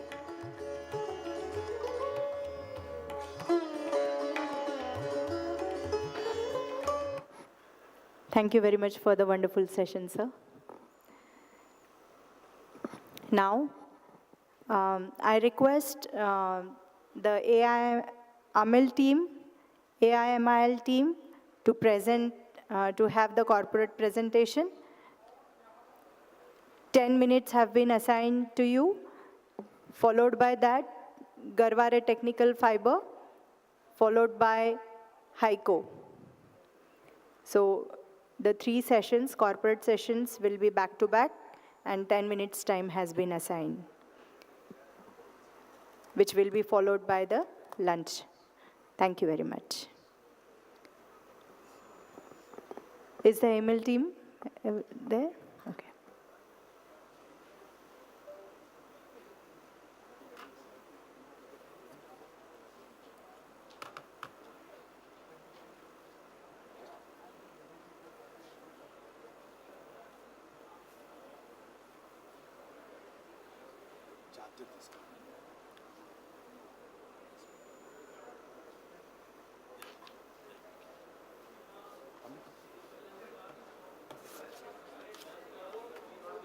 That's right.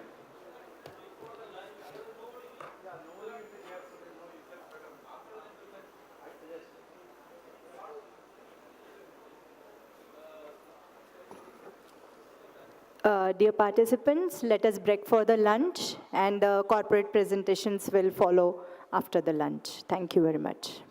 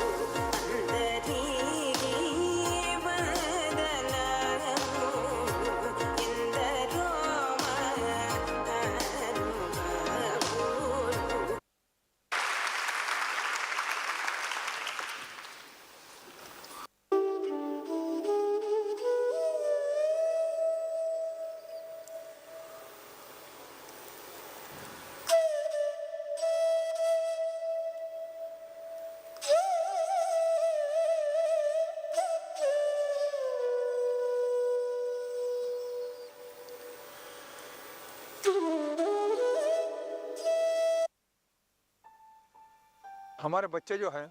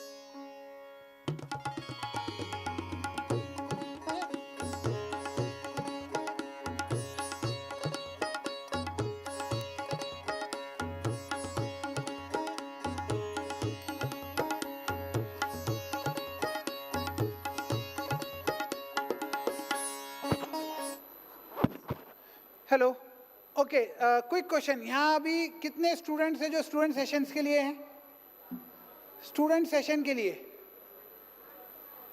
Alright so आप जिनको भी बाहर जानते हैं जो आपके friends हैं उनको तुरंत मैसेज कर दो कि now we are starting with the student session हम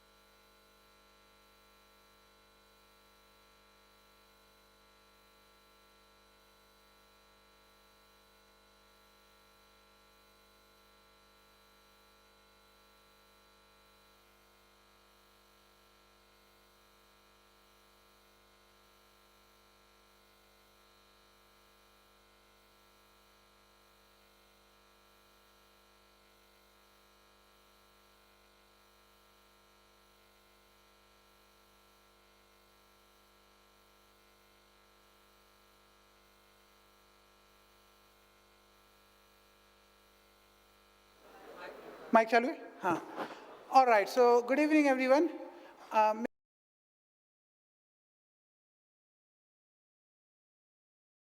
सुमित जायसवाल है और जब मैं पीएचडी कर रहा था उस वक्त जो मेरे पास सामने सबसे ज़्यादा डिफ़िकल्टी थी वो ये थी कि how to write a quality paper, एक पेपर जिसको हर कोई सराहे, पढ़े और वो मेरे को भी growth they.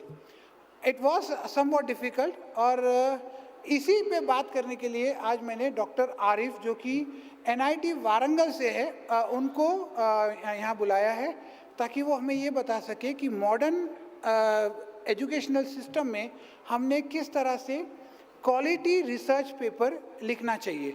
Now you may be aware कि if you are doing PhD or if you are doing masters, there are certain numbers of papers that is required. Okay, so Dr. Arif will help us how to proceed with those things. Now, Dr. Arif has an experience of around 25 years or so, and he has published quite a few papers in journals as well as in conferences, and his expertise is holistically in the world of geotech engineering and soil mechanics. So I hand over this to Dr. Arif to take care. Thank you. Thank you, Dr. Sumit. Yeah, I know this is an odd time for you to have this talk, but anyhow, I have been given this task. So my name is Dr. Arif.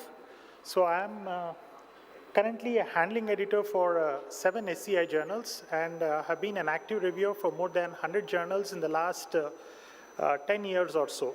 So what I have done now is I have tried to compile my experiences when I have reviewed papers or when I have written papers myself. I have seen it, the kind of struggle what I have gone through, even in getting the papers reviewed myself. So keeping that in mind, I have just jotted down some of my experiences and try to enlighten you so that you guys don't make this mistake when you are writing your own papers. The first thing is, you need to ask yourself, are you targeting one paper or are you targeting more than one paper with the limited quantum of data what you have? So in this, as civil engineers or particularly geotechnical engineers, you need to know what is the right format for the message.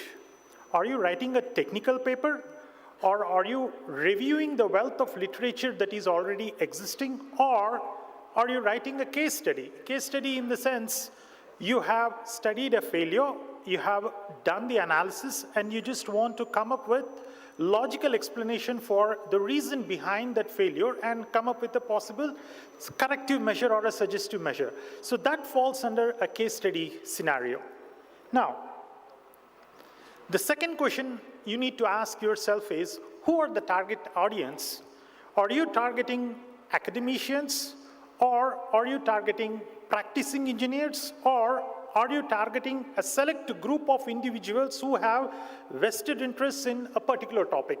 Because the tone of the writing will set for this. I'll give you a classic example.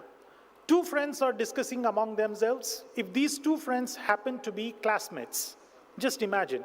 So you two guys, you have your own coded language, you have your own signals which you do with each other.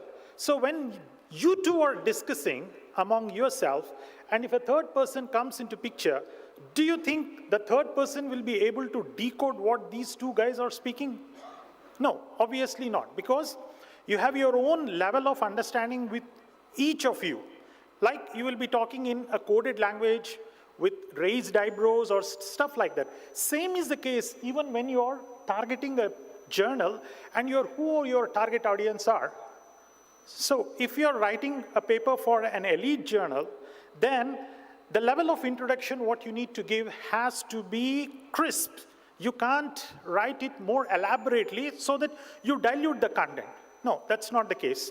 So this is very, very, very important aspect when you are writing and your target audience. Thirdly, which journal should I choose?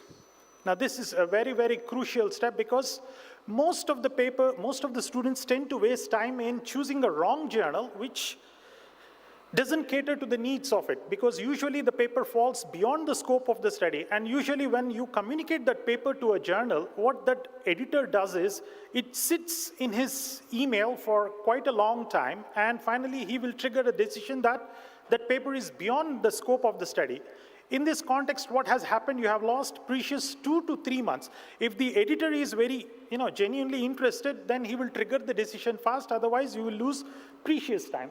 Then, is it one or more papers, or are you doing this salami science? Because usually these days, it's all about number games. I have seen many a times students diluting the content and trying to regurgitate more number of papers with the limited data what they have. Here, you are shooting your own leg in 2 aspects. First thing is, you may get 2 papers, but in this rat race, what is going to happen is you're shooting your own credibility. If any of the editors finds out that you have diluted the content, next time you are communicating a paper, if it happens to be handled by the same editor, he will not be so, so easygoing on those authors. I have seen reviewers trigger very harsh decisions on certain authors. It is not about vested interest, but they will give you a very clear, concise reason as to why they are doing it. For example, in one of the papers for which I was the handling editor, one of the reviewers wrote a comment to me personally that the lead author in this paper has the habit of communicating the same content to even conferences or journals. Can you imagine this comment coming from a reviewer to an handling editor directly to his personal mailbox? So this is a very wrong precedence. If you're writing a paper in a conference, and that conference has been indexed, like for Indian Geotechnical Conference, where your proceedings will be indexed in lecture notes, it's going to appear online. You can't dare to publish the same content in any journal, elite journal. You can't. So you have to make an appropriate choice in where you are targeting. So that being said, a scientific article, remember, it is an critical argument, meaning you're arguing with select audience. You are trying to prove your point by laying across in your own set of standards what is it that you are trying to do. In this, you need to have a very, very, very clear statement of problem, like you need to ask yourself why you are doing this study. Has anybody done it? If so, what were their limitations? Where did they find fault? And what is it that you are going to add to it? That is very important. This question you need to ask yourself even before writing a paper. Second is, you need to present a proper evidence. This is where an excellent literature review comes into picture. If you have done a proper literature review, identified the gaps, you're able to write in your own words with pinpoint accuracy, what is it that is lagging in the earlier work, rather than citing merely for the sake of citations. I have seen some introductions wherein they say, for example, lime stabilization has been used for the last 4 decades in improving the properties of soft soils or problematic soils. They just write it, and in the bracket, they dump some 20 or 30 references, 1 to 20. Who reads that? 1 to 20, you are putting 1 to 20 in a bracket and just writing all these references in the reference section. What is the point or message you are trying to convey? Bear in mind, such type of introductions, if you are writing for your own articles, then you are inviting more trouble than favor from both the handling editors as well as the reviewers. You need to be very, very careful when you are presenting the proof of evidence. Then the third question is, assessment of validity of the evidence in the face of strengths and weakness. Suppose if somebody has done a very good work, you have no other option but to acknowledge the fact that he has done a very good work. And if somebody has done an inferior work, in what context that work is inferior, where that lacuna is lying, you need to identify with pinpoint accuracy and then highlight your context. You understand? So this is where is the weight of the paper or the strength of the paper lies in. And lastly, your conclusions. That articulation of the conclusions, many a times, I keep seeing students, what they do is, they keep writing the same results and discussion sentences once again in the form of conclusions. Now that is wrong. You are not, in principle, you're not supposed to repeat the same sentence time and again in your own paper. Please ask this question to yourself, how many of you do this? When you're writing a statement, technically you're not supposed to repeat that statement time and again in writing your own paper. You can't. Either you need to paraphrase it or you need to make it more succinct in a way that you're conveying it in a different context. So this is also very, very important. So you please keep these things in mind when you are articulating your own articles. Now, you know this conventional philosophy. When you are writing a technical paper, I told you before, there are 3 types of papers which we write. The first one is a research article, second one is a review article, and the third one is case study. In the first one, if you are writing a research article, this is the format which you follow. You have this classic IMRAD format. This doesn't hold good for case studies and review papers, but for research articles, IMRAD is the format which you follow. IMRAD usually stands for Introduction, Materials and Methods, Results, followed by discussions. So in the introduction, you show a proper literature review, identify the research gap, give a problem of statement, followed by solve the problem, mean you come up with a solution for that. And in the materials and methods, you need to be very, very, very, very concise as to what methods you have used. Don't forget to mention the relevant ASTM codes if you have followed. Don't forget to mention if you have altered the codes or tweaked the codes for the context of your study. And if you have done so, have you published that in any ASTM testing journal or ASTM journal of testing and evaluation? You need to have a proper source as to why you have modified the testing method. Suppose showing in one method there has been a drawback, and because of the drawback for that particular soil, I have altered that method in my testing. So you need to prove it, validate it. And you need to even ensure that can that method be replicated by others. Suppose somebody has done a test setup, you are doing the test setup and your results are not matching with the results earlier guy has sent, then your results are not matching. So duplicating would be an issue that you need to keep in mind. Then finally, your results. This is where you need to have a proper grip on your literature review. Basically, your results and what answers were found. These answers you need to club with the earlier research findings. This is where, as I told you in the beginning, if you have used some references in the introduction section, these references should once again reappear in your results and discussions. Suppose if you have used some X and Y, or say some Zhang et al. In the year 2024, you have written something. You need to bring that context once again in your results and discussions and relate to how your results are performing compared to their results. Are your mechanisms matching with that? That is also very, very important. And finally, the discussions, interpretation of your results, followed by implications in the field. Can they be really applied in the field, and if so, what? This is one clear format which you can follow for writing a proper research article. Bear in mind, this holds good only for your research article, but not for your case studies, not for your review papers. Review papers and case studies, they are standard papers. They have their own template. Every case study is unique. They have their own way of argument lineup. They have their own way of justification that you need to follow. This is not a one-stop solution for all types of papers. This is only for research articles. Then next, you need to ask yourself, when you're writing an abstract, in the IMRAD philosophy, the first is abstract. Choose abstract in such a way that your title is not a lengthier one, it should be a short one, crisp words, and the meaning has to be conveyed with pinpoint accuracy, as if you're shooting a bullet from a gun, with pinpoint accuracy, your title should reflect. It can't be lengthier, it can't be short, it has to be appropriate. Usually around 12 words or not more than 12 words. 8 is ideal, 8 to 12. Then your abstract, if you look into every abstract, it will be around, any journal they will ask you to limit the number of words of an abstract to 300. 300 roughly works out to how many sentences? around 10 sentences.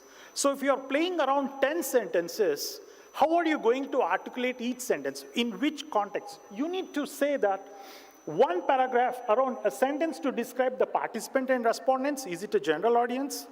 Then a sentence to describe the research methodology and design. So you have lost 2 sentences there. Then 2 to 3 sentences for giving general, summary of your specific findings. For example, what you have done, what is your maximum value you have achieved, what is your minimum value achieved, that you can interpret in 2 or 3 sentences. So you have lost now 5 sentences. Then 1 sentence which can conclude a general finding. Now this can be a qualitative finding, not a quantitative one. It needs to be a very qualitative research finding. So you have lost now 7 sentences. The last sentence you can do is 1 or 2 which can give takeaway for the practicing engineers. You know, how it can be really applied in the field, or how your paper will change the context of thinking in the bigger scheme of things, that you can put it. So this is an ideal way of writing an abstract. I know most of you have written your abstracts for this IGC 2024. They have, the very fact that you are all sitting here speaks that you are aware of these sentences, but I want you to re-up your game and think in plausible lines. Are you following this or not? But if you are not, this is the right way of following an abstract, particularly when you are communicating an abstract for a conference. Now let us look into a classic example. I have given a general one. You see here, this is a very general article figure I have kept. In the first yellow highlighted line, they have given the importance. It's a general English term. Say, while many language teachers leave the profession early, others thrive and teach until retirement. Understanding how these teachers maintain their passion can help identify. So here, the authors are trying to justify the context in the form of teaching. Then they have identified the gap which is in the pink. However, research on the factors behind the sustained happiness in the teaching profession is very limited. So in the pink colored portion, he is bringing in the gap which he has identified. And based on that, he is building his objective, his method, his key findings, and finally the implications. So if you see this well-structured abstract, then a reader who is reading that paper, it is very easy for him to relate to the content. He will not get vexed up. He knows that the audience, the author who has written the paper, knows what he has written, basically. So this is very, very, very important, and this I'm not giving just for the sake of anyone, but we all can learn with time.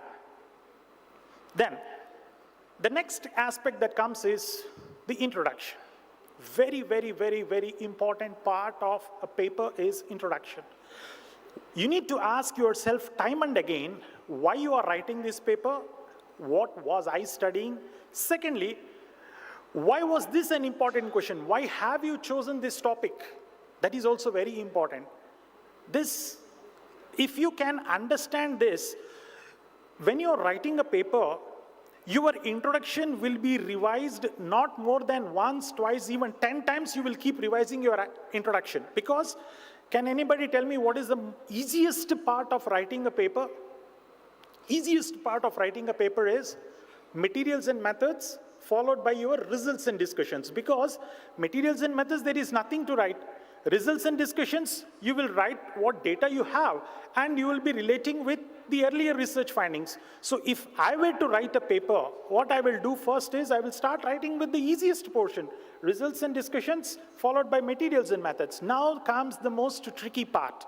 How are you going to stitch this with the introduction? Because in the introduction, you don't kill the suspense all of a sudden. It is a well-knit story. For example, if you are watching a very good movie, you don't know the villain. You don't bring and show in the first scene of the movie, this is the villain and you're going to kill him. No, you don't do that. You know, you hold the suspense, right? Same thing, you need to keep the tempo when you're writing even an introduction. Because in the introduction, you need to have the tempo built.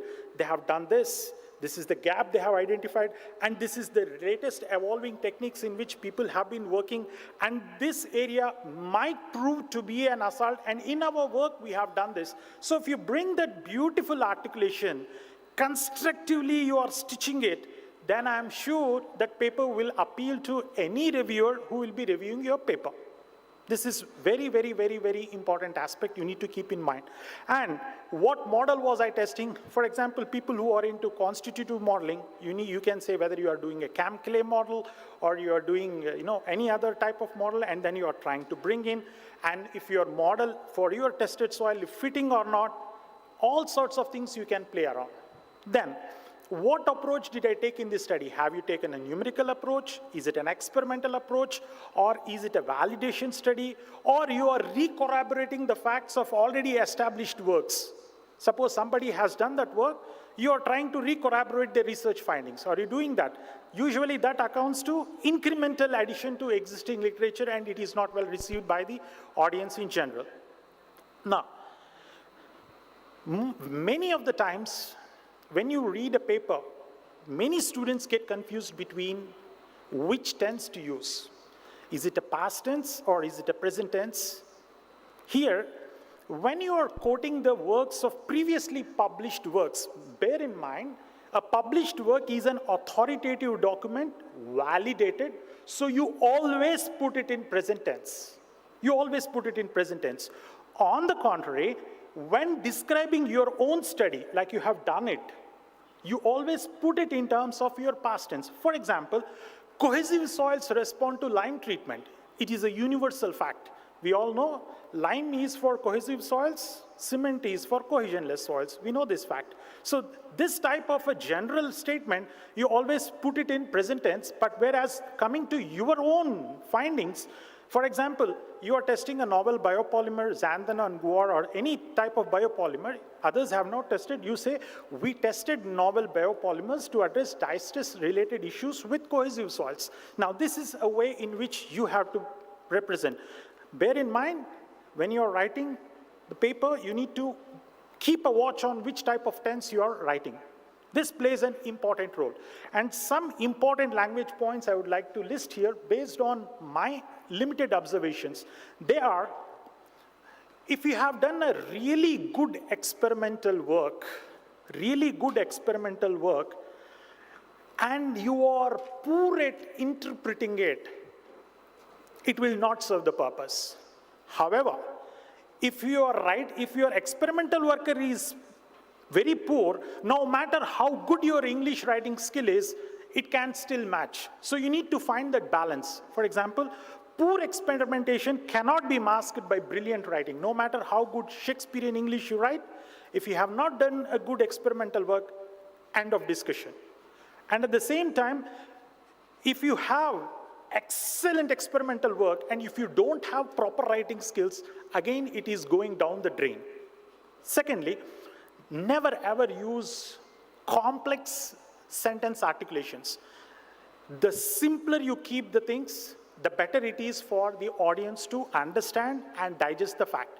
Writing an article in the simplest English is the most toughest challenge it is there. Remember. Third, always keep in mind that the paragraph is essential unit weight of the thought. When you're writing a paragraph, don't get lost around in why you started writing that paragraph and how you are ending. The continuity of thought has to be there. Suddenly, what I see when you are reviewing some papers, there will be one paragraph discussing about one figure, and suddenly they will jump into another figure, and they don't link as to what forced them to draw that figure and bring that analysis. They never do that. So that is where the continuity of thought will be lost, and you will entertain very criticism from the reviewers that the paper is poorly written. Third, avoid lengthy and unfocused reviews of previous research. This is a very irritating thing that is occurring these days, like citing to too much amount of irrelevant literature just because a reviewer has forced to cite. In one of the papers which I was handling for, I think, Frontiers, one author directly wrote to me, "Sir, this reviewer has asked so-and-so papers which are totally not relevant to my work. Do you want me to cite it under a separate section stating that review of irrelevant literature?" So he just wanted to write sarcastically one sentence, otherwise I'm not going to put. I just wrote him a letter, don't cite them. I removed that reviewer and I assigned that paper to somebody else. What is the point? So you need to avoid citing irrelevant literature. If a reviewer is honestly asking to cite a paper, you just check whether it is relevant to your work or not. Yes, it is relevant and it is increasing your thinking, then it is better to cite it, because you never want to be in the bad books of a reviewer. Then finally, define any specialized items or abbreviations the way they are appearing in the paper, which is very, very, very, very essential. Then, which type of abbreviations you can use, which type of abbreviations you are not supposed to use. For example, you can avoid using abbreviations for full form words like minimum or October or first or temperature, because these are well established. Exceptions include like ATP, DNA, these are well established, so you can put them as units of measurement. And even mathematical and chemical formulae. Sentences should never ever begin with an abbreviation or acronym. You should never start a sentence with an abbreviation or an acronym, never. You may wish to introduce an acronym. In such a case where you are using that acronym many a times in the paper, it is your responsibility that if that acronym is appearing for the first time in the paper, define them what that acronym means and then be at liberty to use, because now here you are reducing the character count or the word count in the paper. You can do that. Then, for example, I'm given just, if your paper deals with xanthangum or guargum, you may use full scientific name XG or GG for the first time, and they can use it in the remaining part of the paper. Then, bear in mind, chemical elements are not proper nouns. So, do not capitalize them. Only the first letter of the symbol is a capital letter. Many a times, when you're writing chemical composition of elements in a soil, many a times you will be doing, people use capital letters. Now, this is a typical editorial mistake, and no matter how good your paper is, in the initial screening process, even before the paper is assigned to an editor, there will be a screening process. In the screening process, if they find these type of trivial mistakes, the paper will be kept aside. It won't be even assigned to editor. Forget about being assigned to editor. It will be kept aside and the paper will take a desk rejection straight away. So you need to have a very, very careful final check on the paper whether you are doing these type of mistakes or not. Then, you should never ever use contractions in writing a paper. For example, didn't, can't, haven't, no, absolutely not, big no. Then, the word data, remember, is always a plural. I have many a time see people using wrong statement or wrong articulation for using the data. The data were collected on January 21st, 2001 or 19th December 2024, you can use. Direct quotes, please avoid. Many a times I keep hearing from the students, sir, ये sentence जैसे कि वो author ने लिखा है, इस तरह कोई लिख ही नहीं सकता, इसीलिए मैं ऐसे use कर रहा हूँ. No. You can pack your circus, you can tell that cock and bull story somewhere else, but not in a journal, particularly when you are targeting ASTM or AC journals. No, you can't. Yeah, it is an established statement, but you have to put it in your own words and in the context in which you are using it. Then, read and reread your references.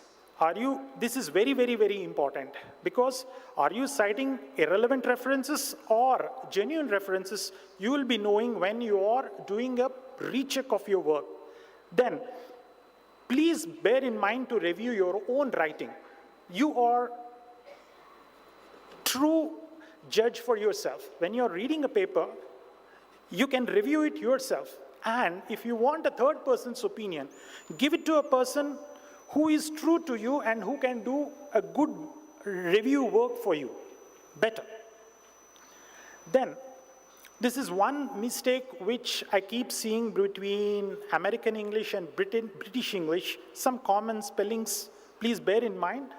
A here stands for American English, B stands for British English, color, color, organization, organization, traveling, traveling, recognize, recognize. Why is it important? Because if you are targeting Geotechnical or Indian Geotechnical Journal, we follow British English. And if you are targeting AC or ASTM journals, they follow American English. So appropriately, your usage of wording has to be in conjunction with their articulation. You don't use British English in an American AC paper. Immediately, you will get proofread comments so many that they'll ask you to fix this. So better you keep a tab on which is your targeted journal and is it catering to which type of audience. This is very, very, very important, because if you keep this aspect in mind, then the probability of your paper getting through in the editorial phase and getting assigned to the editor increases much faster, and you will lose less amount of time in the peer review process. But if you do these mistakes in the editorial process, again it will be sent back to you. You may have to fix these issues once again, redo it, and then again send. You are easily looking at 3 to 4 weeks or even 5 weeks of loss of time here. Keep this in mind. This is my gut feeling. Then, with the onset of tools, you do have a lot of tools. I'm not going deep into these tools because you can use these tools after you have a preliminary version of your draft, but don't depend on these tools to write the entire paper. For example, you have, for literature search, you have Research Kit Chat, which I'm using basically. I go and type in the keywords and it will give me around top 10 or 20 most happening articles in that area and which have been cited a lot. In the last 5 or 10 years, it will pick up and show it for me. So I know which type of audience I'm looking for, and I'm even looking at a potential reviewer for my own paper here. Because in most probabilities, if I'm writing a paper, it will be going and assigned to the subject expert there. So I can rig it here. Then you have lit maps to know the knowledge maps. You have PaperPal, very, very good writing tool. Citation, you know Zotero and Mendeley. PubMed, you can take, and Draw.io, you can generate beautiful flow charts in it. I highly recommend the budding master students and PhD students to explore this Draw.io, because gone are the days of conventional origin plots, Excel sheet plots, because if you are not innovative enough in putting your ideas creatively, you don't expect your papers to get through easily, and it should appeal also. The content has to even appeal. Then other Quillbot and 10 useful tools. These useful tools also you can keep in mind if you are writing your own papers. They are Otter. Among these, I will highly recommend Otter, because here you can just speak and record your own research idea, and it will save and even transcribe it for you, this Otter. And I have, when I'm reviewing a paper myself, suppose if I'm a reviewer, I take the help of Otter a lot, because I just read the title of the paper to Otter, and I just tell him that, can you just pick last 20 or 30 most happening papers in this area? And Otter will list me all this. Now I can just I have to go through these papers, whether is it an incremental research, what I'm seeing in this paper, or is it a genuine research? This is where I'm saving a lot of time in doing these reviews for papers, usually that which are assigned. I'm not going to write my comments based on that, but it will just give me a feel as to what is really happening, this Otter. Among all the 10 listed tools, I would highly recommend Otter here. Then, proofread before submitting. This is very important. After you're done with your paper, you please read for one final check. Have you used the terms consistently throughout the paper? Because it is an irritating comment coming from a reviewer pointing it out in your paper that you have used this term there and you have used this term. Can you please fix it? 60 to 70% of the papers, I keep seeing this comment repeatedly occurring. Meaning there is no coherence, there is no uniqueness, or there is no similarity in the way they have written. Very wrong. Do numbers in the abstract match numbers in the text and tables? This is a very unpardonable crime you can have. Can you tell me the reason why this occurs? Anybody? Why do the numbers in abstract not match with the numbers in text and tables? Because You have a habit of writing an abstract to a conference 6 months before generating your results, and you write a statement towards the end that you don't have the result yet, and then you will be communicating a paper, writing an abstract. And you don't have the patience to even change or modify the abstract after your final research findings have come. You have your final research findings, you expected there will be a 20% decrease in shrinkage limit. Now finally you ended up getting 9.1. 9.1 is what you are showing in the tables. And finally in your results and discussions and in conclusions also 9.1.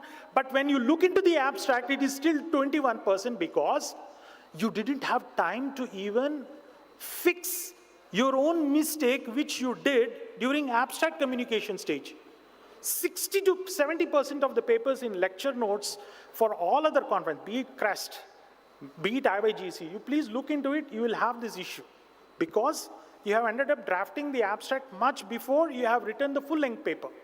Then, do citations in the text match references? Sometimes, this is very important.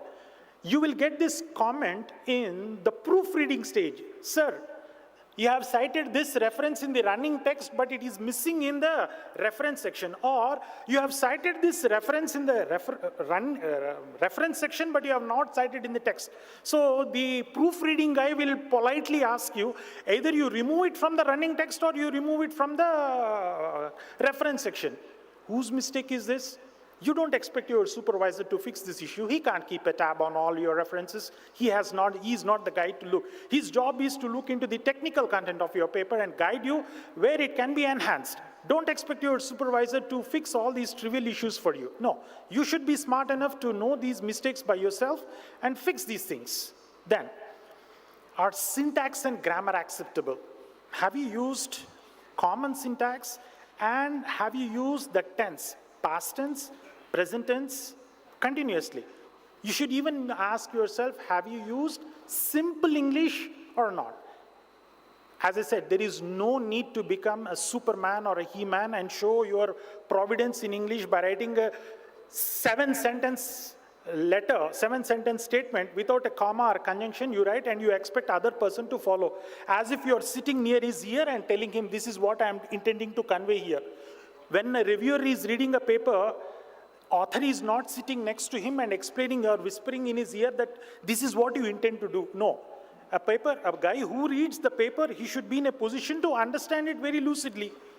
True or not? So this is where proofreading before submitting assumes paramount importance. If you have a little bit of patience, you do it 2 times, 3 times. I'm sure you will find mistakes even in third proofreading version.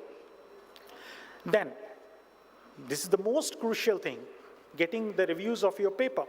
Here, I would like to give you 2 or 3 tricks which may help you get your papers faster review.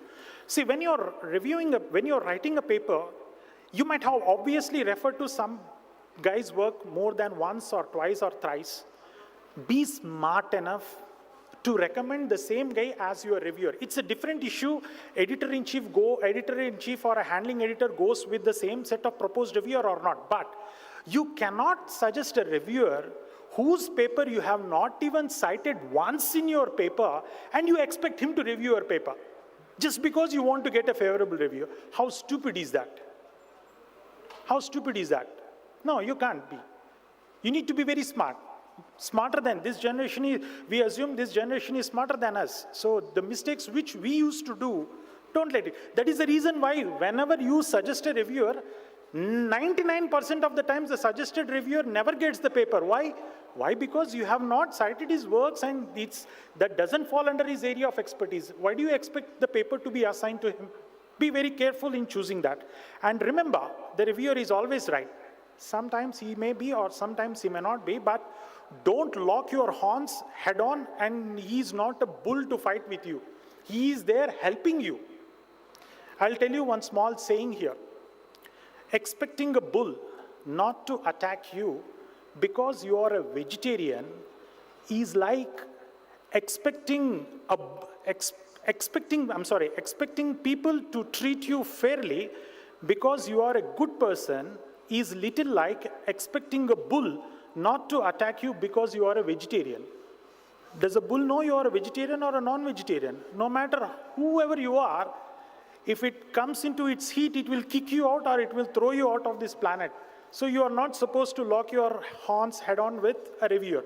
Be polite and most important, don't respond quickly to reviews. If he has given you 20 days or 40 days, you read the question 40 days and digest what he's asking. You spontaneously try to write an answer, you will get foolish answers sometimes. Don't do that. Because when you keep thinking about on those questions, you will come up with a very, very possible answer. In fact, your creative logic also evolves. The way you articulate sentence also evolves. Maybe you will come up with a better answer to justify your claim in a proper way if you are taking more time in digesting the question.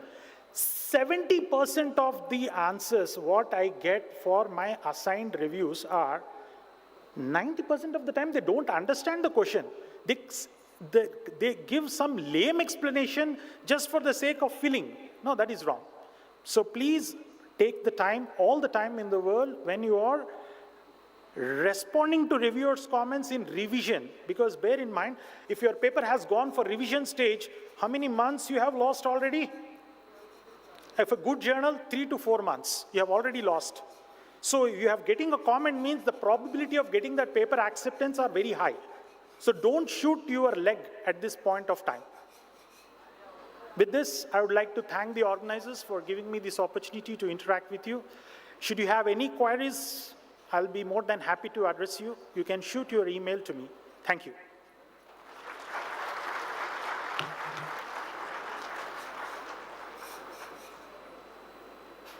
Yeah, we are running late, so I'll ask Sumit to hand over this session to another person so that they will go over to their presentation. Thank you.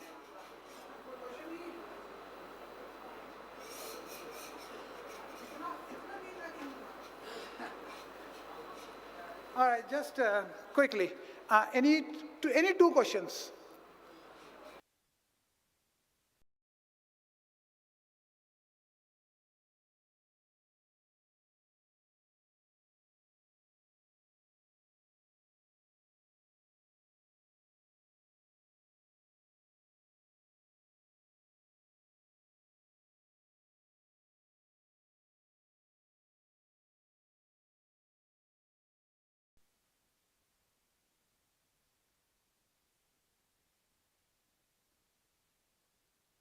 Appreciate his knowledge. Thank you very much.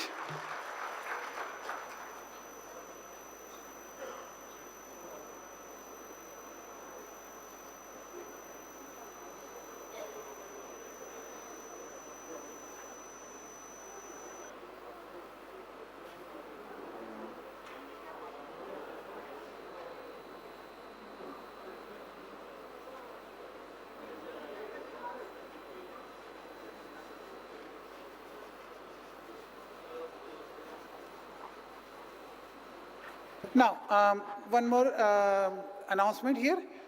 जो Springer का जो था ethics से related presentation वो for a good reason cancel हो गया. Okay, तो आप लोग अभी अपने अपने डिनर के लिए जा सकते हैं अगर डिनर चालू हो गया होगा तो, और नहीं तो जो हमारा कैंपस है उसमें आप घूम सकते हैं जो स्टूडेंट्स हैं. और जो यहाँ AGM के लिए आए हैं, अब आपका सीज़न शुरू हो रहा है, so season 2 will be start with you guys. So thank you very much. I appreciate all the way. Thank you.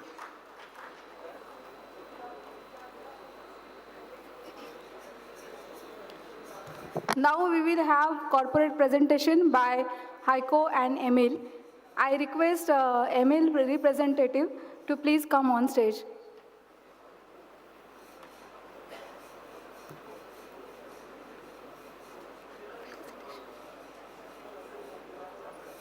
Felicitation? Felicitation करायचं का? कोणचं? त्यानंतर बोलू आपण. अच्छा. तुम्ही आता फक्त सांगा एमएलचं कॉर्पोरेट प्रेझेंटेशन आणि हायकोचं आणि त्याच्यानंतर AGM.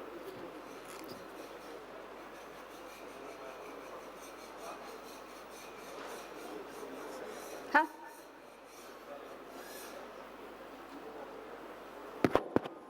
Good evening all. So as per the system, our annual general meeting is to start at 7 o'clock. Since we have to get the number and the presentation of the sponsors are pending, so as per the protocol, we are deferring the meeting to 7:30 of the AGM, and we'll start at 7:30. The AGM will start sharp at 7:30. By the time you can do the signature, and we can listen to our sponsors who are ready to do the presentation by that time. So meeting is deferred to 7:30 p.m. Please.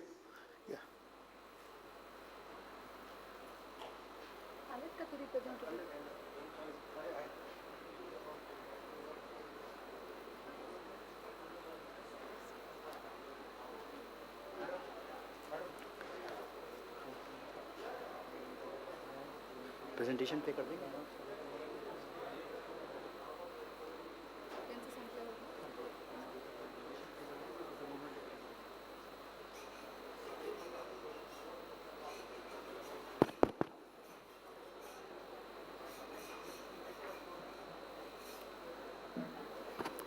Hello.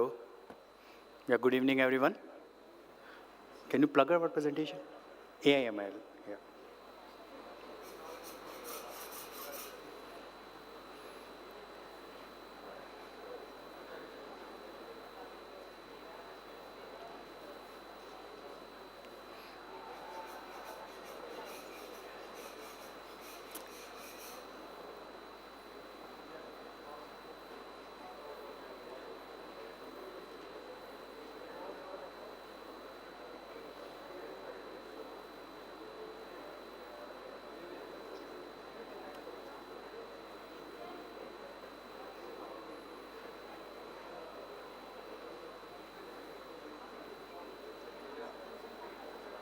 मिला क्या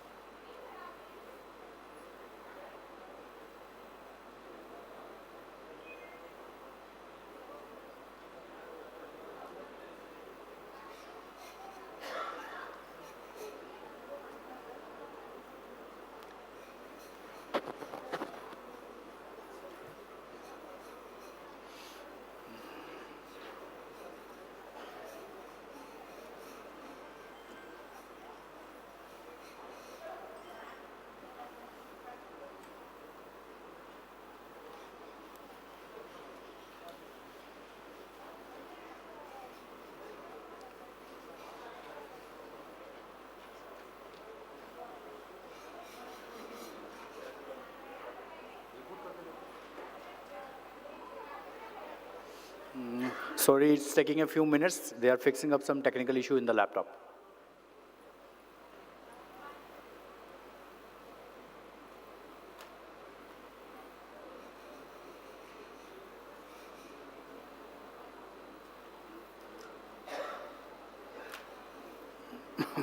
ये इसको भी connect कर देंगे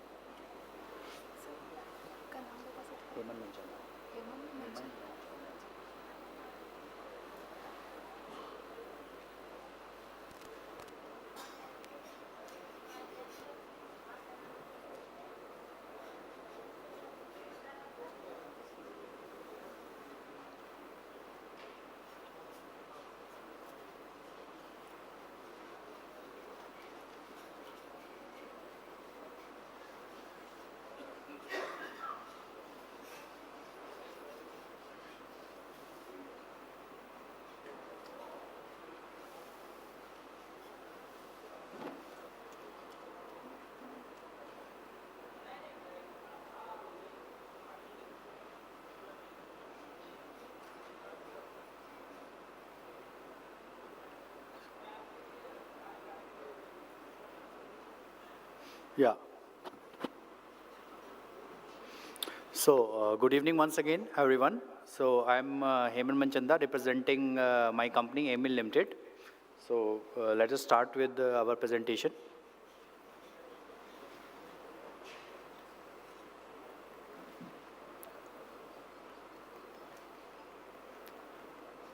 First slide से चलाओ ना, first slide से.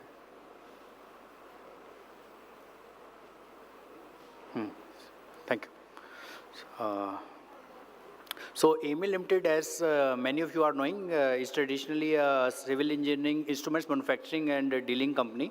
We manufacture a lot of instruments in-house, and we also are representing more than 100 global companies who manufacture and sell geotechnical and soil engineering instruments. In addition, we have a division which deals in design consultancy services, and I represent that division. And today's focus will be on the services provided by the design division of Emil Limited. So, as such, our core values are providing optimal quality and customer service. Hence, in our company, we have more customer service engineers than the sales professionals. We follow all standard quality standards. We are an ISO company. We have accredited labs. And for 2 consecutive times, we have been awarded as Best Professionally Managed Company by CIDC. We have today more than 1,000 professionals. Most of them are engineering graduates and postgraduates. This is our presence. We are present almost in every major part of the country.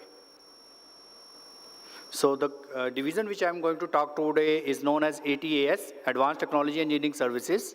The idea of this division is to bring new technologies which is used worldwide and adapt them to India. In fact, we were the first in India to bring reinforced earth walls. It started with Emil in India. Today we are doing a lot of field investigation services, like we do geotechnical investigations, we do soil and rock mechanical testings, we do geophysical surveys, we do health monitoring of civil structures using non-destructive testing and structural health instruments. We also provide engineering services in the field of geology and geotechnical hazard evaluations. Some of the projects in field which we have done, we work in drift as well as in open pits. These are the tests which are used for classifying the engineering parameters of rock and soil, which we take further in the design of our civil structures. We do geophysical surveys, seismic reflection surveys, ERT, seismic tomography, and geophysical surveys nowadays are basically being used as backbone of any investigations because of limited number of geotechnical investigations, we have to supplement our data by geophysical surveys. We also provide services in the field of non-destructive testing of concrete.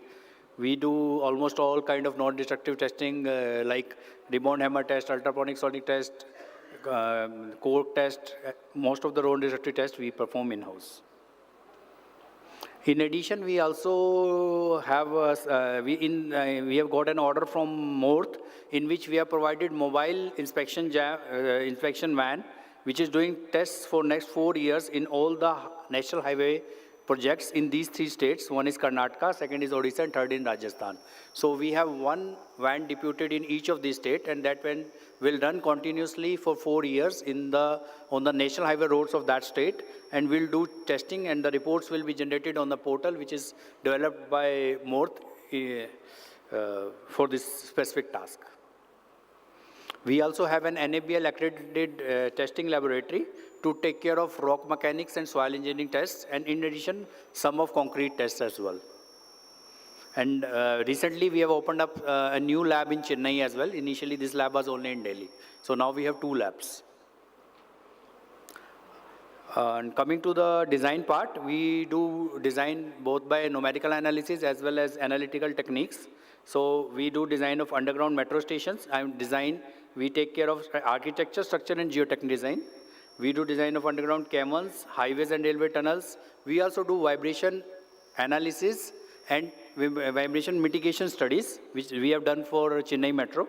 We also take up slope protection works, and We also do design of and proof checking of mechanical slab structures and foundation designs. Some of the projects of interest which we have completed in recent past, I'd like to share. So this is the design of diaphragm walls for metro stations for Chennai and Pune, in Surat. We have done 8 stations for Chennai and 3 stations for Surat, in which we have done coupled flow analysis, which includes the stress analysis and as well as the seepage analysis at the same time. So we have used it, done it using finite element software called Plaxis. And in the right, you see, this is the vibration study which I was talking, in which we have first monitored the baseline vibration levels, then we have taken the expected vibration level that we are going to reach at different points due to the terrain. And then we have suggested the mitigation methods to Chennai Metro to bring the vibration level to the desired permissible limits so that it should not disturb the occupants. We also take up building condition surveys. As you know, in Delhi or in metros, the depth of tunnel is relatively shallow. So while excavating or boring the tunnel or excavating the station, we have to ensure that there is no impact on the nearby structures. And for that, we do building condition survey prior to start of any construction activity of those structures. And we work out the existing condition of those buildings, and we recommend any improvement or any preventive methods which are to be taken in those structures so that there is no impact of our construction to that structure. Based on our survey, we divide the buildings in different categories based on Berland classification system, and then we take up the remedial methods as well. This is one of the interesting projects we did in Delhi. It was there was a failure in one of the metro stations, which is CC 126 package, which is near Najafgarh. So we designed the remedial method after failure. We were not involved till failure. It was done by someone. Once the failure was there, then we were called by DMRC as a specialized agency. So we get into the problem, we propose a solution, and now that station stands constructed, adopting the solution. We are also working for hydropower projects. We do 3D numerical analysis for hydropower project, and in that we model the complete hill mass. We don't simply take a square and then make a tunnel inside it. Whosoever is dealing in numerical modeling might be knowing this is very common practice to do. But we go a step ahead. Like this is, for example, for Thalapulang project, in which we have modeled the complete hill mass, and we also model the powerhouse cavern and all connecting tunnels and associated structures in 3 dimensions. And then we have come up with the design of these tunnels, which is now being executed by the contractor. The another one which did was, we did the same exercise for Chanju 3 project. You see, in this 3D, you can see the difference, In this 3D, you can see the difference. On one side, the hill mass is very high, but over a very small length of powerhouse, the hill surface is almost falling as a flat surface. And because of this, there will be differential forces acting on our powerhouse cavern, and hence the 3D study was very much required for this project. Almost same is the case for another project, which is Deothal Chanju. We did it again in using 3D finite element modeling techniques. This is another project which we did. In this, we actually modeled it only 1 meter in length. So you can say that this is 2D analysis. This was done for Subansiri hydroelectric project. We also take up slope stability projects, wherein we design the slopes using both the techniques, limit state methods as well as finite element methods. So some of the projects which we have recently completed is Pappu UPA. There was a landslide at 5 locations. So we designed the preventive measures, and these project stands completed now. Another project we did is Tamachung. The construction is going on, it's not yet completed, but we have already, the design is approved by the IIT, and the good for construction drawings are already being implemented at site. This is another project, similar, where we are dealing with slope stability problems. Another example. We have also been involved in the stability of Rashtrapati Bhavan in Guwahati. there was some slope issue which we designed. You can see on the right, there was a slope failure which we designed. We have also taken up the uphill prevention work at Pakyong Airport. It was required to widen the airport, so because of widening, the hill was to cut at a relatively steeper slope, and we did analysis for it. And we have also taken a proof checking of a mechanically stabilized earth structure in Imphal, which you can see on the right side. Some another projects where which we have done the rim stability analysis for Ratley. You know, when a hydro project is constructed, the rim area of project is very vast, and these slopes of rim are very prone to failure. So we have taken up complete rim stability analysis and suggested the remedial methods. This we have done using limit state method here, which is using a software called Talren, which is a French software. Some other infrastructure projects which we have done is that we have recently taken up audit of Chinani National Tunnel, which is around 9 kilometers tunnel, and it has approaches on 2.9 kilometers, combined approaches on both sides. So we have taken the technical audit, we have gone to sites, we have evaluated the existing condition of structure, existing condition of tunnel, existing condition of the slope, and wherever there were either existing collapses or failures or which was prone to failure, we have suggested the recommendation methods. Our now methodology and design stands approved and proof checked by the concerned authorities, and construction is and improvement is now started at site.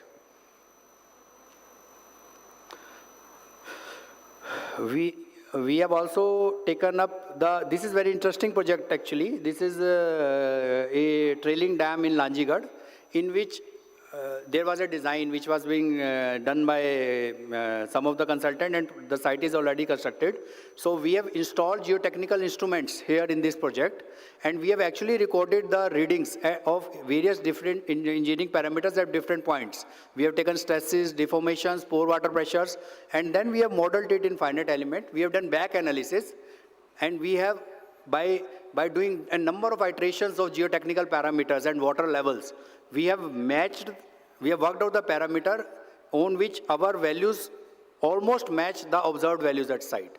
So we have done a back analysis, and then based on that values which were determined, now we are predicting the future monthly, this exercise we do every month.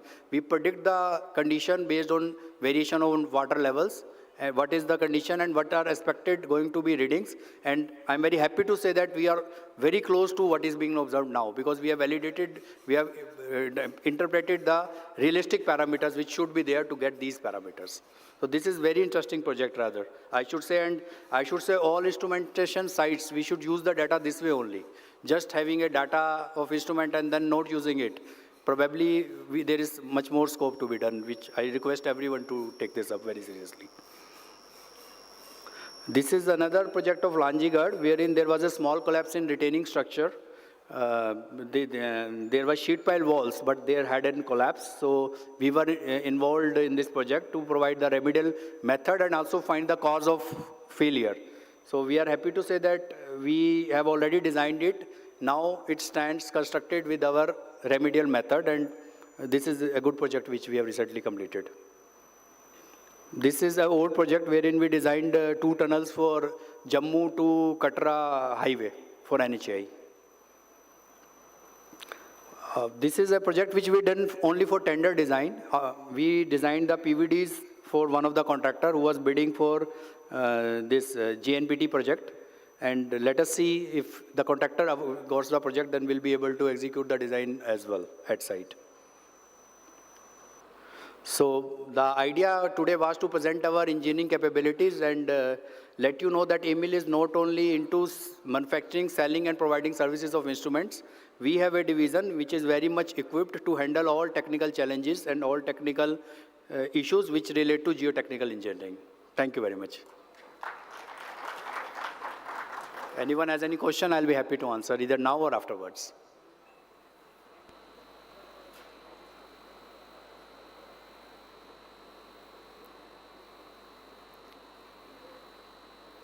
Fine, sir. Thank you. Thank you once again for your time. Thank you.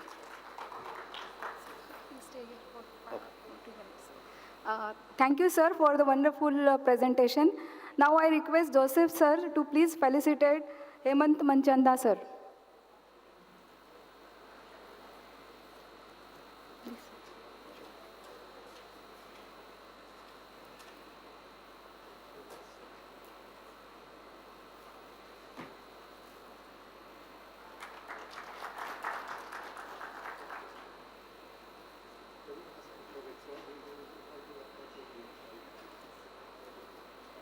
Thank you, sir. Now I request Ronak Singh, sir, for the presentation.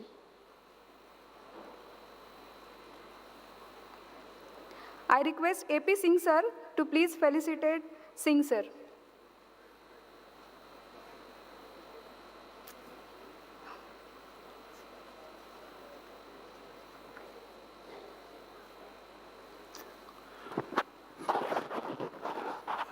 Good evening to everyone. Felicitation. He has to say Your something. felicitation. Okay.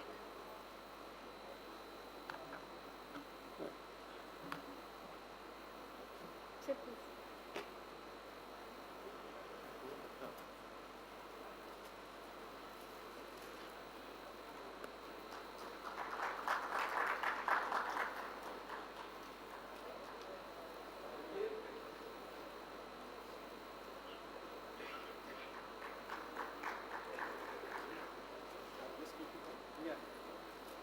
Thank you, sir. Now I request Singh, sir, to please start this presentation.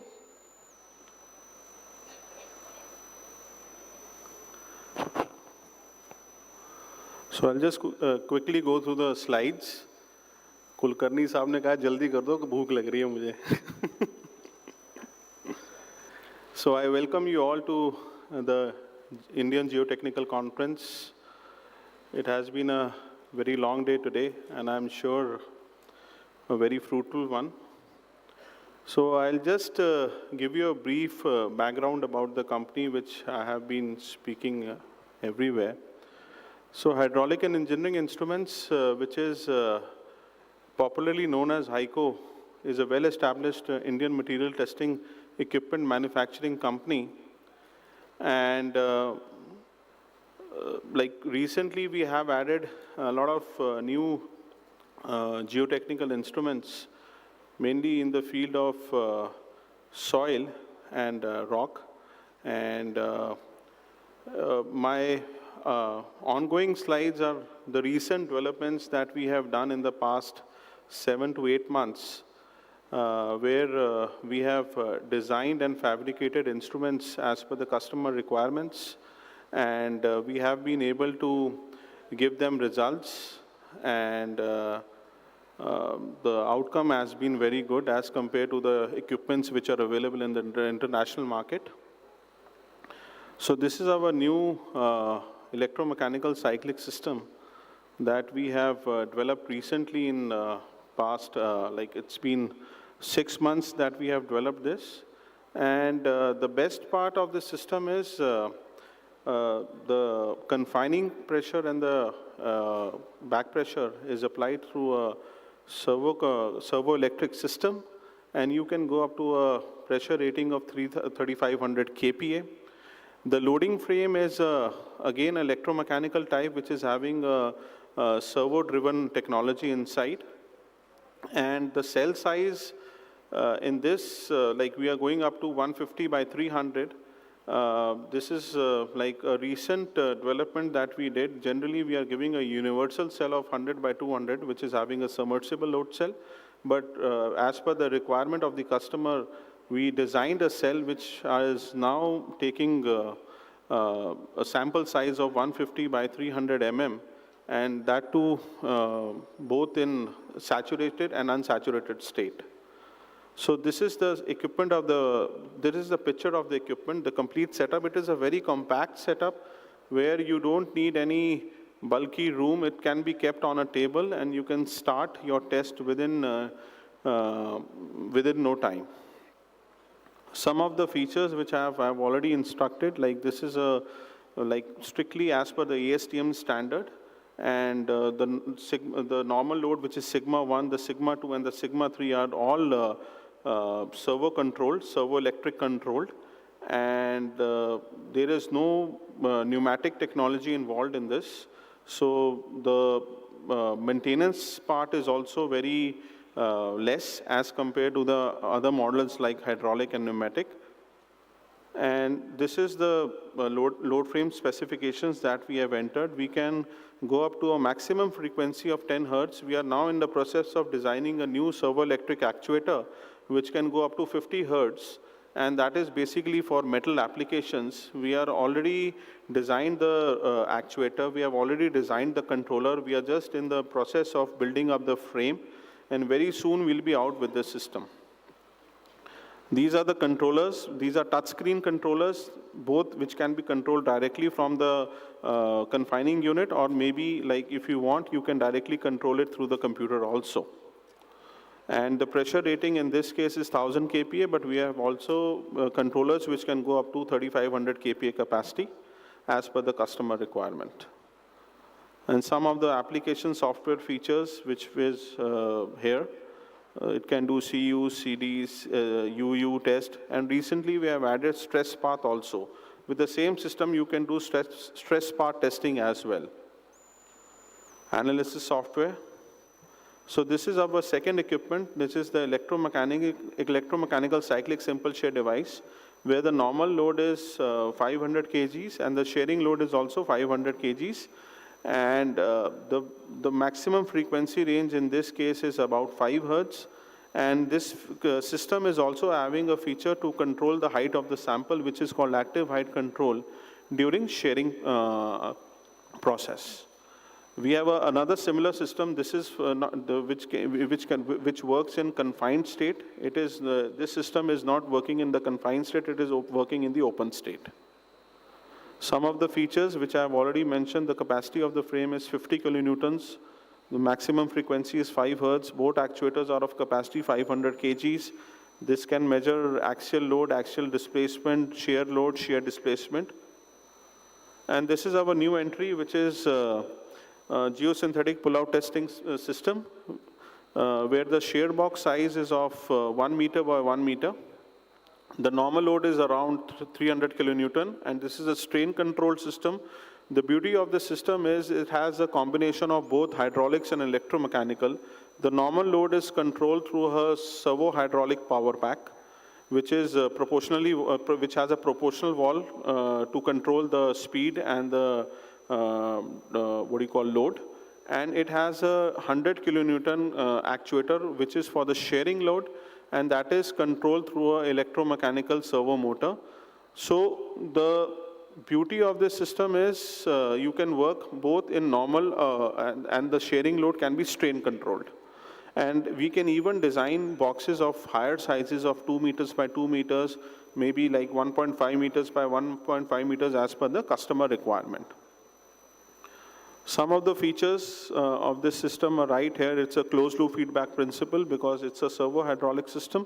So it works on a closed loop feedback principle technology, where the error signal is being calculated between the proportional valve and the load, and it is giving directly the signal to the system. And this is our new geosynthetic pull-out test arrangement, which is for inclination loading. Here you can measure the resistance in the soil at an inclined load between 0 to 30 degrees. And the normal load and the shearing load in this case is of 5-ton capacity, and the shear box size is 600 by 600 mm as per the ASTM standard. And the inclination load is again controlled through a drive mechanism, which is a servo motor, and it can be controlled directly from the system. You don't need to control it manually. And the normal and the shearing load is also computer controlled. This is our, repeated load test for soil, for bitumen, or for any other material which you want to test under cyclic loading. Which is, in this case, the customer wanted to have a container of like a circular container, but we can also give you a square box for your repeated loads. This instrument was supplied along with various types of sensors like accelerometers, strain gauges for the desired testings. And the capacity of this actuator is around 100 kN, and the loading frame capacity is around 250 kN, and it is again hydraulically operated.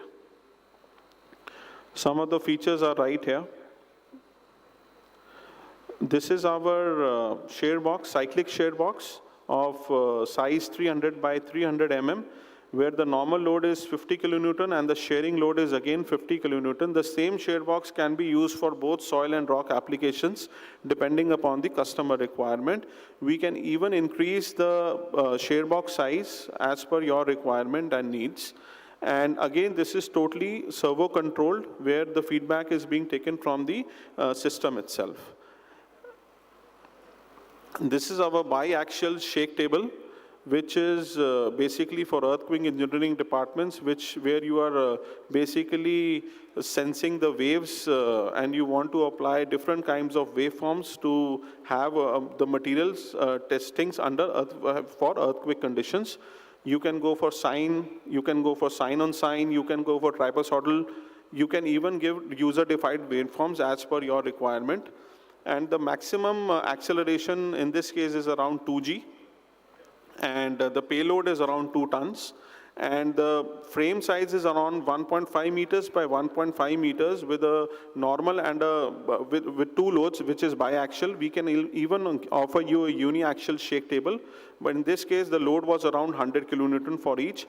And this comes with a multi-axis controller of 19-bit processor, where the data speed is around 1 data per second, but we can even offer you a higher controller of 32-bit, which we have designed recently as per your needs.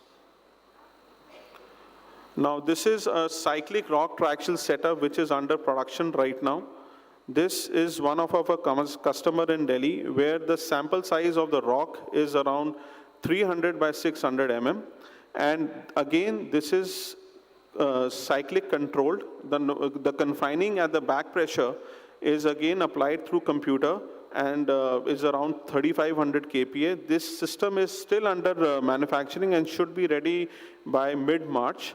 So the next time when I present, I would be able to show you this exact system with the outcome of the results. And this is our new venture that we added recently, which is KSR Geotechnical Testing and Research Solutions Private Limited, headed by Dr. K.S. Rao. And I would not be telling much about this because I would this is basically a company which is being handled directly by Dr. Rao sir. So if you have any questions regarding this, you can visit our stall and you can meet Dr. Rao directly for any concern. So some of the projects that we have done recently in this are rightly mentioned here, which is Altinoc, KRCL.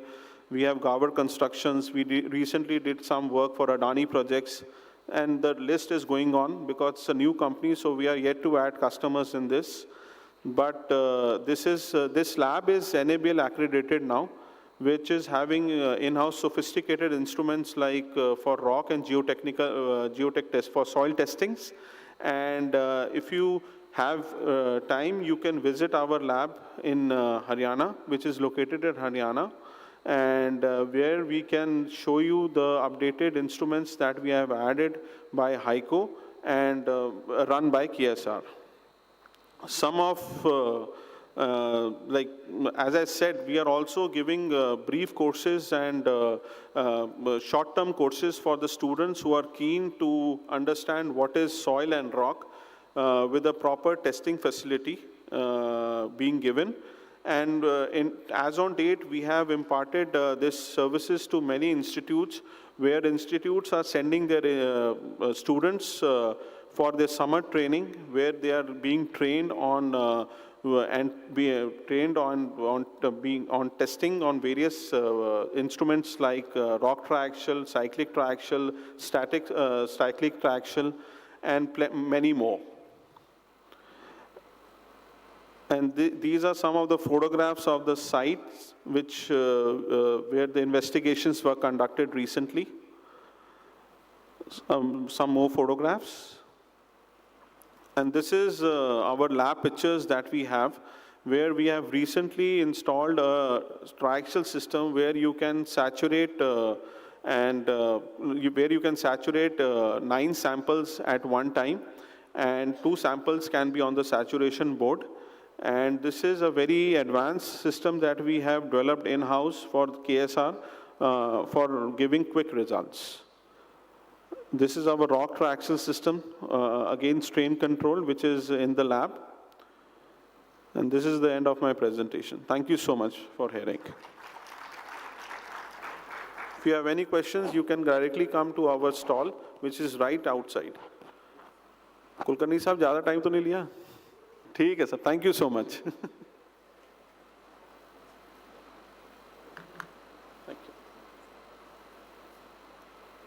Thank you, sir, for the excellent presentation. Now I request Vikas Patil, sir, to please felicitate Dr. Arif, sir.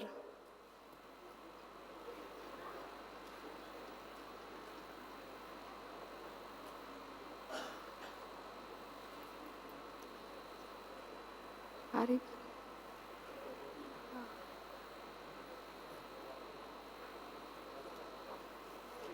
Arif, sir.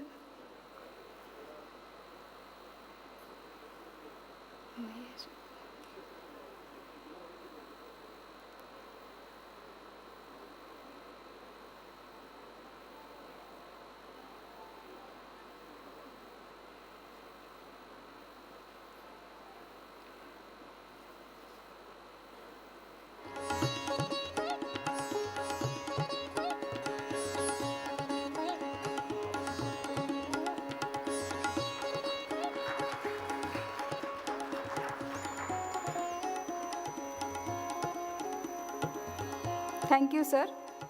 With this, our day 1 of IGC comes to an end. Thank you.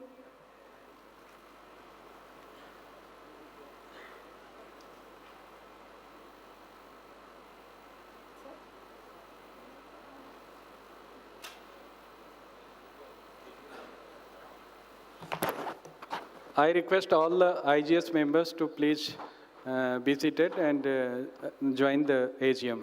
We are going to start.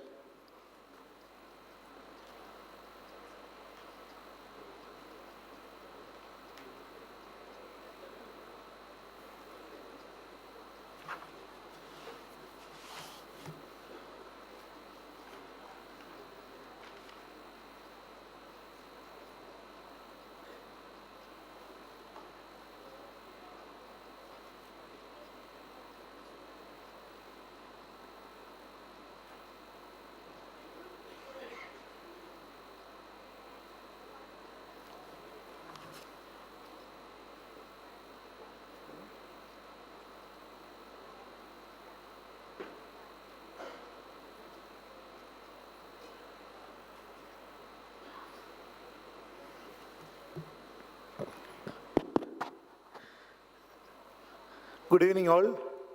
Welcome to the 66th Annual General Meeting of the Indian Geotechnical Society. As per the clause 15.3 of the meeting of the General Body, the quorum for the General Body meeting shall be 1/3 of the total membership. So we have a membership of 6,100 odd, and that we need about 2,000 odd members to call the AGM. But the second clause states that in case of lack of quorum, the general body shall be adjourned and immediately reconvened when quorum shall not be necessary. So the AGM is hereby adjourned and again reconvened to go over the proceedings which has to happen. So it's my pleasure to be here to welcome all the members to this meeting of the 66th Annual General Meeting. I know it has been a long day, but then we will go ahead and continue with the activities to be completed. Thank you all and welcome once again.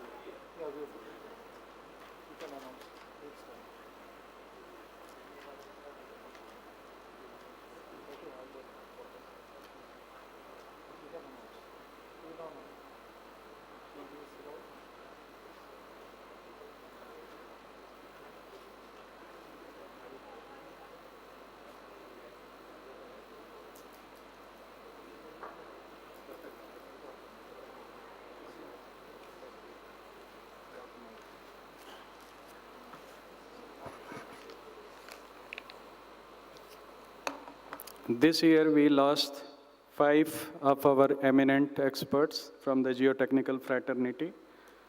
They are Professor Vilatkar, Dr. VVS Rao, Hari Krishna, Dr. PK Jain. So in their respect, we will have 1 minute silence. Dr. Naik, GC Naik.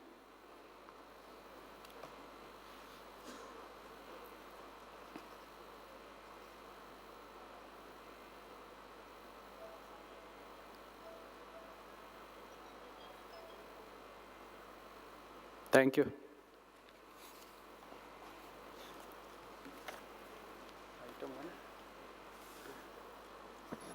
Item 1 is the confirmation of the minutes. To consider and confirm the minutes of the 65th Annual General Meeting held on 14th December 2023 at Roorkee. This is the minutes of that meeting which was held.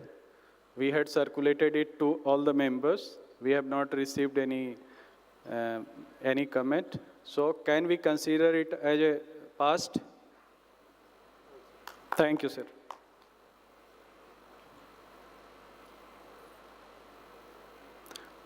Item 2 is the audited accounts for 2023 and 2024. To note and adopt the audited accounts of the society for the period 1st April 23 to 31st March 24, Appendix B. So this is the audited report of the accounts.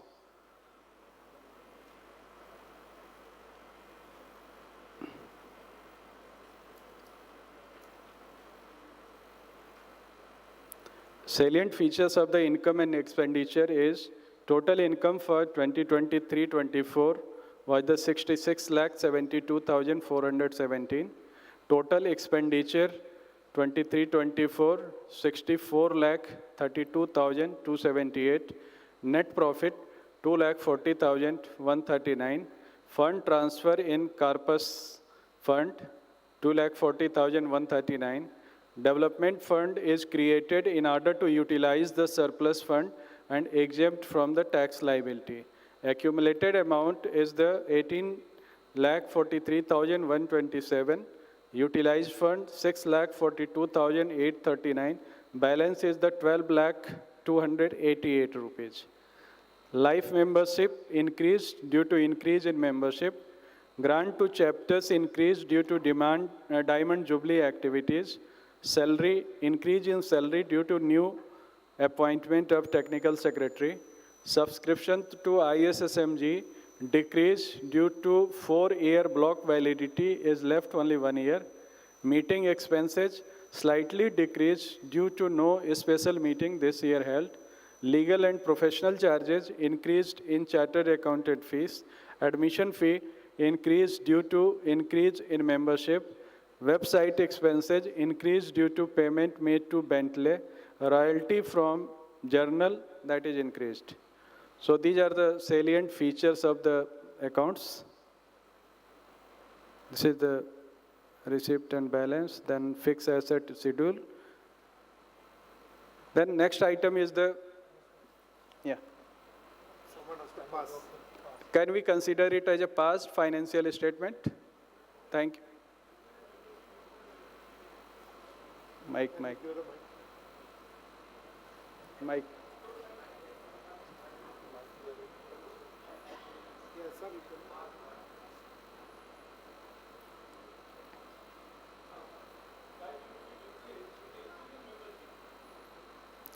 Life membership increased due to increase in membership.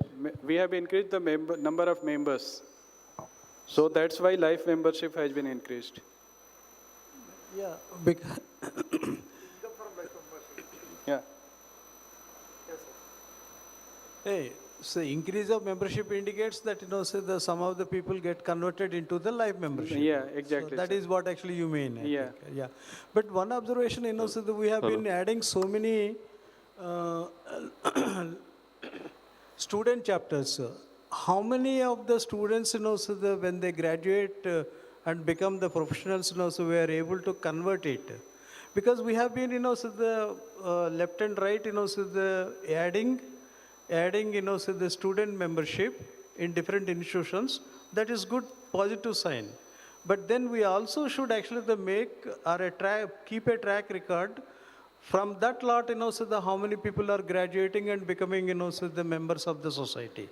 Sir, major drive for the student chapter and student membership at the local chapters level, that has been increased tremendously since last two years. So we can expect now they are the members of second year or third year, so just maybe passed out.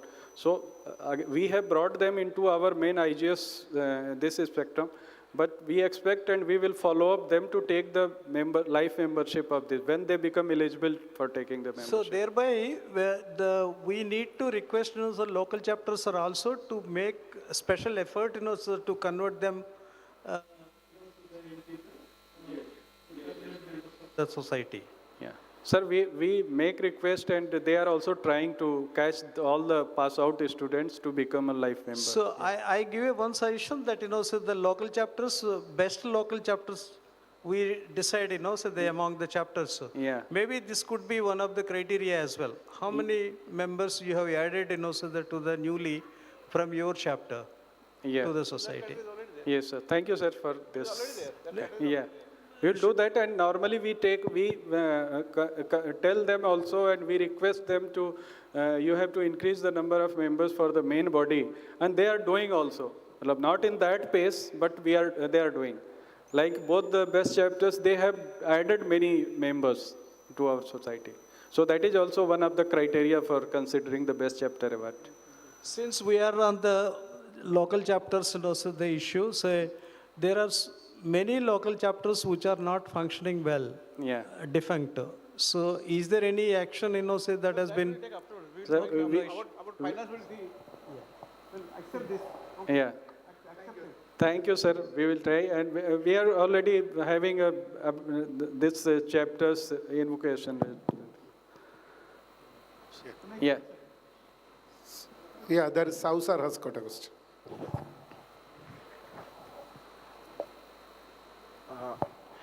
Just one small thing I want to ask this legal and professional expenses. We hiked their fees little bit in 23 and it became 30,000. Now we have again hiked to 66,300. So does it include some other services also they have done for us, or it is their CA fee only? The same way they had requested just to change, just to increase it, and we discussed and we increased it. No, but increase 200% is means 100% increase is there, no? From 100 to 200%. No, 50,000 to 60. Huh? Chartered accountant Chartered fees. accountant fee. Sir, we have given our second office on rent. That expense must be. Yeah. Okay, yeah. Okay. That is a broker. Understood. Yeah. That office case. Yeah, that is also added to that, sir. Yes. So can we pass the accounts? Sir, yeah. Utilized fund from development fund. Yeah. Is it over and above the other expenses? If that is the case, maybe I'm curious to know how we utilize the fund from the development fund actually. Last time we bought Plaxis software for the students. So now we see that the number of usage is not increasing. So this time we want to convert it into a building space. So that is the fund which was utilized for the renewal of the Plaxis software, is that fund was utilized for. Thank you. Thank you. Yeah. Any more questions? Can we pass the accounts? Yes, thank you. Thank you very much.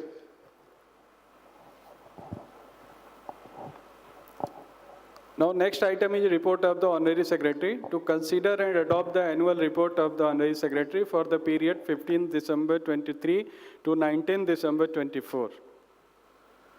Now, this is the report I am going to read for the period from 15th of December 24 to 23 to 31st 12 24. Meetings, Executive Committee meetings, 238 ECM was held on 9th of March 24, IIT Madras, Tamil Nadu. 239th ECM was held on 8th of June 24 at Surat. 240th EC meeting was held on 5th October 24, IIT Hyderabad, Telangana. Special EC meeting was held online on Zoom platform on 14th of November 2024. 241st ECM is scheduled and it has been held yesterday on 18th of December 24 at MIT Aurangabad, Maharashtra.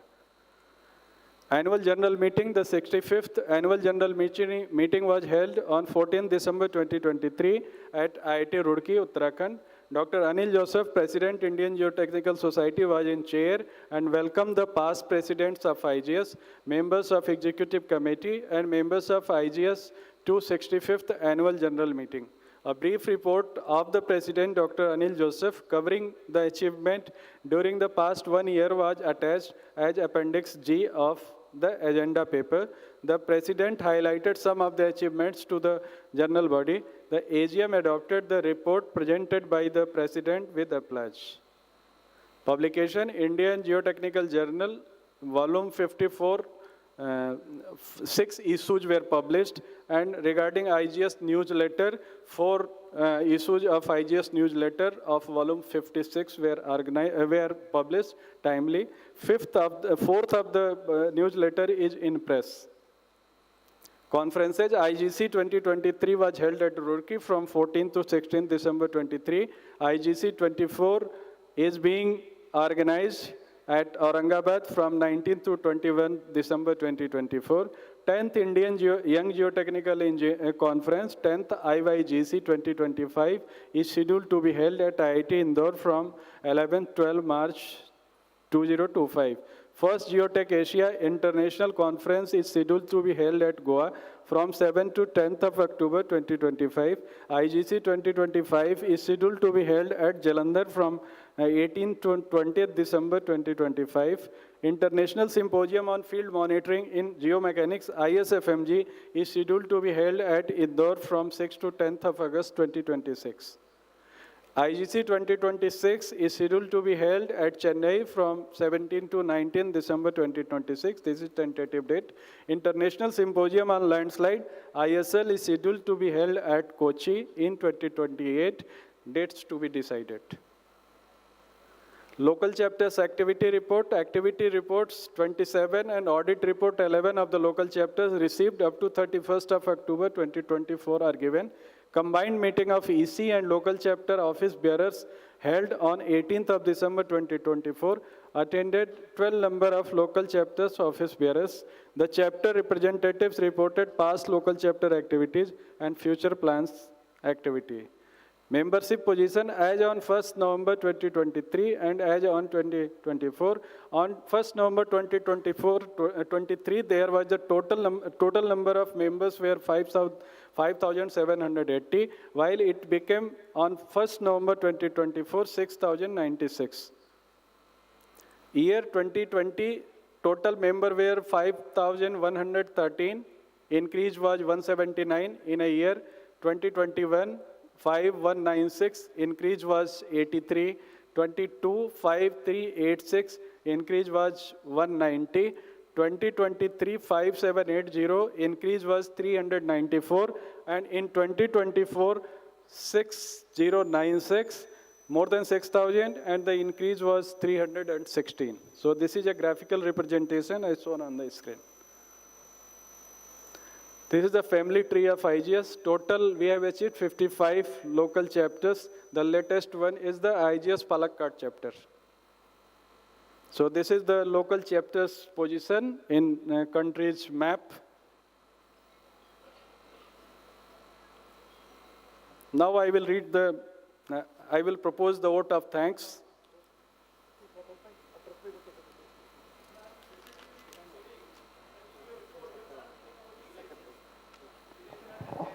Yeah, that we will take. President will take in the election. Obviously. It should become in secretary. This is why, this is the third time I'm telling you. Otherwise, President will be in the chair. The election is conducted, the election results and also the Should be announced first, and then, say the... report also you should mention that the No. election will be conducted. Yeah, of course. Last time also I suggested, before that also I suggested. Results should be part of your... Should come in the report. So President will announce the result in the election. Or should I take it at No, President cannot actually announce it, Okay. So you will, as a secretary, honorary secretary, you will announce it, and you will request him, to take the chair.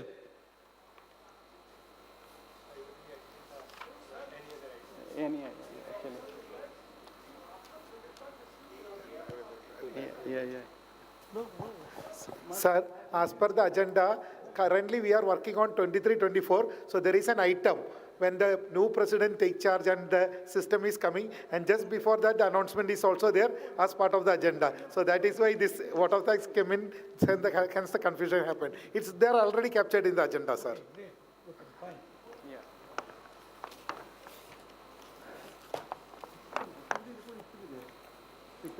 Vote of thanks. Dear members, thanks to all the members who are present here to participate in AGM and also IGC 2024.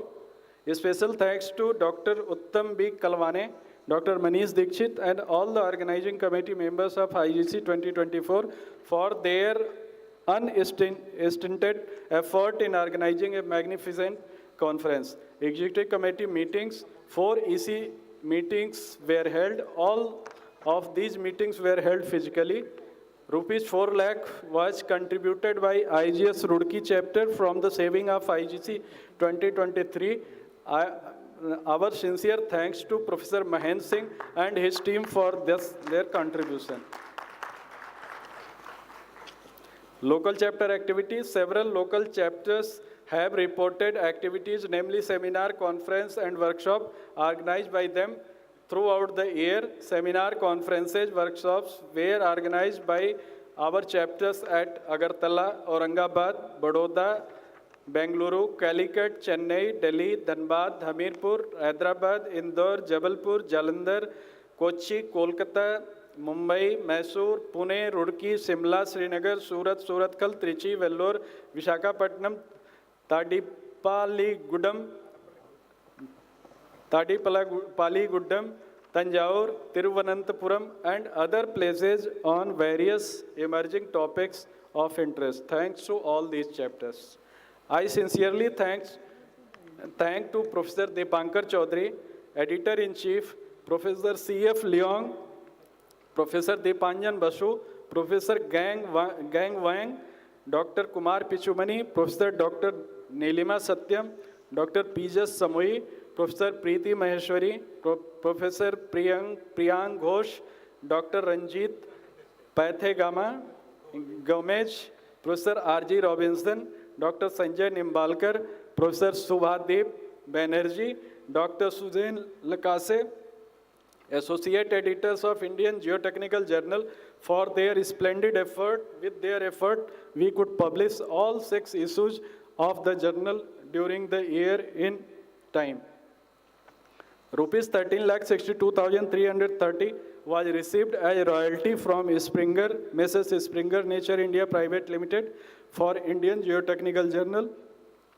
My special thanks to Mrs. Springer Nature India Limited for the quality work they are doing.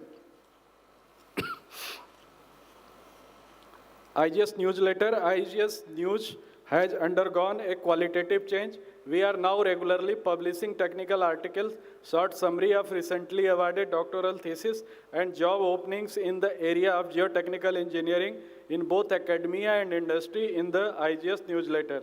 The editorial responsibility of IGS News is with me and the editorial board members, and we are ably supported by Sri Sanjay Arora, Executive Secretary, who is also the Associate Editor. My sincere thanks to editorial board members, Dr. Ravi Shankar Jakka, Dr. K. Naga Srinivas Rao, and Dr. Anita G. Pillai for their consistent effort. With their effort, we could publish all 4 issues of the IGS newsletter during the year in time. I wish to thank our advertisers for their support and continued patronage to promote the IGS news. IGS web portal now bears a new look. The new website is more user-friendly with trending features and the latest UI components assets inbuilt. The new website is fully optimized for desktop and mobile with social media friendly. Online election procedure is now simplified in the new website compared to the old website. Results and other details are now easily accessible online to the members. IGS members have a new and simplified dashboard on the website and can manage their profile or message with other options. I thank Ms. Aarti Bhargava and her team for this effort. I would like to thank Sri Sanjay Arora, Executive Secretary, Sri Shiv Darshan Mehta, Sri Sishpal Singh, and Sri Kishan Swarup, the IGS Secretariat staff, for all their sincerity and dedication in running the affairs of the society smoothly. Special thanks are due to Dr. Ayuthi Raman and Ms. Aarti Bhargava, signatories for banking operation, for extending all their cooperation in signing the checks. Last but not the least, once again I thank the organizers of IGC 2024, Dr. Uttam B. Kalwane, Dr. Manish Dikshit and his team, particularly the student community who have done voluntary and selfless service and deserves all our praise and appreciation. On behalf of Indian Geotechnical Society, I take this opportunity to extend my best wishes to all of you with a very happy New Year 2025. Thank you very much.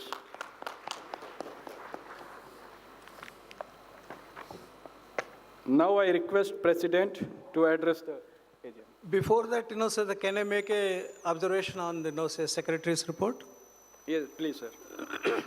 I compliment the President and the Secretary and the committee for increasing the membership, sir, within the 2 years, 2022 to 2024, so the society has increased the more than, so the 800 members.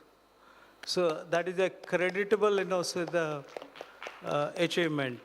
Please keep it up. Thank you, sir. So that is the intention, so that when I pointed out earlier that some of the youngsters, so they are becoming the members automatically because you are introduced them in the early stage. If you make more effort, so the probably we will be much more, so successful. So my compliments to that. The second thing, say normally the IGS lectures happens, say as it happened, say in the today's morning. This lecture is, say as it is, say they presented or published, say in the journal, the very first journal in the January in the new year.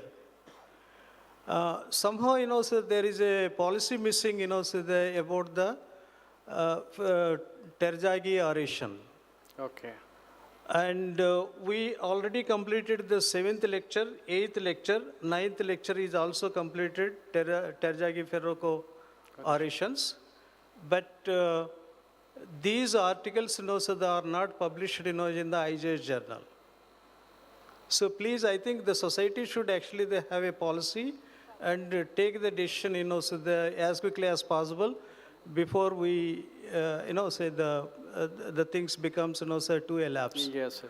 Informally, of course, say the present editor kindly, when I pointed out, say, he said that, say yes, I was not knowing it, and say why didn't you send it, say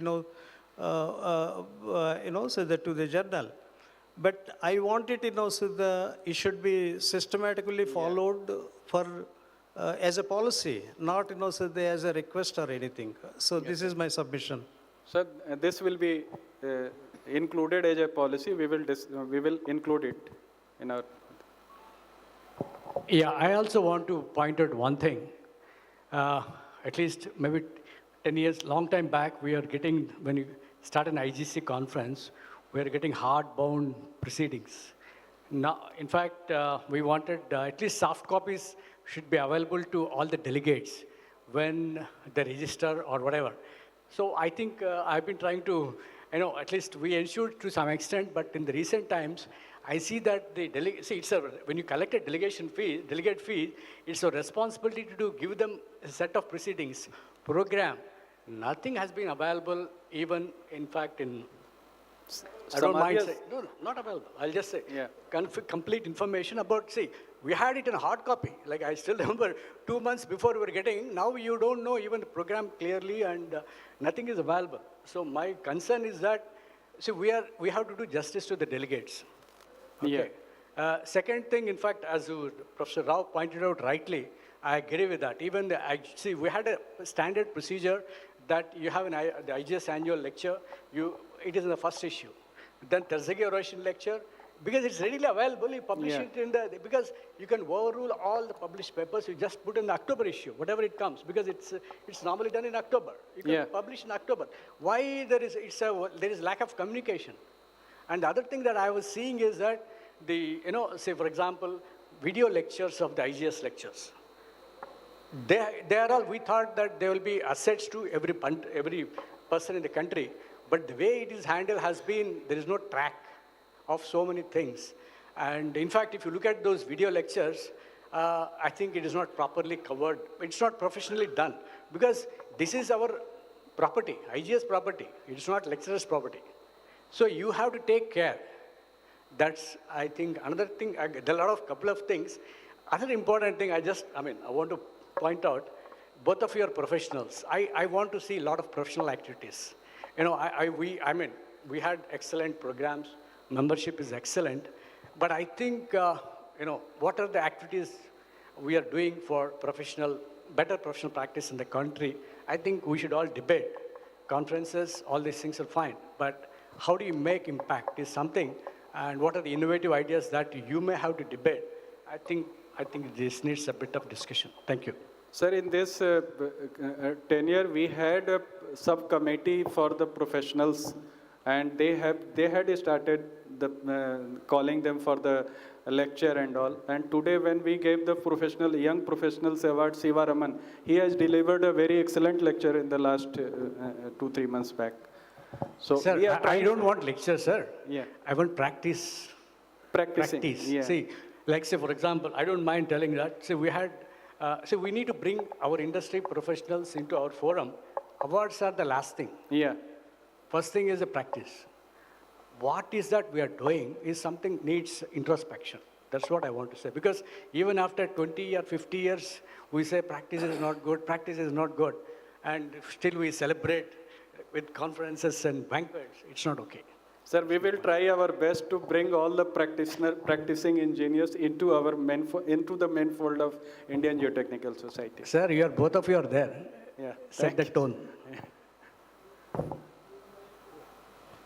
Now, as far as the proceedings are concerned to the delegates in IGC 2023, we gave all the papers in the pen drive. So that is what we always do. And since all the proceedings are published in the book form by Springer, so we cannot publish it, because if we publish it, there will be duplication and that will be the issue. And that's why the chief editor of the journal, he suggested that not to publish that, otherwise we could have published it. Okay, so that is the reason we are not publishing it, and they are getting in the book form. And although, it may be delayed, it get delayed because of several reasons. But like IGC Roorkee proceedings, in the book form, there are 7-8 volumes which will be coming up. And as far as the proceeding is concerned, we keep it on the IGS website also for 1 month. Complete 1 month, so that if somebody wants to download, they can download from there. So that's what we are doing. It's not that we have discontinued the proceedings. So only thing is, we do not publish it in the hard copy, right? So proceedings are there. And as far as the second point is concerned, the professionals. Now we are trying to get the expert lectures from professionals since last so many years. Yeah. But only thing is, and that is the reason we gave this annual lecture to professionals also, and we have given it, right? It doesn't mean that we are not incorporating the professionals. We are incorporating the professionals also, right? Now, okay, since both the president and secretary now they are from the practice, now we are encouraging all the professionals, we are requesting professionals, but we are not getting that much involvement, and sometimes they are also reluctant. They are reluctant to join the activities of IGS because they have another forum like DFI and some other forums. They are more interested in that. That is the reason. It's not that the IGS is not encouraging the professionals. Thank you, Sambhajinagar sir. Thank you, Sambhajinagar sir. sir, for answering on our behalf. Yes, Rao sir. Just want to rejoin to what Professor Babu and Samadhya ji said.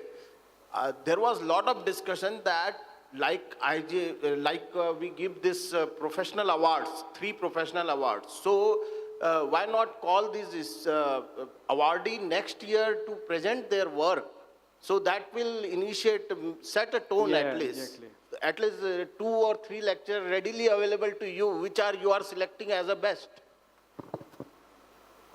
No, actually, if we want to include all the awardees, lectures of the awardees, we will have to increase the number of days. In place of 3 days, it should be 4 days, right? That is the main problem, because there are number of awardees, not only this. I will say that there should be a lecture from the best PhD thesis awardee also. But we will have to increase this duration. And if it is there, then we can also, so we will think, or the IGS can think about increasing the duration of the conference. Yes, sir, we will because note that even in 3 days, we are not able to accommodate the keynote speakers, the theme speakers, and all the papers also. Okay. Sir, Rao sir. So my comment is, so the very small. Professional front, so we are doing well. Please, so if somebody is actually out and out, so commenting on that, like that, so we are not doing. I think we should not actually do it, like that. Like in comparison, also with any other societies, etc. These societies have, say everybody knows it is a long history. Much, so before this society, other societies born, this was there, already.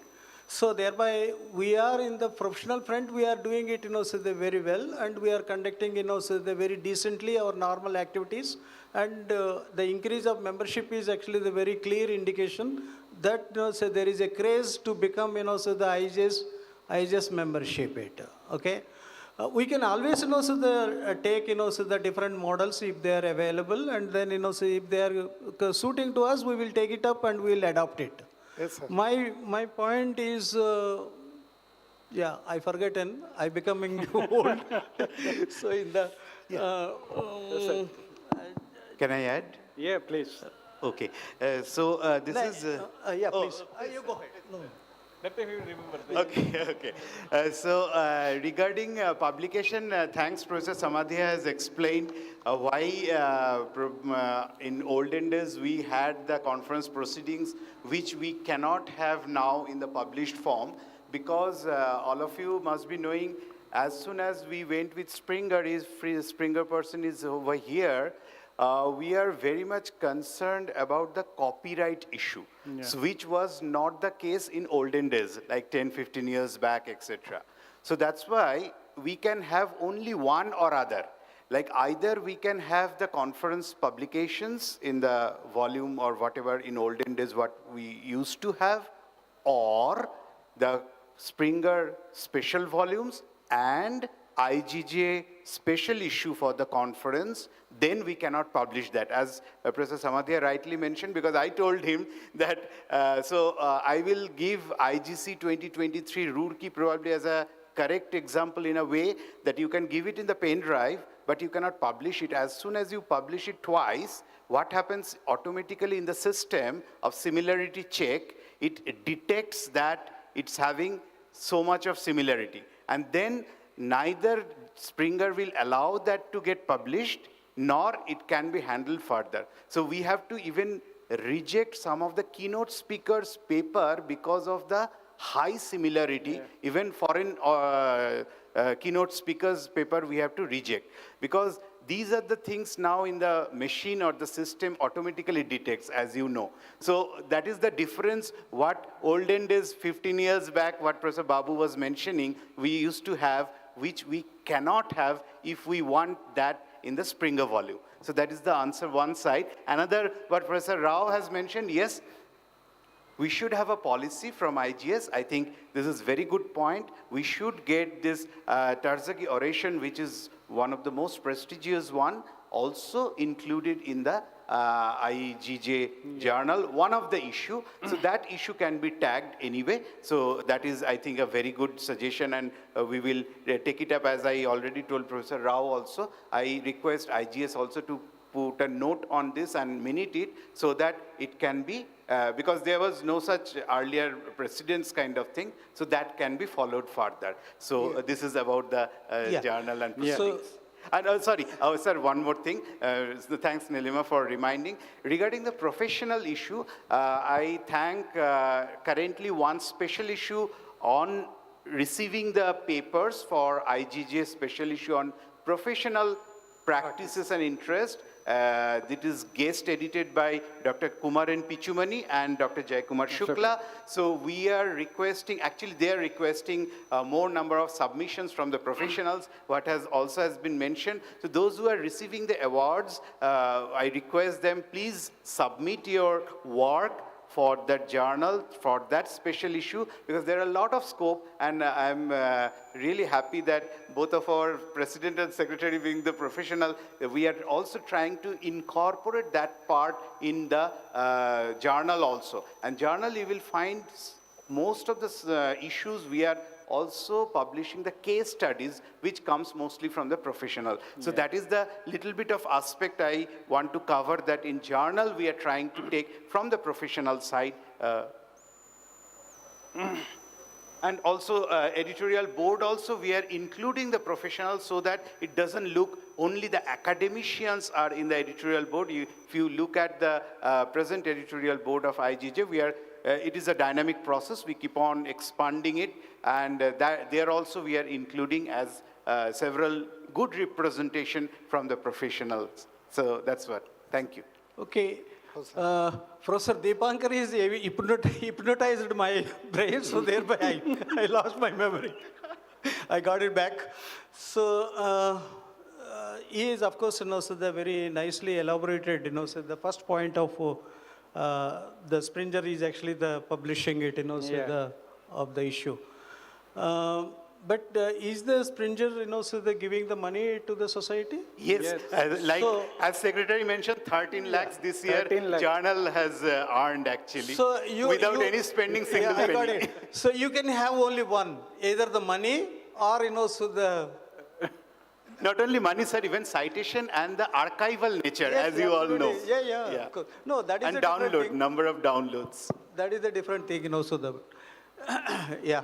So shall we proceed? Yeah, Anirudh. Yeah.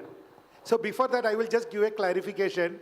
So regarding this publication, we have uploaded IGC 2022 in our website, in our IGS website, and Springer asked me to remove that. Otherwise, they were not able to go with the proceedings. So we have deleted that before the 10 volumes were published. So that we have to take care of that. Yes, Anirudh. Yeah, this is about the proceedings only. So I attended this conference. I am not an author. So I have no access to any of the papers of the Springer volume. That is the problem. How do I get access to the volume as a delegate? Because you promise proceedings as a delegate. So I do not get a copy of that proceedings to me, because others are only accessible, able to access the proceedings. That's the issue. How do you resolve that? Yeah, we have a soft copy. All years. Yeah. Springer gives access to all life members and all the others also. Yeah. But this year, I don't know, I have not received. There is a soft copy, in To the members. No, I object for that, so that don't differentiate, here, life members or, say the members of the members get. society. There is no difference, say between them. I become, so that it is my choice, so that I will continue to be the member of the society. I don't have to become, so the life member. For the society, it may be good, but, so for me, it is convenient for me, every year I pay it and finish it. So then, as you said that, so that I should have the access. No, the question So is, thereby, but so we need it also, like, if the spender is actually the publishing it, say it is good for the others, so will get more attention and also the more. So, but at the same time, so can we give, so the some, say, concession to the people? Like say, if they are going for the volumes, so in their. this is a totally different issue. There are many delegates who are not members. You want them to be a member to access to the proceedings? Is it a policy? No, proceedings Then will be sent to everyone. No, Every author in will your be sent. in your conference fee, whatever it is, so whether it is 2,000, 3,000, 5,000, you are charging it, so you explicitly mention it. That there is a proceeding. The proceeding in. But when we do not have access to that, what's the meaning of mentioning it? We should have access to that. No, the Springer is actually the publishing it, let us say. And those volumes. Let them publish, but we need access to the proceedings, no, as a member, as a delegate, not about them as a member. No, delegate, yeah. So full papers, so they should be available to all the registered delegates. That is what actually you mean. Yes, that's why we are attending the conference. So far we have been doing that. But let us say, like, so we wanted to take a different path, so now, so there is no binding, on that. No, then what is the point in attending a conference? Just listen to the lecture. I cannot attend all the parallel sessions. That society should actually debate it and, so they get the, There are better. 13 parallel sessions. I cannot attend all the sessions. Yeah, that's true. Then I should have access to at least an abstract.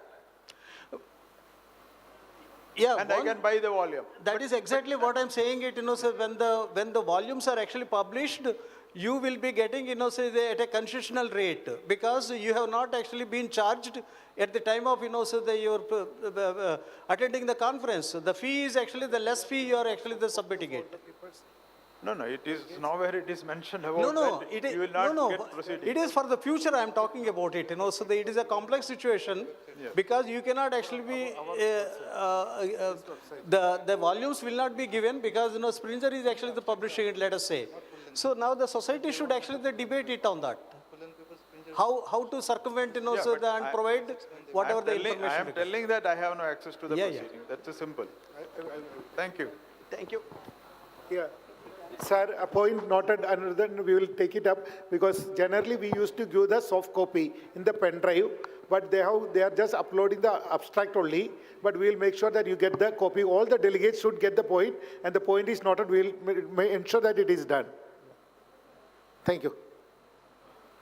So next item is the address by President. If there is no other comment, as we are, and I hope I have a long address also. So can I go ahead? So can we have the slide? So this is the item number 4, a brief report by the President on the achievement during the past 2 years is appended for adoption. Because 2 years means generally after the election, the President has to move in and the new President has to come over. So the procedure also, we have kept it exactly like that. That is why the announcement came towards the last, so that the old President is announcing the result and then the new team is taking over. Fine, sir. So once again, I would like to welcome all of you, especially because I didn't want a duplication. Anyway, I'm going to address, so the past presidents, the executive committee members, the members of the Indian Geotechnical Society who are all here at 8:30 to be part of the AGM, showing the strength of our organization. And I thank every one of you in your belief in the team for electing me once again to be the president. And we will just run through what we have done in the last 2 years and need your comments so that we want to improve further. So I have told that in next effect, we have gone into in the last 2 years, we have look at the number-wise, we have done a statistic analysis, and we have seen that we have grown by 15%. But I know still we have to grow a lot. So our target for the next 2 years is to raise this by 20%. Like Rao sir pointed out, we will definitely do that. All the points noted here will be captured and will be addressed in. So let's get that President report of the AGM. So thanks to Samadhya sir, who handed over the key in 2022 at Kochi. And last 2 years, we were trying to get our association moving forward, but wonderfully done in the last 74 years that was in existence, and we were doing such a great job. So we first step did the website revamping, thanks to Aarti and team. They did a fabulous job. Now we had a good election procedure also, or thanks to the election committee team also, they did a great job on that. So this is the website updation. I am not going into it, but I would like to thank the entire team, because we worked as 23 team last 2 years with a target goal. We were able to achieve 60 to 70%. There is a lot to achieve. We have a big dream.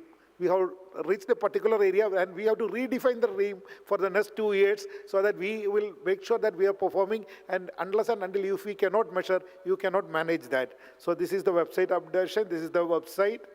And thank you, Aarti, Murli, Tyagaraja, Rao, and Muthukumaran for doing an excellent job. Membership already pointed out, the graph has been shown. Sir, this graph is not for the full year. We have another 40 to 50 to be added already there. Thanks to the indoor chapter, they are promoting, and they have promised 100 new members. So it's all working out well, so we will be able to touch that. Thanks to S.K. Prasad sir, Jay Kumar Shukla, Anadaji Pillai, Sujit Kumar Pal, Arindam De, Ragesh Kumar Datta, Satyanarayana Reddy, Kore Sahab and Rebecca to be the part of the team to get it going. Participation of professional organization in IGS activities. In fact, we had done a debate, and we know that our structure is independent, the other structure, but we are trying to collaborate. In the last EZ meeting, we have discussed this, and we have decided to proceed with that. We will collaborate in mutual area, keeping our identity intact and their identity intact, and work together to the benefit of the overall society. And this is the Confest 2023, which was done along with Builders Association of India. This is with the Indian Concrete Institute National President. We are jointly working on a couple of things together. Then this is the Deep Foundation Institute India. We are closely working, and interestingly, they have appointed the president of the IGS as their executive committee member, and I am in the board and giving guidance to them and trying to collaborate with them in our growth also, where we are win-win situations are happening. This is with the Institute of Engineers India, thanks to Satyadamidal and Neelima for delivering a beautiful lecture on landslide. So these are with our professional forums. So where Shivaraman, who won the award today, did the presentation, Tejas, and thanks to Jay Kumar Shikla and team, who is this is DFI 2024 at Goa. So Jay, Revi, Partha, Annapurni, Abhay, Ramesh Saab, Manoj Varman, Unnikrishnan, and Anik Chakravarti are putting effort for the team. And finance, yes, our own membership fees, grant for local chapters, grant for student members, ISSMG subscription charges. So wonderfully done. Ravi, take care of everything. So any questions? Thank you, Ravi, for that wonderful job being done. Sanjay, Manish, Ayotiraman, Aarti, MD Nair, Vigas Patel, SK Prasad, and HN Rebek. The committee meets regularly, and whenever we have to take a decision, we go to them, get their approval, go to the chartered accountant, get it clear, and then only we keep moving on that. Thank you, the finance committee, for that. And international cooperation is one area we have done quite well this year, this term, in fact. This started in Geomondo 16 to 17 March 2023, where when we bidded for Asian Young Geotechnical Engineering Congress, we got only 3 votes. Uzbekistan got 1 vote. So Korea got 7, and it was won by Indonesia in 10 votes. So then we suddenly realized that we have to do a lot of networking, and this happened on a long journey, started from here. And so this was on 16th March. Then we started networking, went to Japan, had meeting with them to make an Indo-Japan-Korea collaboration. And this was discussed in 23 April in Nara in Japan. And this was in Sri Lanka with the Sri Lanka Geotechnical Society team, where we interacted and giving them guidelines, and the MOU of collaboration was discussed with them. And this is in New Zealand, along with Paul Button. So we got the TC20, 220 ISSMG to India. So we need to network with them because the show is going to happen in indoor. And this is in Kazakhstan, a very strong member delegate from India, 45, the Mark addressing the team. And thanks to Murli and myself, attended representing India in the international board. This is the international board meeting and the international board meeting conferences. And very happy here, we changed gear. We proposed this conference of first Geotech Asia, similar to Asian Regional Conference. And our point was that there are 26 countries, 3 more countries, and if every 4 years it is going to happen, a country will get turned only 112 years after. So this was objected by ISSMGE. Neil Taylor, who was present, who was the secretary for 24 years, came for the meeting of Asian Technical Committee and objected to granting this. But we presented this case, and including Pakistan, the entire team voted in favor of India. And with just 3 votes, 4 months down the line, we have 18 votes against for us and 3 votes against us. And when we proposed first Geotech Asia to showcase India, I told nobody should challenge me. All the countries voted in favor of India. So we have done, and we can have a round of applause for that also. So we are going to do that in Goa in October 2025, showcasing India to the next level. And our dream, the seats were sown in by K.S. Rao sir.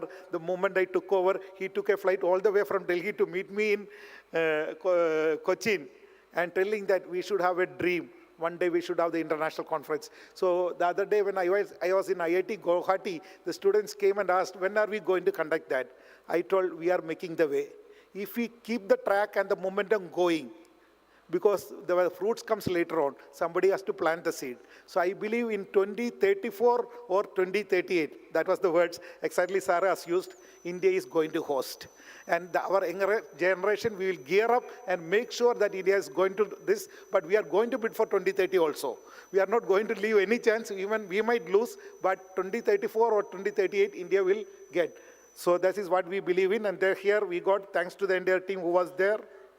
And then we went to Moscow, made good relationship with Russia. This is the visit to the Moscow Earthquake Engineering Laboratory with the entire team, and their delegates from 20 countries were they invited. And I was their guest for the entire thing, and every expense was taken care by the Russian society regarding the same.